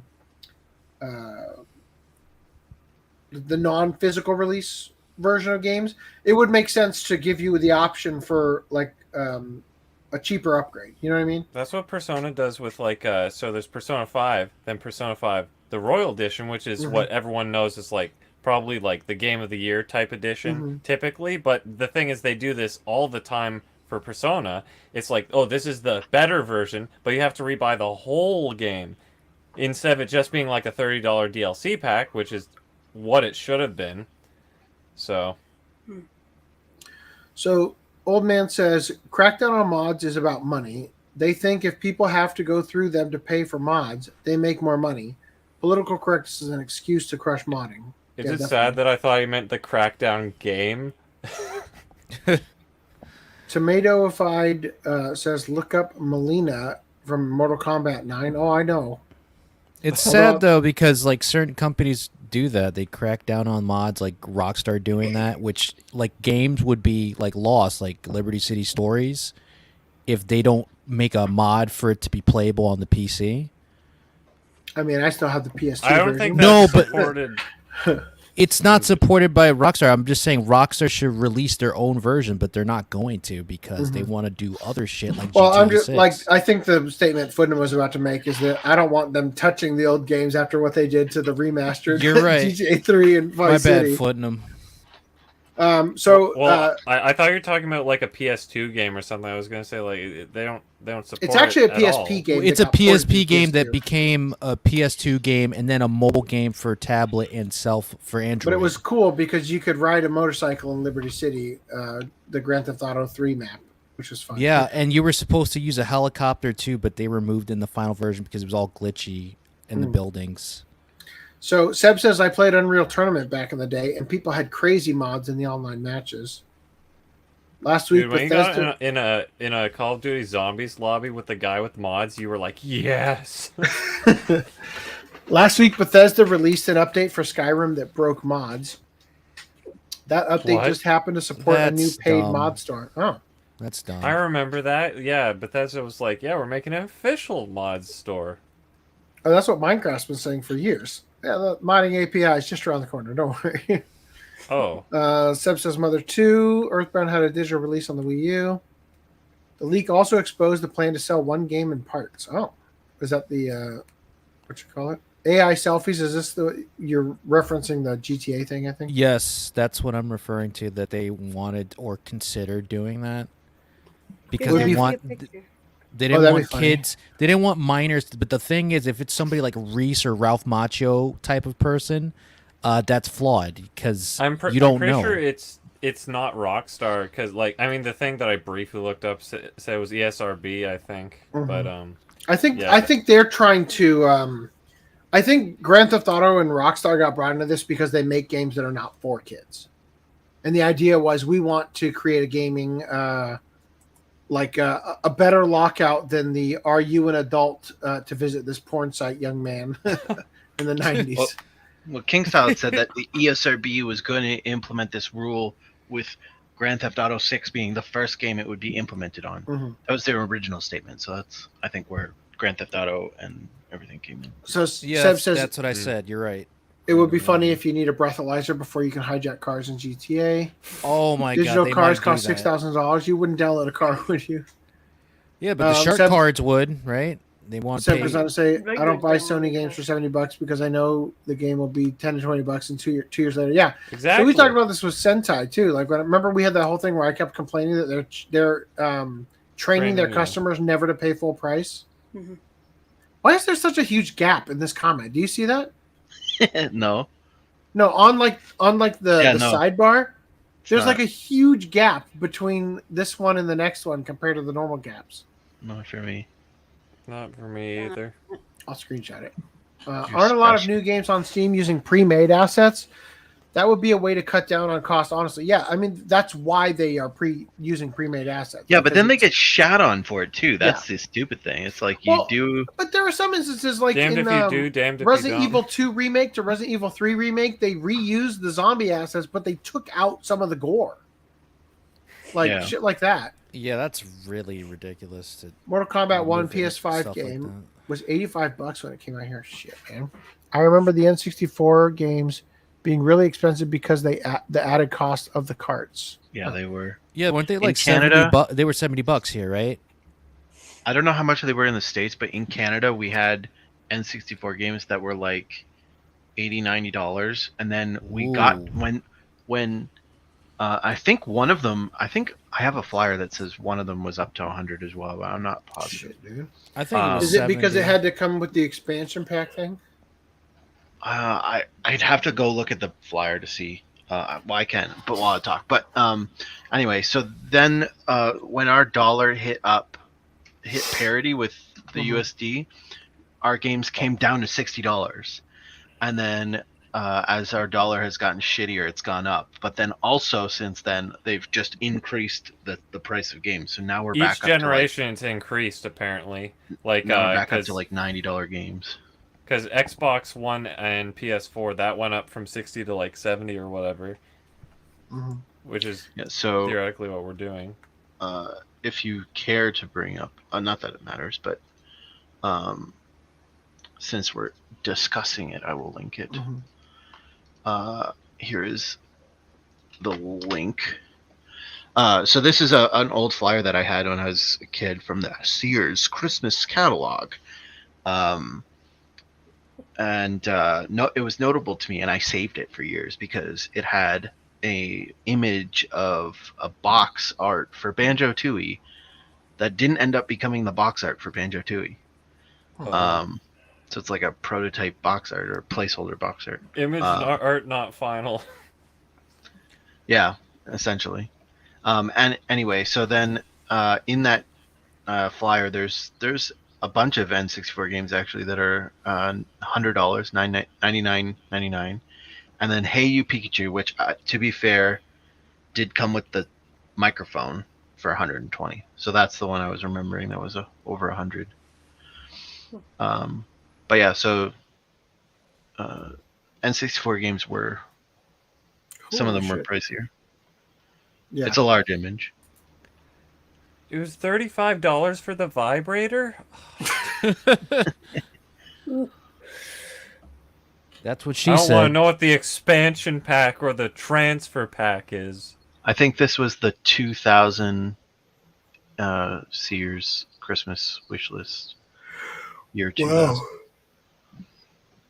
Oh man. Okay, so just a heads up, I have closed a bunch of tabs, so we can not go heavy duty. Thank So you it's for gonna having fuck mercy up on your us. timestamps. Nothing fucks up my timestamps. Let's talk about this. Oh, my timestamps are fucked. Yeah.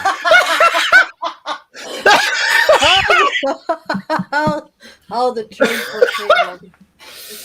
All right. Merry Christmas, Chojans. So, Dog Chojin is back in stock. Uncensored. Yeah. Who's the author again? If you scroll down, we can A, watch the trailer, and B, yeah, we need to sell them. We have to show them the trailer with audio. Are we gonna get copyright struck? No, no. You can probably tweet at the guy who owns it. I don't think you need to hear this. What the fuck?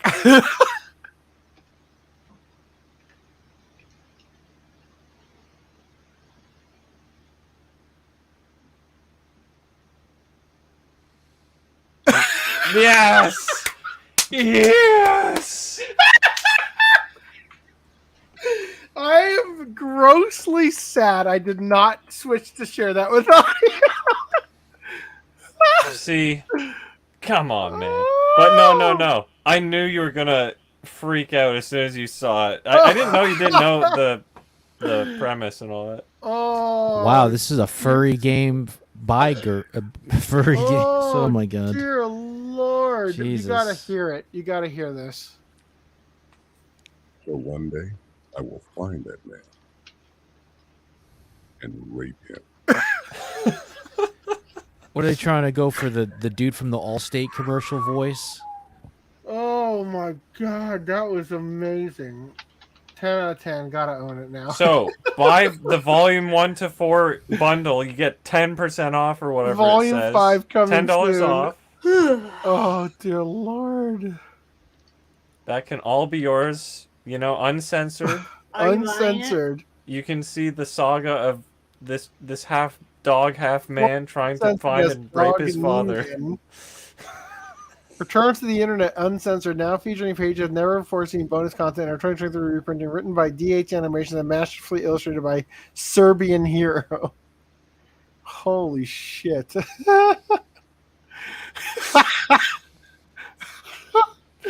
Oh my god. Serbian Hero.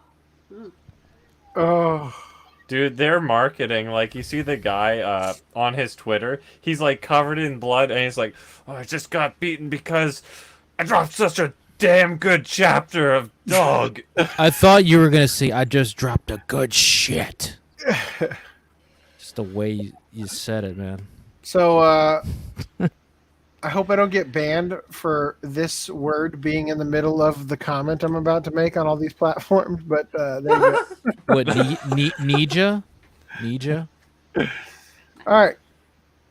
Let's get it to most read manga ever. Okay, Reese, do you have these? There's nothing new. Nothing new. Sweet. That saves some time. If you would like to support the OCA podcast, stealthweave.com has you covered. You can buy all sorts of wonderful things. New merch will come out quickly if I sold enough that it was worth it. Also, remember, God damn it. No. You can also buy the Fuck Blind People shirt. If you thought the Tekken coverage was funny, there you go. Fuck Blind People. Great. All right. Spy Family anime scene sealer Anya turns into 7 different adorable mochi sweets. Wow. They just want to eat her up. I would not say that. I mean, what? Wow. I said they. I never said. I think Kink Style is going to get That's fired. projection. All right. More like kink style. Oh, this actually worked. Cool. So I labeled this. What are you In your doing, Step dreams. Mimic? You guys So have there's dirty there's thoughts, man. There's a new Freerin figure. Excellent. It looks a little weird when you put it this way. Yeah, that's most wrestlers though, but it'd be even better if they gave her a pantsless, variant. Of course. I'm called out for my thing, but Green Line. Yeah, Green Line can say, "Oh, I just want to see her in a thong." It'd be, right? it'd be That'd better if great. you could rape her. Right? Yeah. I'm the creepy one, right, guys? Yeah, definitely. Well, she's a couple thousand years older, She's okay? 1,000 years old. She's very. I'm talking about a cookie and said eat her up, and no, we need a thong in that, definitely. Precisely. I don't think Green Line mentioned anything about a thong. He said, Now you're let's projecting again. No. A pantsless version. a pantsless version." It was just in honor of the OCA podcast, though. Jesus. All right. This is So- projection at its finest. Again, articles I've been hanging on to for far too long. A giant pilotable robot appeared at the Japan Mobility Show, and it stirs our mecha-loving souls. So it's now on sale in Japan, and only will cost you 400 million yen. You could buy this. Now, look, I just want to show you something. Okay, tell me if you think it's cool. What do you think of it? Would you drive that down the highway? You can fist someone with a Yeah. really big fist. You know what now. that looks like? I don't know if it's intended to, and maybe I'm just an that idiot. looks cool. But that looks like the robot from My Hero, just a tiny version. Only the hands look Gundam-like. The rest of it does not look. It's pretty cool, right? Dude, this looked like this could be in a sci-fi movie. Like this is like the oldest model, Yeah. and they have to It's use it super- to fight the newer models that are corrupted and evil or something like that. It's super cool, right? Yeah. What are you Here's the talking part. about? Here's the part where I ruin it Metabots? for you. I sped that up 500%. This is how slow this shit moves.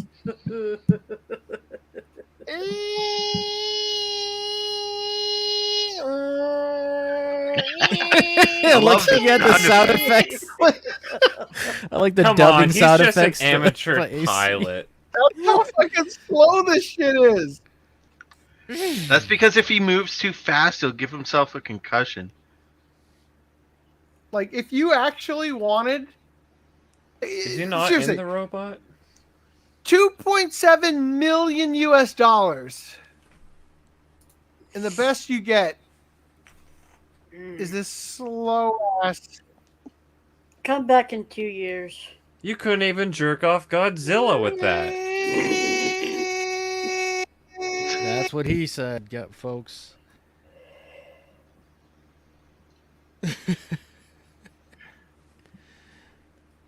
Anyway, so and then there's this one. I think one of these showed it like driving around. Is it this one? Look at how fucking slow this shit is. Yeah, It's you a might as well use- transformer. Don't forget, it's a transformer. You might as well use a fucking Segway to go on the streets. Look than at that. Yes. I'll take this to work from now on. That's probably the most practical use for it. Is just a flashy vehicle that you can't cross under bridges with. Actual speed was captured. Do you see that? No CGI. No speed. The actual speed. Slow as shit. Like, I want them to do a parody of like Pimp My Ride, but with this robot. Like, let's have it have nitros and let it have a lowrider. Basically, like Megas you get a XLR. Hispanic guy, and it's like, like Yeah. hydraulic. like tips over. It's all right. Don't worry, Holmes. I can do a push up and get myself back up. It's like Megas XLR. They had a video game controller to control the That is actual kinda what it robot. looks like, actually. This is what the inside looks like.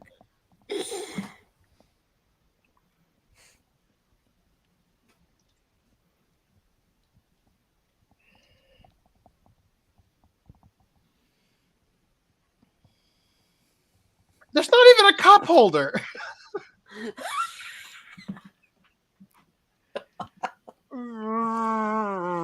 It's so fucking slow. How much air do you think is in that thing? Like, because what happens if you lack oxygen in that thing? Like, you could probably. It looks like you can see straight through it. There's clearly holes. Okay, good. Whoa, Wow. that's so many. There's like 4 monitors.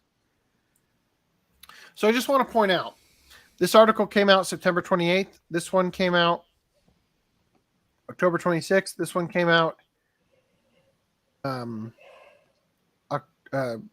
23rd, right?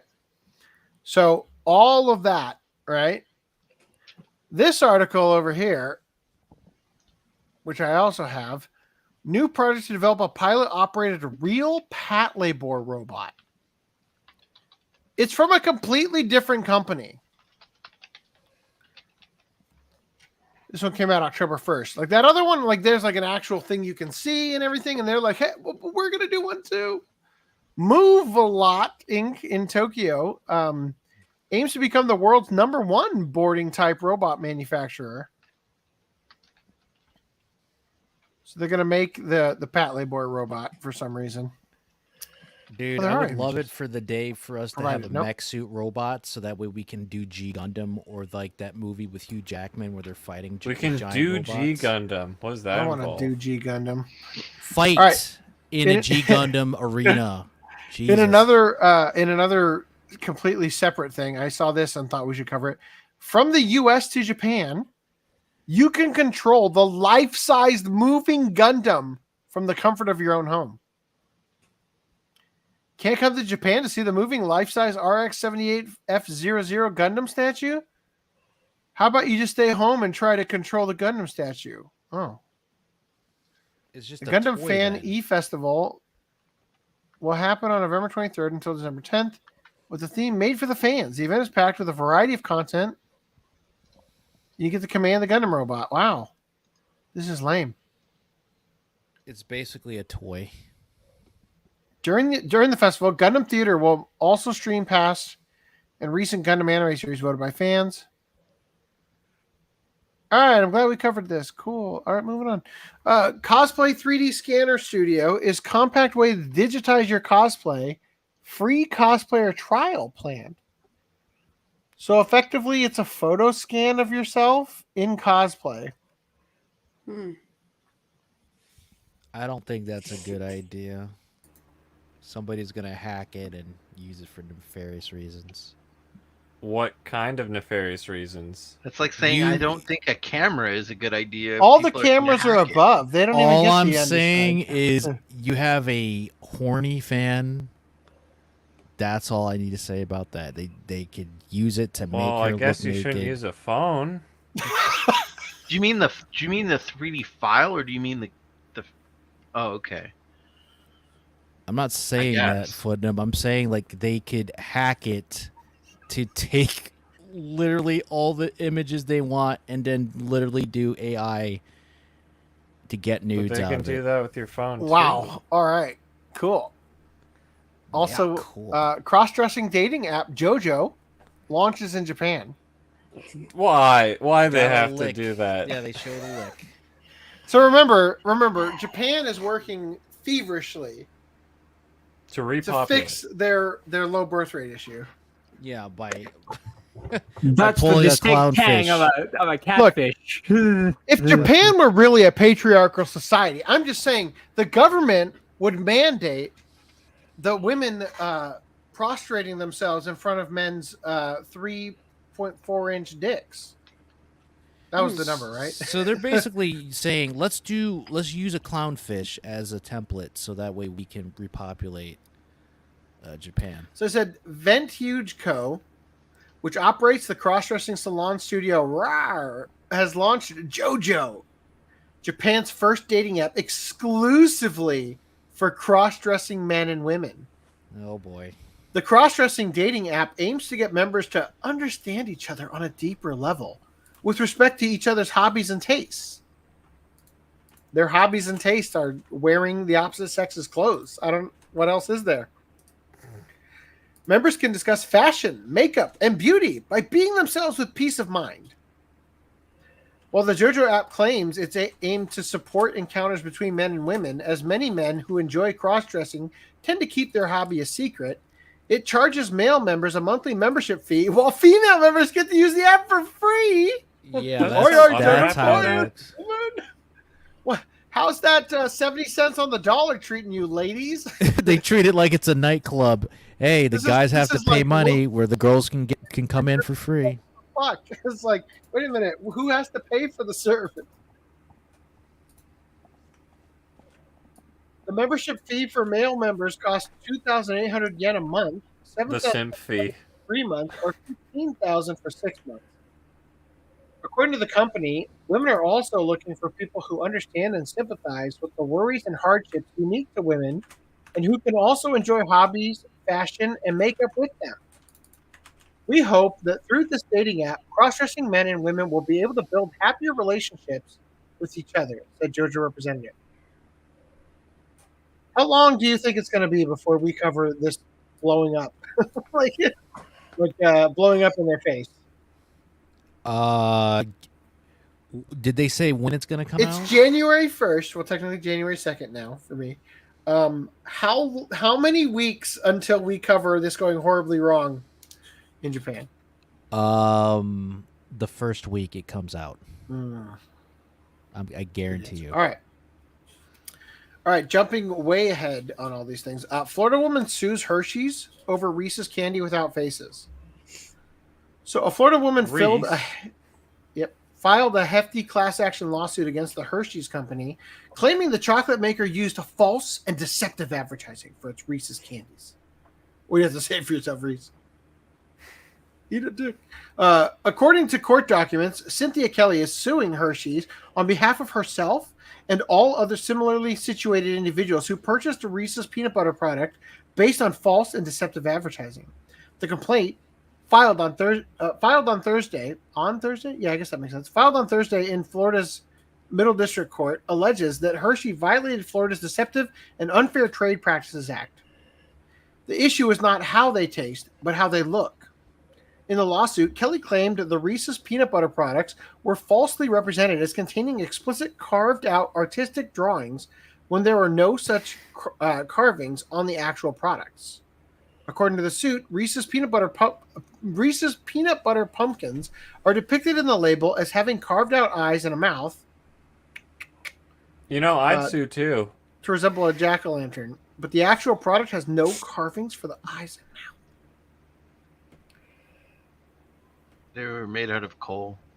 You want to bet they got lazy and didn't want to paint the candy, even with the machine in the factories? I think it's the reverse process. I think they just never intended to put the face on. Mhm. They just made the pumpkin. They're like, let's spice I it up. think they just thought, surely nobody's that stupid.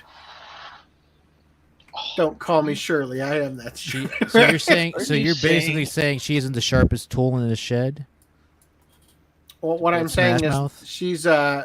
she's probably thinking that I'll get the class action lawsuit started, and surely only like maybe 3 people in the whole wide world fell for this, and so I'll make millions. Well, you never know, because there was a case, right, that happened like probably over 10 years ago. Some dude, right, sued the Red Bull company for false advertisement. Because it doesn't give them wings. Yes. Oh, genius. And also the That's liquid, like suing and also, Subway for giving you an 11-inch sub.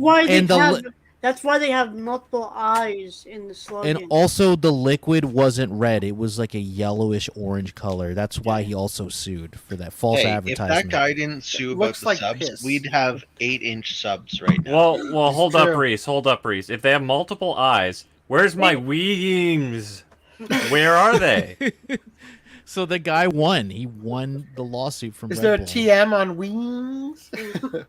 You never know with this Reese's lawsuit if it's gonna go. Show me the wings the opposite that direction it we has expect. given me. All right, I want to get this done in under 6 hours 7 if possible, hours. just in case, the PornHub and all that. In fact, I'm going to double check. So for those of you who are new, we have gotten verified on PornHub in an attempt to get banned off of PornHub and be the first podcast to get banned off PornHub. But we don't want to be banned off of YouTube. We don't want to be banned off of YouTube. That is correct. So I uploaded what I thought would be a hilarious episode, since I couldn't do it live because of all the issues I discussed previously. I uploaded episode 174, which is the one where we had the sexy intro, because I thought that would be the appropriate one to put on Pornhub.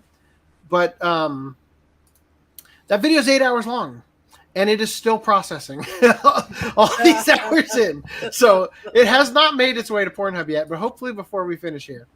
All right, a man suffers permanently disfigured penis after getting it stuck in a padlock for 2 weeks. Embarrassed Thai mother tells medics he likes putting it through small holes. If only it was temporarily disfigured, it would have all been solved. The man, 38, clamped the padlock around the base of his penis 2 weeks ago, but he lost the key and his genitalia began to swell. He tried and failed to remove the metal device, so left it until it became infected. Wow, what a dumbass. Don't go to the Wow. doctor. Just leave. That's fine. Don't go to a locksmith or somebody that knows how to, pick a lock. He needs to go to a cocksmith now. The episode of Family Guy where they have the Chinese finger trap. Like, don't ask how we got it on there. Just can you get it off or not? Was he trying to do like a chastity belt type situation? I think he was into some I don't sick think shit. so. I think he No, was into only some 1 kink. inch will go in. Haha. He was into weird kinky stuff that, well, man. I was underestimating myself.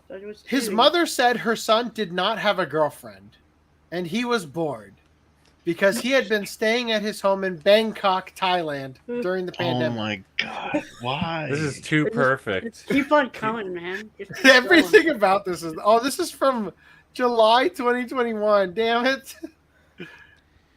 A Thai man has suffered a permanently disfigured penis Did after we he not got cover this in July 20? No, this slipped past us. We were too busy covering like the Chinese who put an entire Tiananmen Square tank in their urethra. A Thai man has suffered a permanently disfigured penis after he got it stuck in the padlock for 2 weeks. The Bachelor, why is there a link? Is this Tinder profile linked here? Probably. What do you mean, probably? It's linked to articles about the Bachelor TV series. You gotta be kidding me. Wouldn't that be funny? Would it be funny if he actually goes to the Bachelor show and he's like, I'm the dude from Bangkok that I've got a weird destroyed his penis, let dick. me in. Yeah, come on, let me be a part of this dating show. I don't care if it's for the first episode only. I want to be a part of it. So the Bachelor, who's 38, clamped the metal device around the base of his genitalia in a bizarre sex act, but he lost the key and his penis started to swell. So let me ask you this. Do you think he clamped it in front of or behind his balls? Behind. It's got to be behind, right? Yeah. I'd stay in front of. No, because otherwise he'd also have lost his balls. It's at the base. How big It is didn't this say. padlock? Yeah. Yeah. We're talking about How are Thai you games. unable to get it off? I mean, I don't know. There's a Hold lock on there. How on do a you second. get it off? Hold How do on you a get off second. with that? Hold on a second. Are you picturing that his dick is too thick, or like the other day? How are you picturing the dick, Random The 11? other day, How are you tell me- picturing Shut up, everyone! Shut the hell up! Go on. The other day, what? The other day, you were saying that I was insane for thinking that a dick could fit in a 2-inch hole, and like like and now you're saying now you're saying well We're talking about a quarter-inch hole now. yeah, now a smaller thing is like, well, why can't he just take it off? Like what? No. What I'm saying is, first of all, we don't know how big this padlock is. First of all, okay. Second of all, what I'm saying is, if he put it in front of his balls, I can't imagine he couldn't figure out a way to get it off, right? If you put it behind your balls, there's no way you're getting it off because the balls are not fitting through there, right? Like, clearly what has occurred is that he put it on, and then his member here got fully erect, and no amount of tengas got that thing to go down because the circulation was cut off. So the blood was there was only one way in, no way out. Effectively. You couldn't even Right? put butter to get it off either. That's how bad it is. You can put Just white describe fluids. how it would not be able to get Or off. olive oil. Yeah. I'm just saying, like, if you did it behind the balls, you're not even going to try to get it off. Yeah, is but what you I'm would saying. have also lost your balls. Yes. Well, maybe, possibly, very likely. You would have might have lost castrated one of his yourself. balls. Let's keep reading. He tried and failed to remove the small padlock, so he just left it on his penis for more than 14 days until it became infected. Oh my god. Question: do you think it became infected at the base because it rubbed skin off or whatever? First of all, how are you getting that on there without pinching the skin to begin with? Just saying. That's happening. You know could it be possible he has a strong pain tolerance because I don't know. Because he lives in Bangkok. Did it stop him? I'm saying this because in Thailand, right, the Muay Thai is a huge thing, right? So they would kick their legs and the poles to have nerve damage, so that way they can kick people. Quite frankly, a high pain tolerance on your shins is not a high pain tolerance on your dick. Yes, but you don't know if they purposely get kicked in the balls to get used to it. So they have a stronger pain tolerance. Because martial art, because I'm telling you this, because martial artists like Shaolin monks and stuff like that, they practice stuff with weights and stuff to prevent that. With it getting infected. All right, let's keep reading. The pain was so unbearable that he was rushed to the hospital in Bangkok, Thailand. So poetic. The man's embarrassed mother, who tried to help him, told medics that her son likes putting his penis through small holes. Speaking from experience. How does she know that? Hobby a 38-year-old would share with his mother.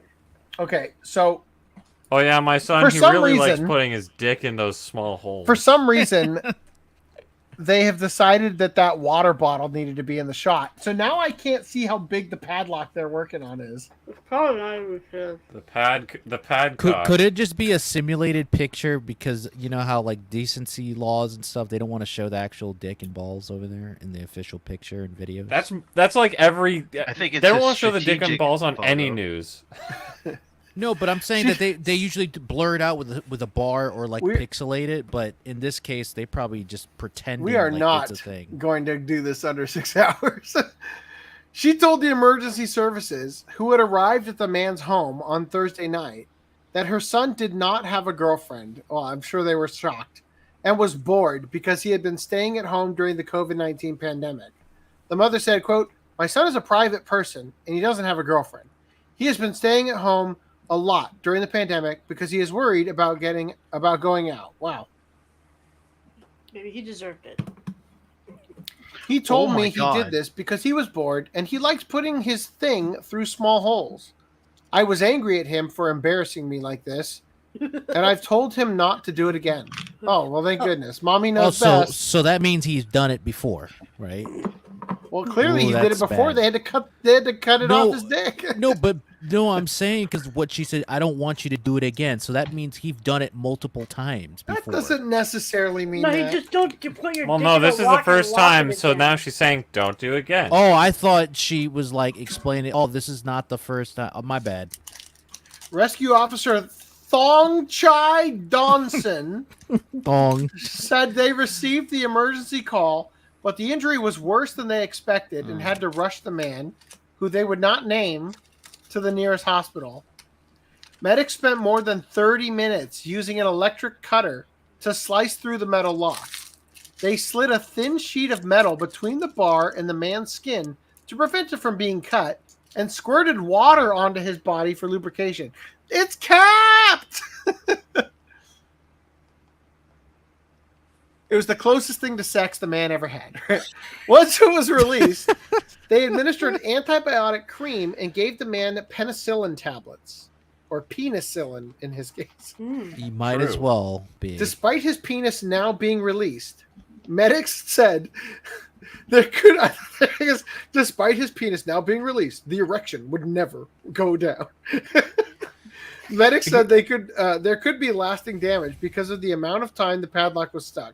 His penis has also been disfigured by the ordeal. But in what way? I need a mental image. But here's the question though. Do you think that they could do a skin, like if it's like to the point that they had to cut his penis skin? Do you think they could probably put a skinograph, like literally get skin from other people that either they're gonna Paul. They took skin off your dick. Okay. They give you. They give him back the 5 skin. That's what I'm saying. Like they have to put skin. They give you the opportunity to choose another body part to replace the skin with. What body part do you choose?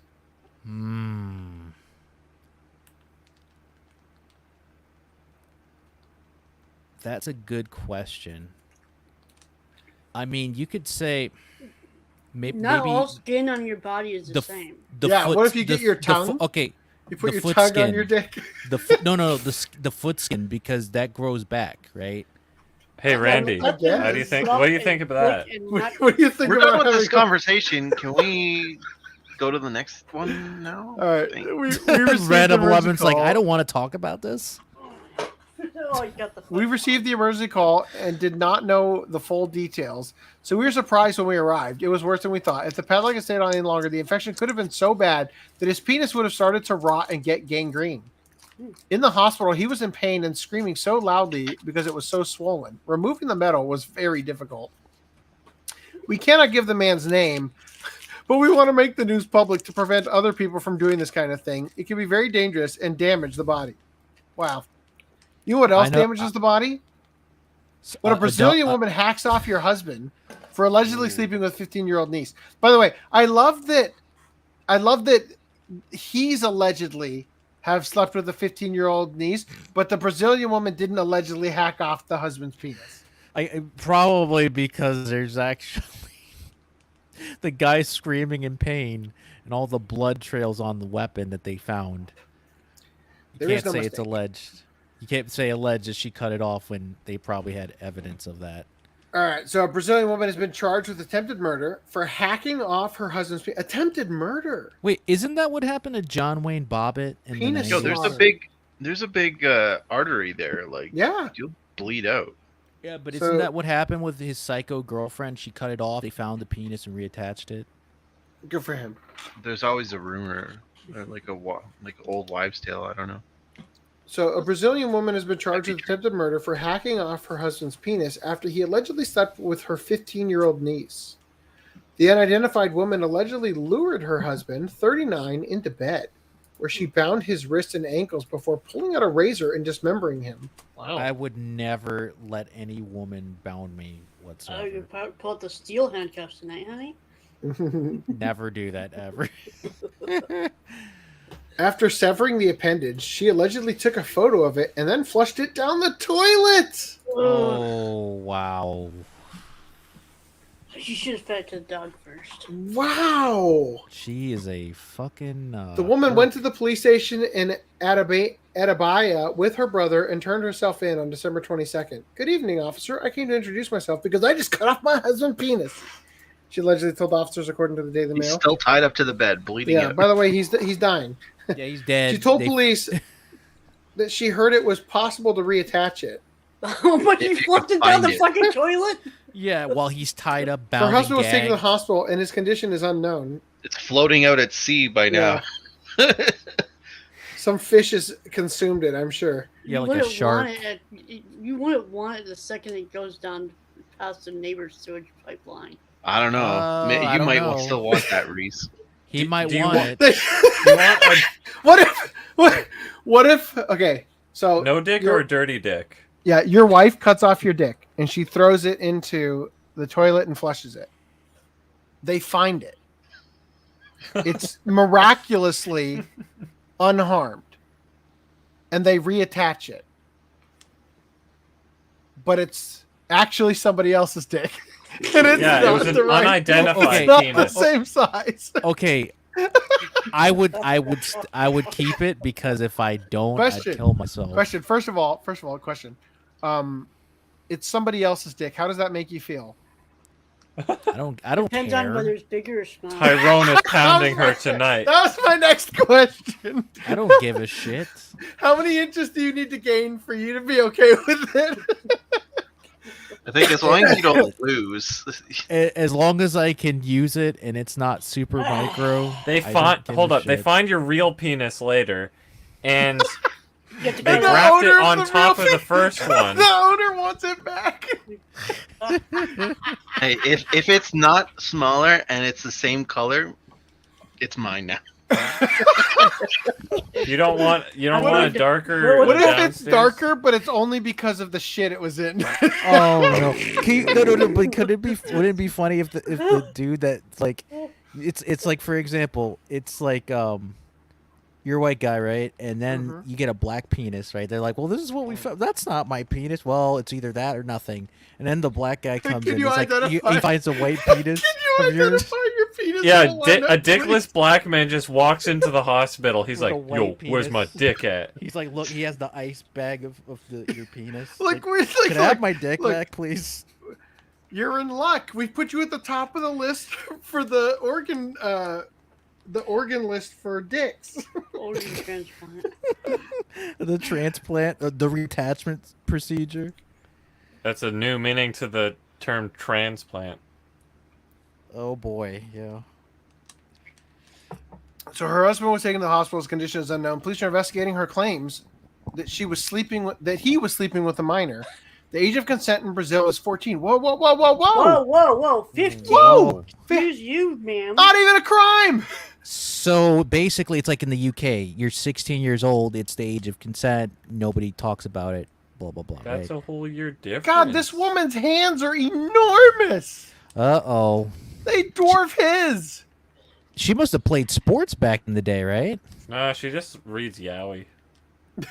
So she jerks off a lot, right? The unidentified woman allegedly lured her husband 39 into bed where she bound his wrist, blah, blah, blah. Oh my god, yeah, she's a crazy bitch. Look at her eyes.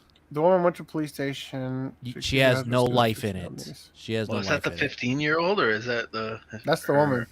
No, that's the woman. She has no, like, she has like glassy eye. She has The unidentified woman. Yet we have pictures. Thus. Yeah, they don't have to identified. tell. They don't have to tell her name. just You her just have name, pictures. I guess. Just her name. They So show her earlier this pictures. year, an Indonesian woman allegedly cut her boyfriend's penis off when he threatened to leak their sex tapes after she refused to sleep with him. 28-year-old woman attacked him as he was preparing to take a shower and then rushed to the receptionist to ask for medical assistance. Oh. Well, we got one more. Pastor allegedly tried to deep fry a McDonald's cook after he disrespected his wife. We've all been Uh-oh. there. It sounds like Hannibal Lecter would eat something like that, right? Did he at least batter in tempura sauce? Like. These are the important questions. So a North Carolina pastor was arrested after allegedly attempting to deep fry a McDonald's employee. According to Business Insider, the incident occurred on Thursday at a McDonald's restaurant at High Point, North Carolina, where 44-year-old Latoya Gladney, a manager in training, claimed her employees were disrespecting her.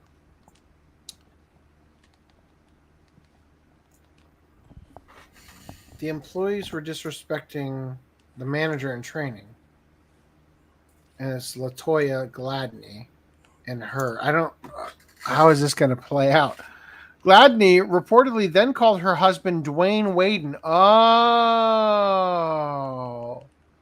Honey, I need you to get down here and deep fry some motherfuckers. Did she really? Wow, that she really couldn't tell them to shut the fuck The up. incident report reviewed by Business Insider alleges that when Waden arrived at the restaurant, he walked around the counter and placed his hands around the neck of an employee and attempted to push his head towards a deep fryer. Ooh, A fight reportedly ensued between the two men, with Wade reportedly punching the victim in the face repeatedly until several employees were able to get him off the victim. Damn. Get him off, huh? Guy's got roid rage. Per the report, the victim suffered a large contusion to his forehead and right eye, plus scratches on his neck. The victim was checked out by emergency responders, but he opted to be transported to a hospital by family members. Wow. Footage of the incident was reviewed by police. No one likes paying those. Give me.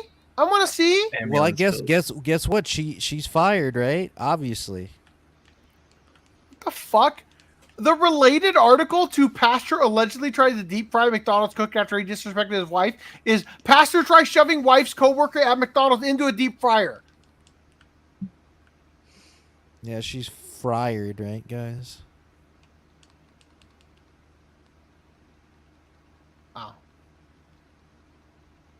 I guess 2 out of 3 ain't bad. Hey. Anyway, you know, it is what it is. yeah. So we still have a few minutes. Maybe we just go ahead and do the. It's also 4 a.m. Maybe we just go ahead and do the man mauled by bear. Let's not Yeah, do that's the a man. good- Man mauled by bear an hour after talking to a reporter about the same bear.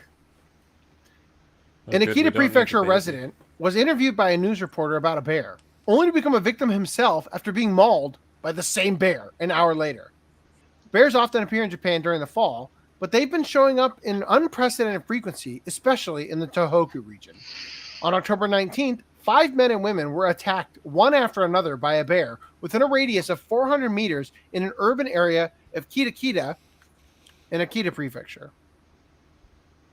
The bear first attacked 2 women, aged 83 and 81, at around 6:40 a.m., followed by an 82-year-old woman and a 16-year-old female high school student at 7 a.m. Oh my god. 66-year-old confectionery shop owner Keiji Minatoya was interviewed about the bear attack in the morning, saying he'd seen a young woman running and screaming. By evening, he was running and screaming. About an hour later, Minatoya became the bear's 5th victim. The shopkeeper described being mauled by the bear after finding it in his storage. What? I mean, come on. Are the elderly people dead now? The Because dramatic reenactment. I imagine that they would have had a Getting heart chased attack. by and this I thought died. that was bear. security cam footage, and I'm like, is this just a guy Amazing, dressed right? up as a bear? All right, we'll do one more. It's going to be the passengers trapped in train for 7 hours after bear collision. Get this. Before you do that, do you remember those like Taiwanese like reenactment videos that used like whatever happened to those? Yeah. They're Japanese, actually, and they're amazing. Were they Japanese? Yeah. I thought they were Taiwanese. I don't know, but like the ones where they do the 3D like reenactments, yeah, those are great. They look like Sims characters. Yeah. Passengers trapped in a train for 7 hours after a bear collision. There was an accident on the Japan Railway Nemuro line in Hokkaido late at night on October 30th after a train collided with a bear and left 5 passengers trapped inside the train for 7 hours. At around 11:25 p.m. on October 30th, a one-car local train on the Japan Railway Nemuro line collided with a bear between Nohana Minami Station and Furano Station in Hokkaido. The bear that had collided with the train was caught under the vehicle, but it was not known if it was alive or dead, so the crew could not get off the train to confirm the safety. Imagine that. You run over a fucking bear with a train, but because you don't know if it's dead, you can't get out to investigate. Furthermore, there was the danger of other bears being in the area, so a hunter appeared. A hunter appeared at around 6:30 a.m. when it was daylight to ensure it was safe. The hunter confirmed that the bear was dead, about 200 meters behind the train, and there were no other bears, so the passengers were taken to the Furano station in a taxi provided by Japan Railway. The passengers were trapped for approximately 7 hours in a train that left Takikawa Station at 10:21 p.m. and was the last headed for Furano Station. There were no injuries to passengers or crew members in the incident. There we go. Anyway, so there's a couple articles we had to skip. That's okay. Let's end it here. Throw a baby up for good measure. Refresh this PornHub tab. God damn it. It's just not fair. It's still converting. God damn it. Stupid high resolution video. All right. Well, anyway. My friends, thank you. It has been it's been a good year already for the podcast, I think. Oh, yeah. Day one. Yeah, so we'll see if we get banned by next podcast or not from Pornhub. I will have to upload a couple more choice videos. So here's some funny things about the whole Pornhub thing. In order to upload to Pornhub, you have to put 2 tags. And so the tags we put are edging challenge and gangbang. And the categories were in our orgy, big dick, masturbation. So now you know. We'll have to see where we are next podcast with that.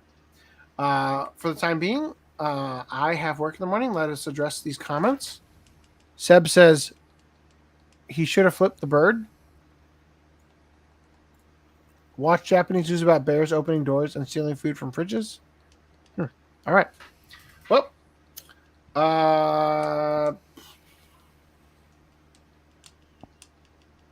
yes.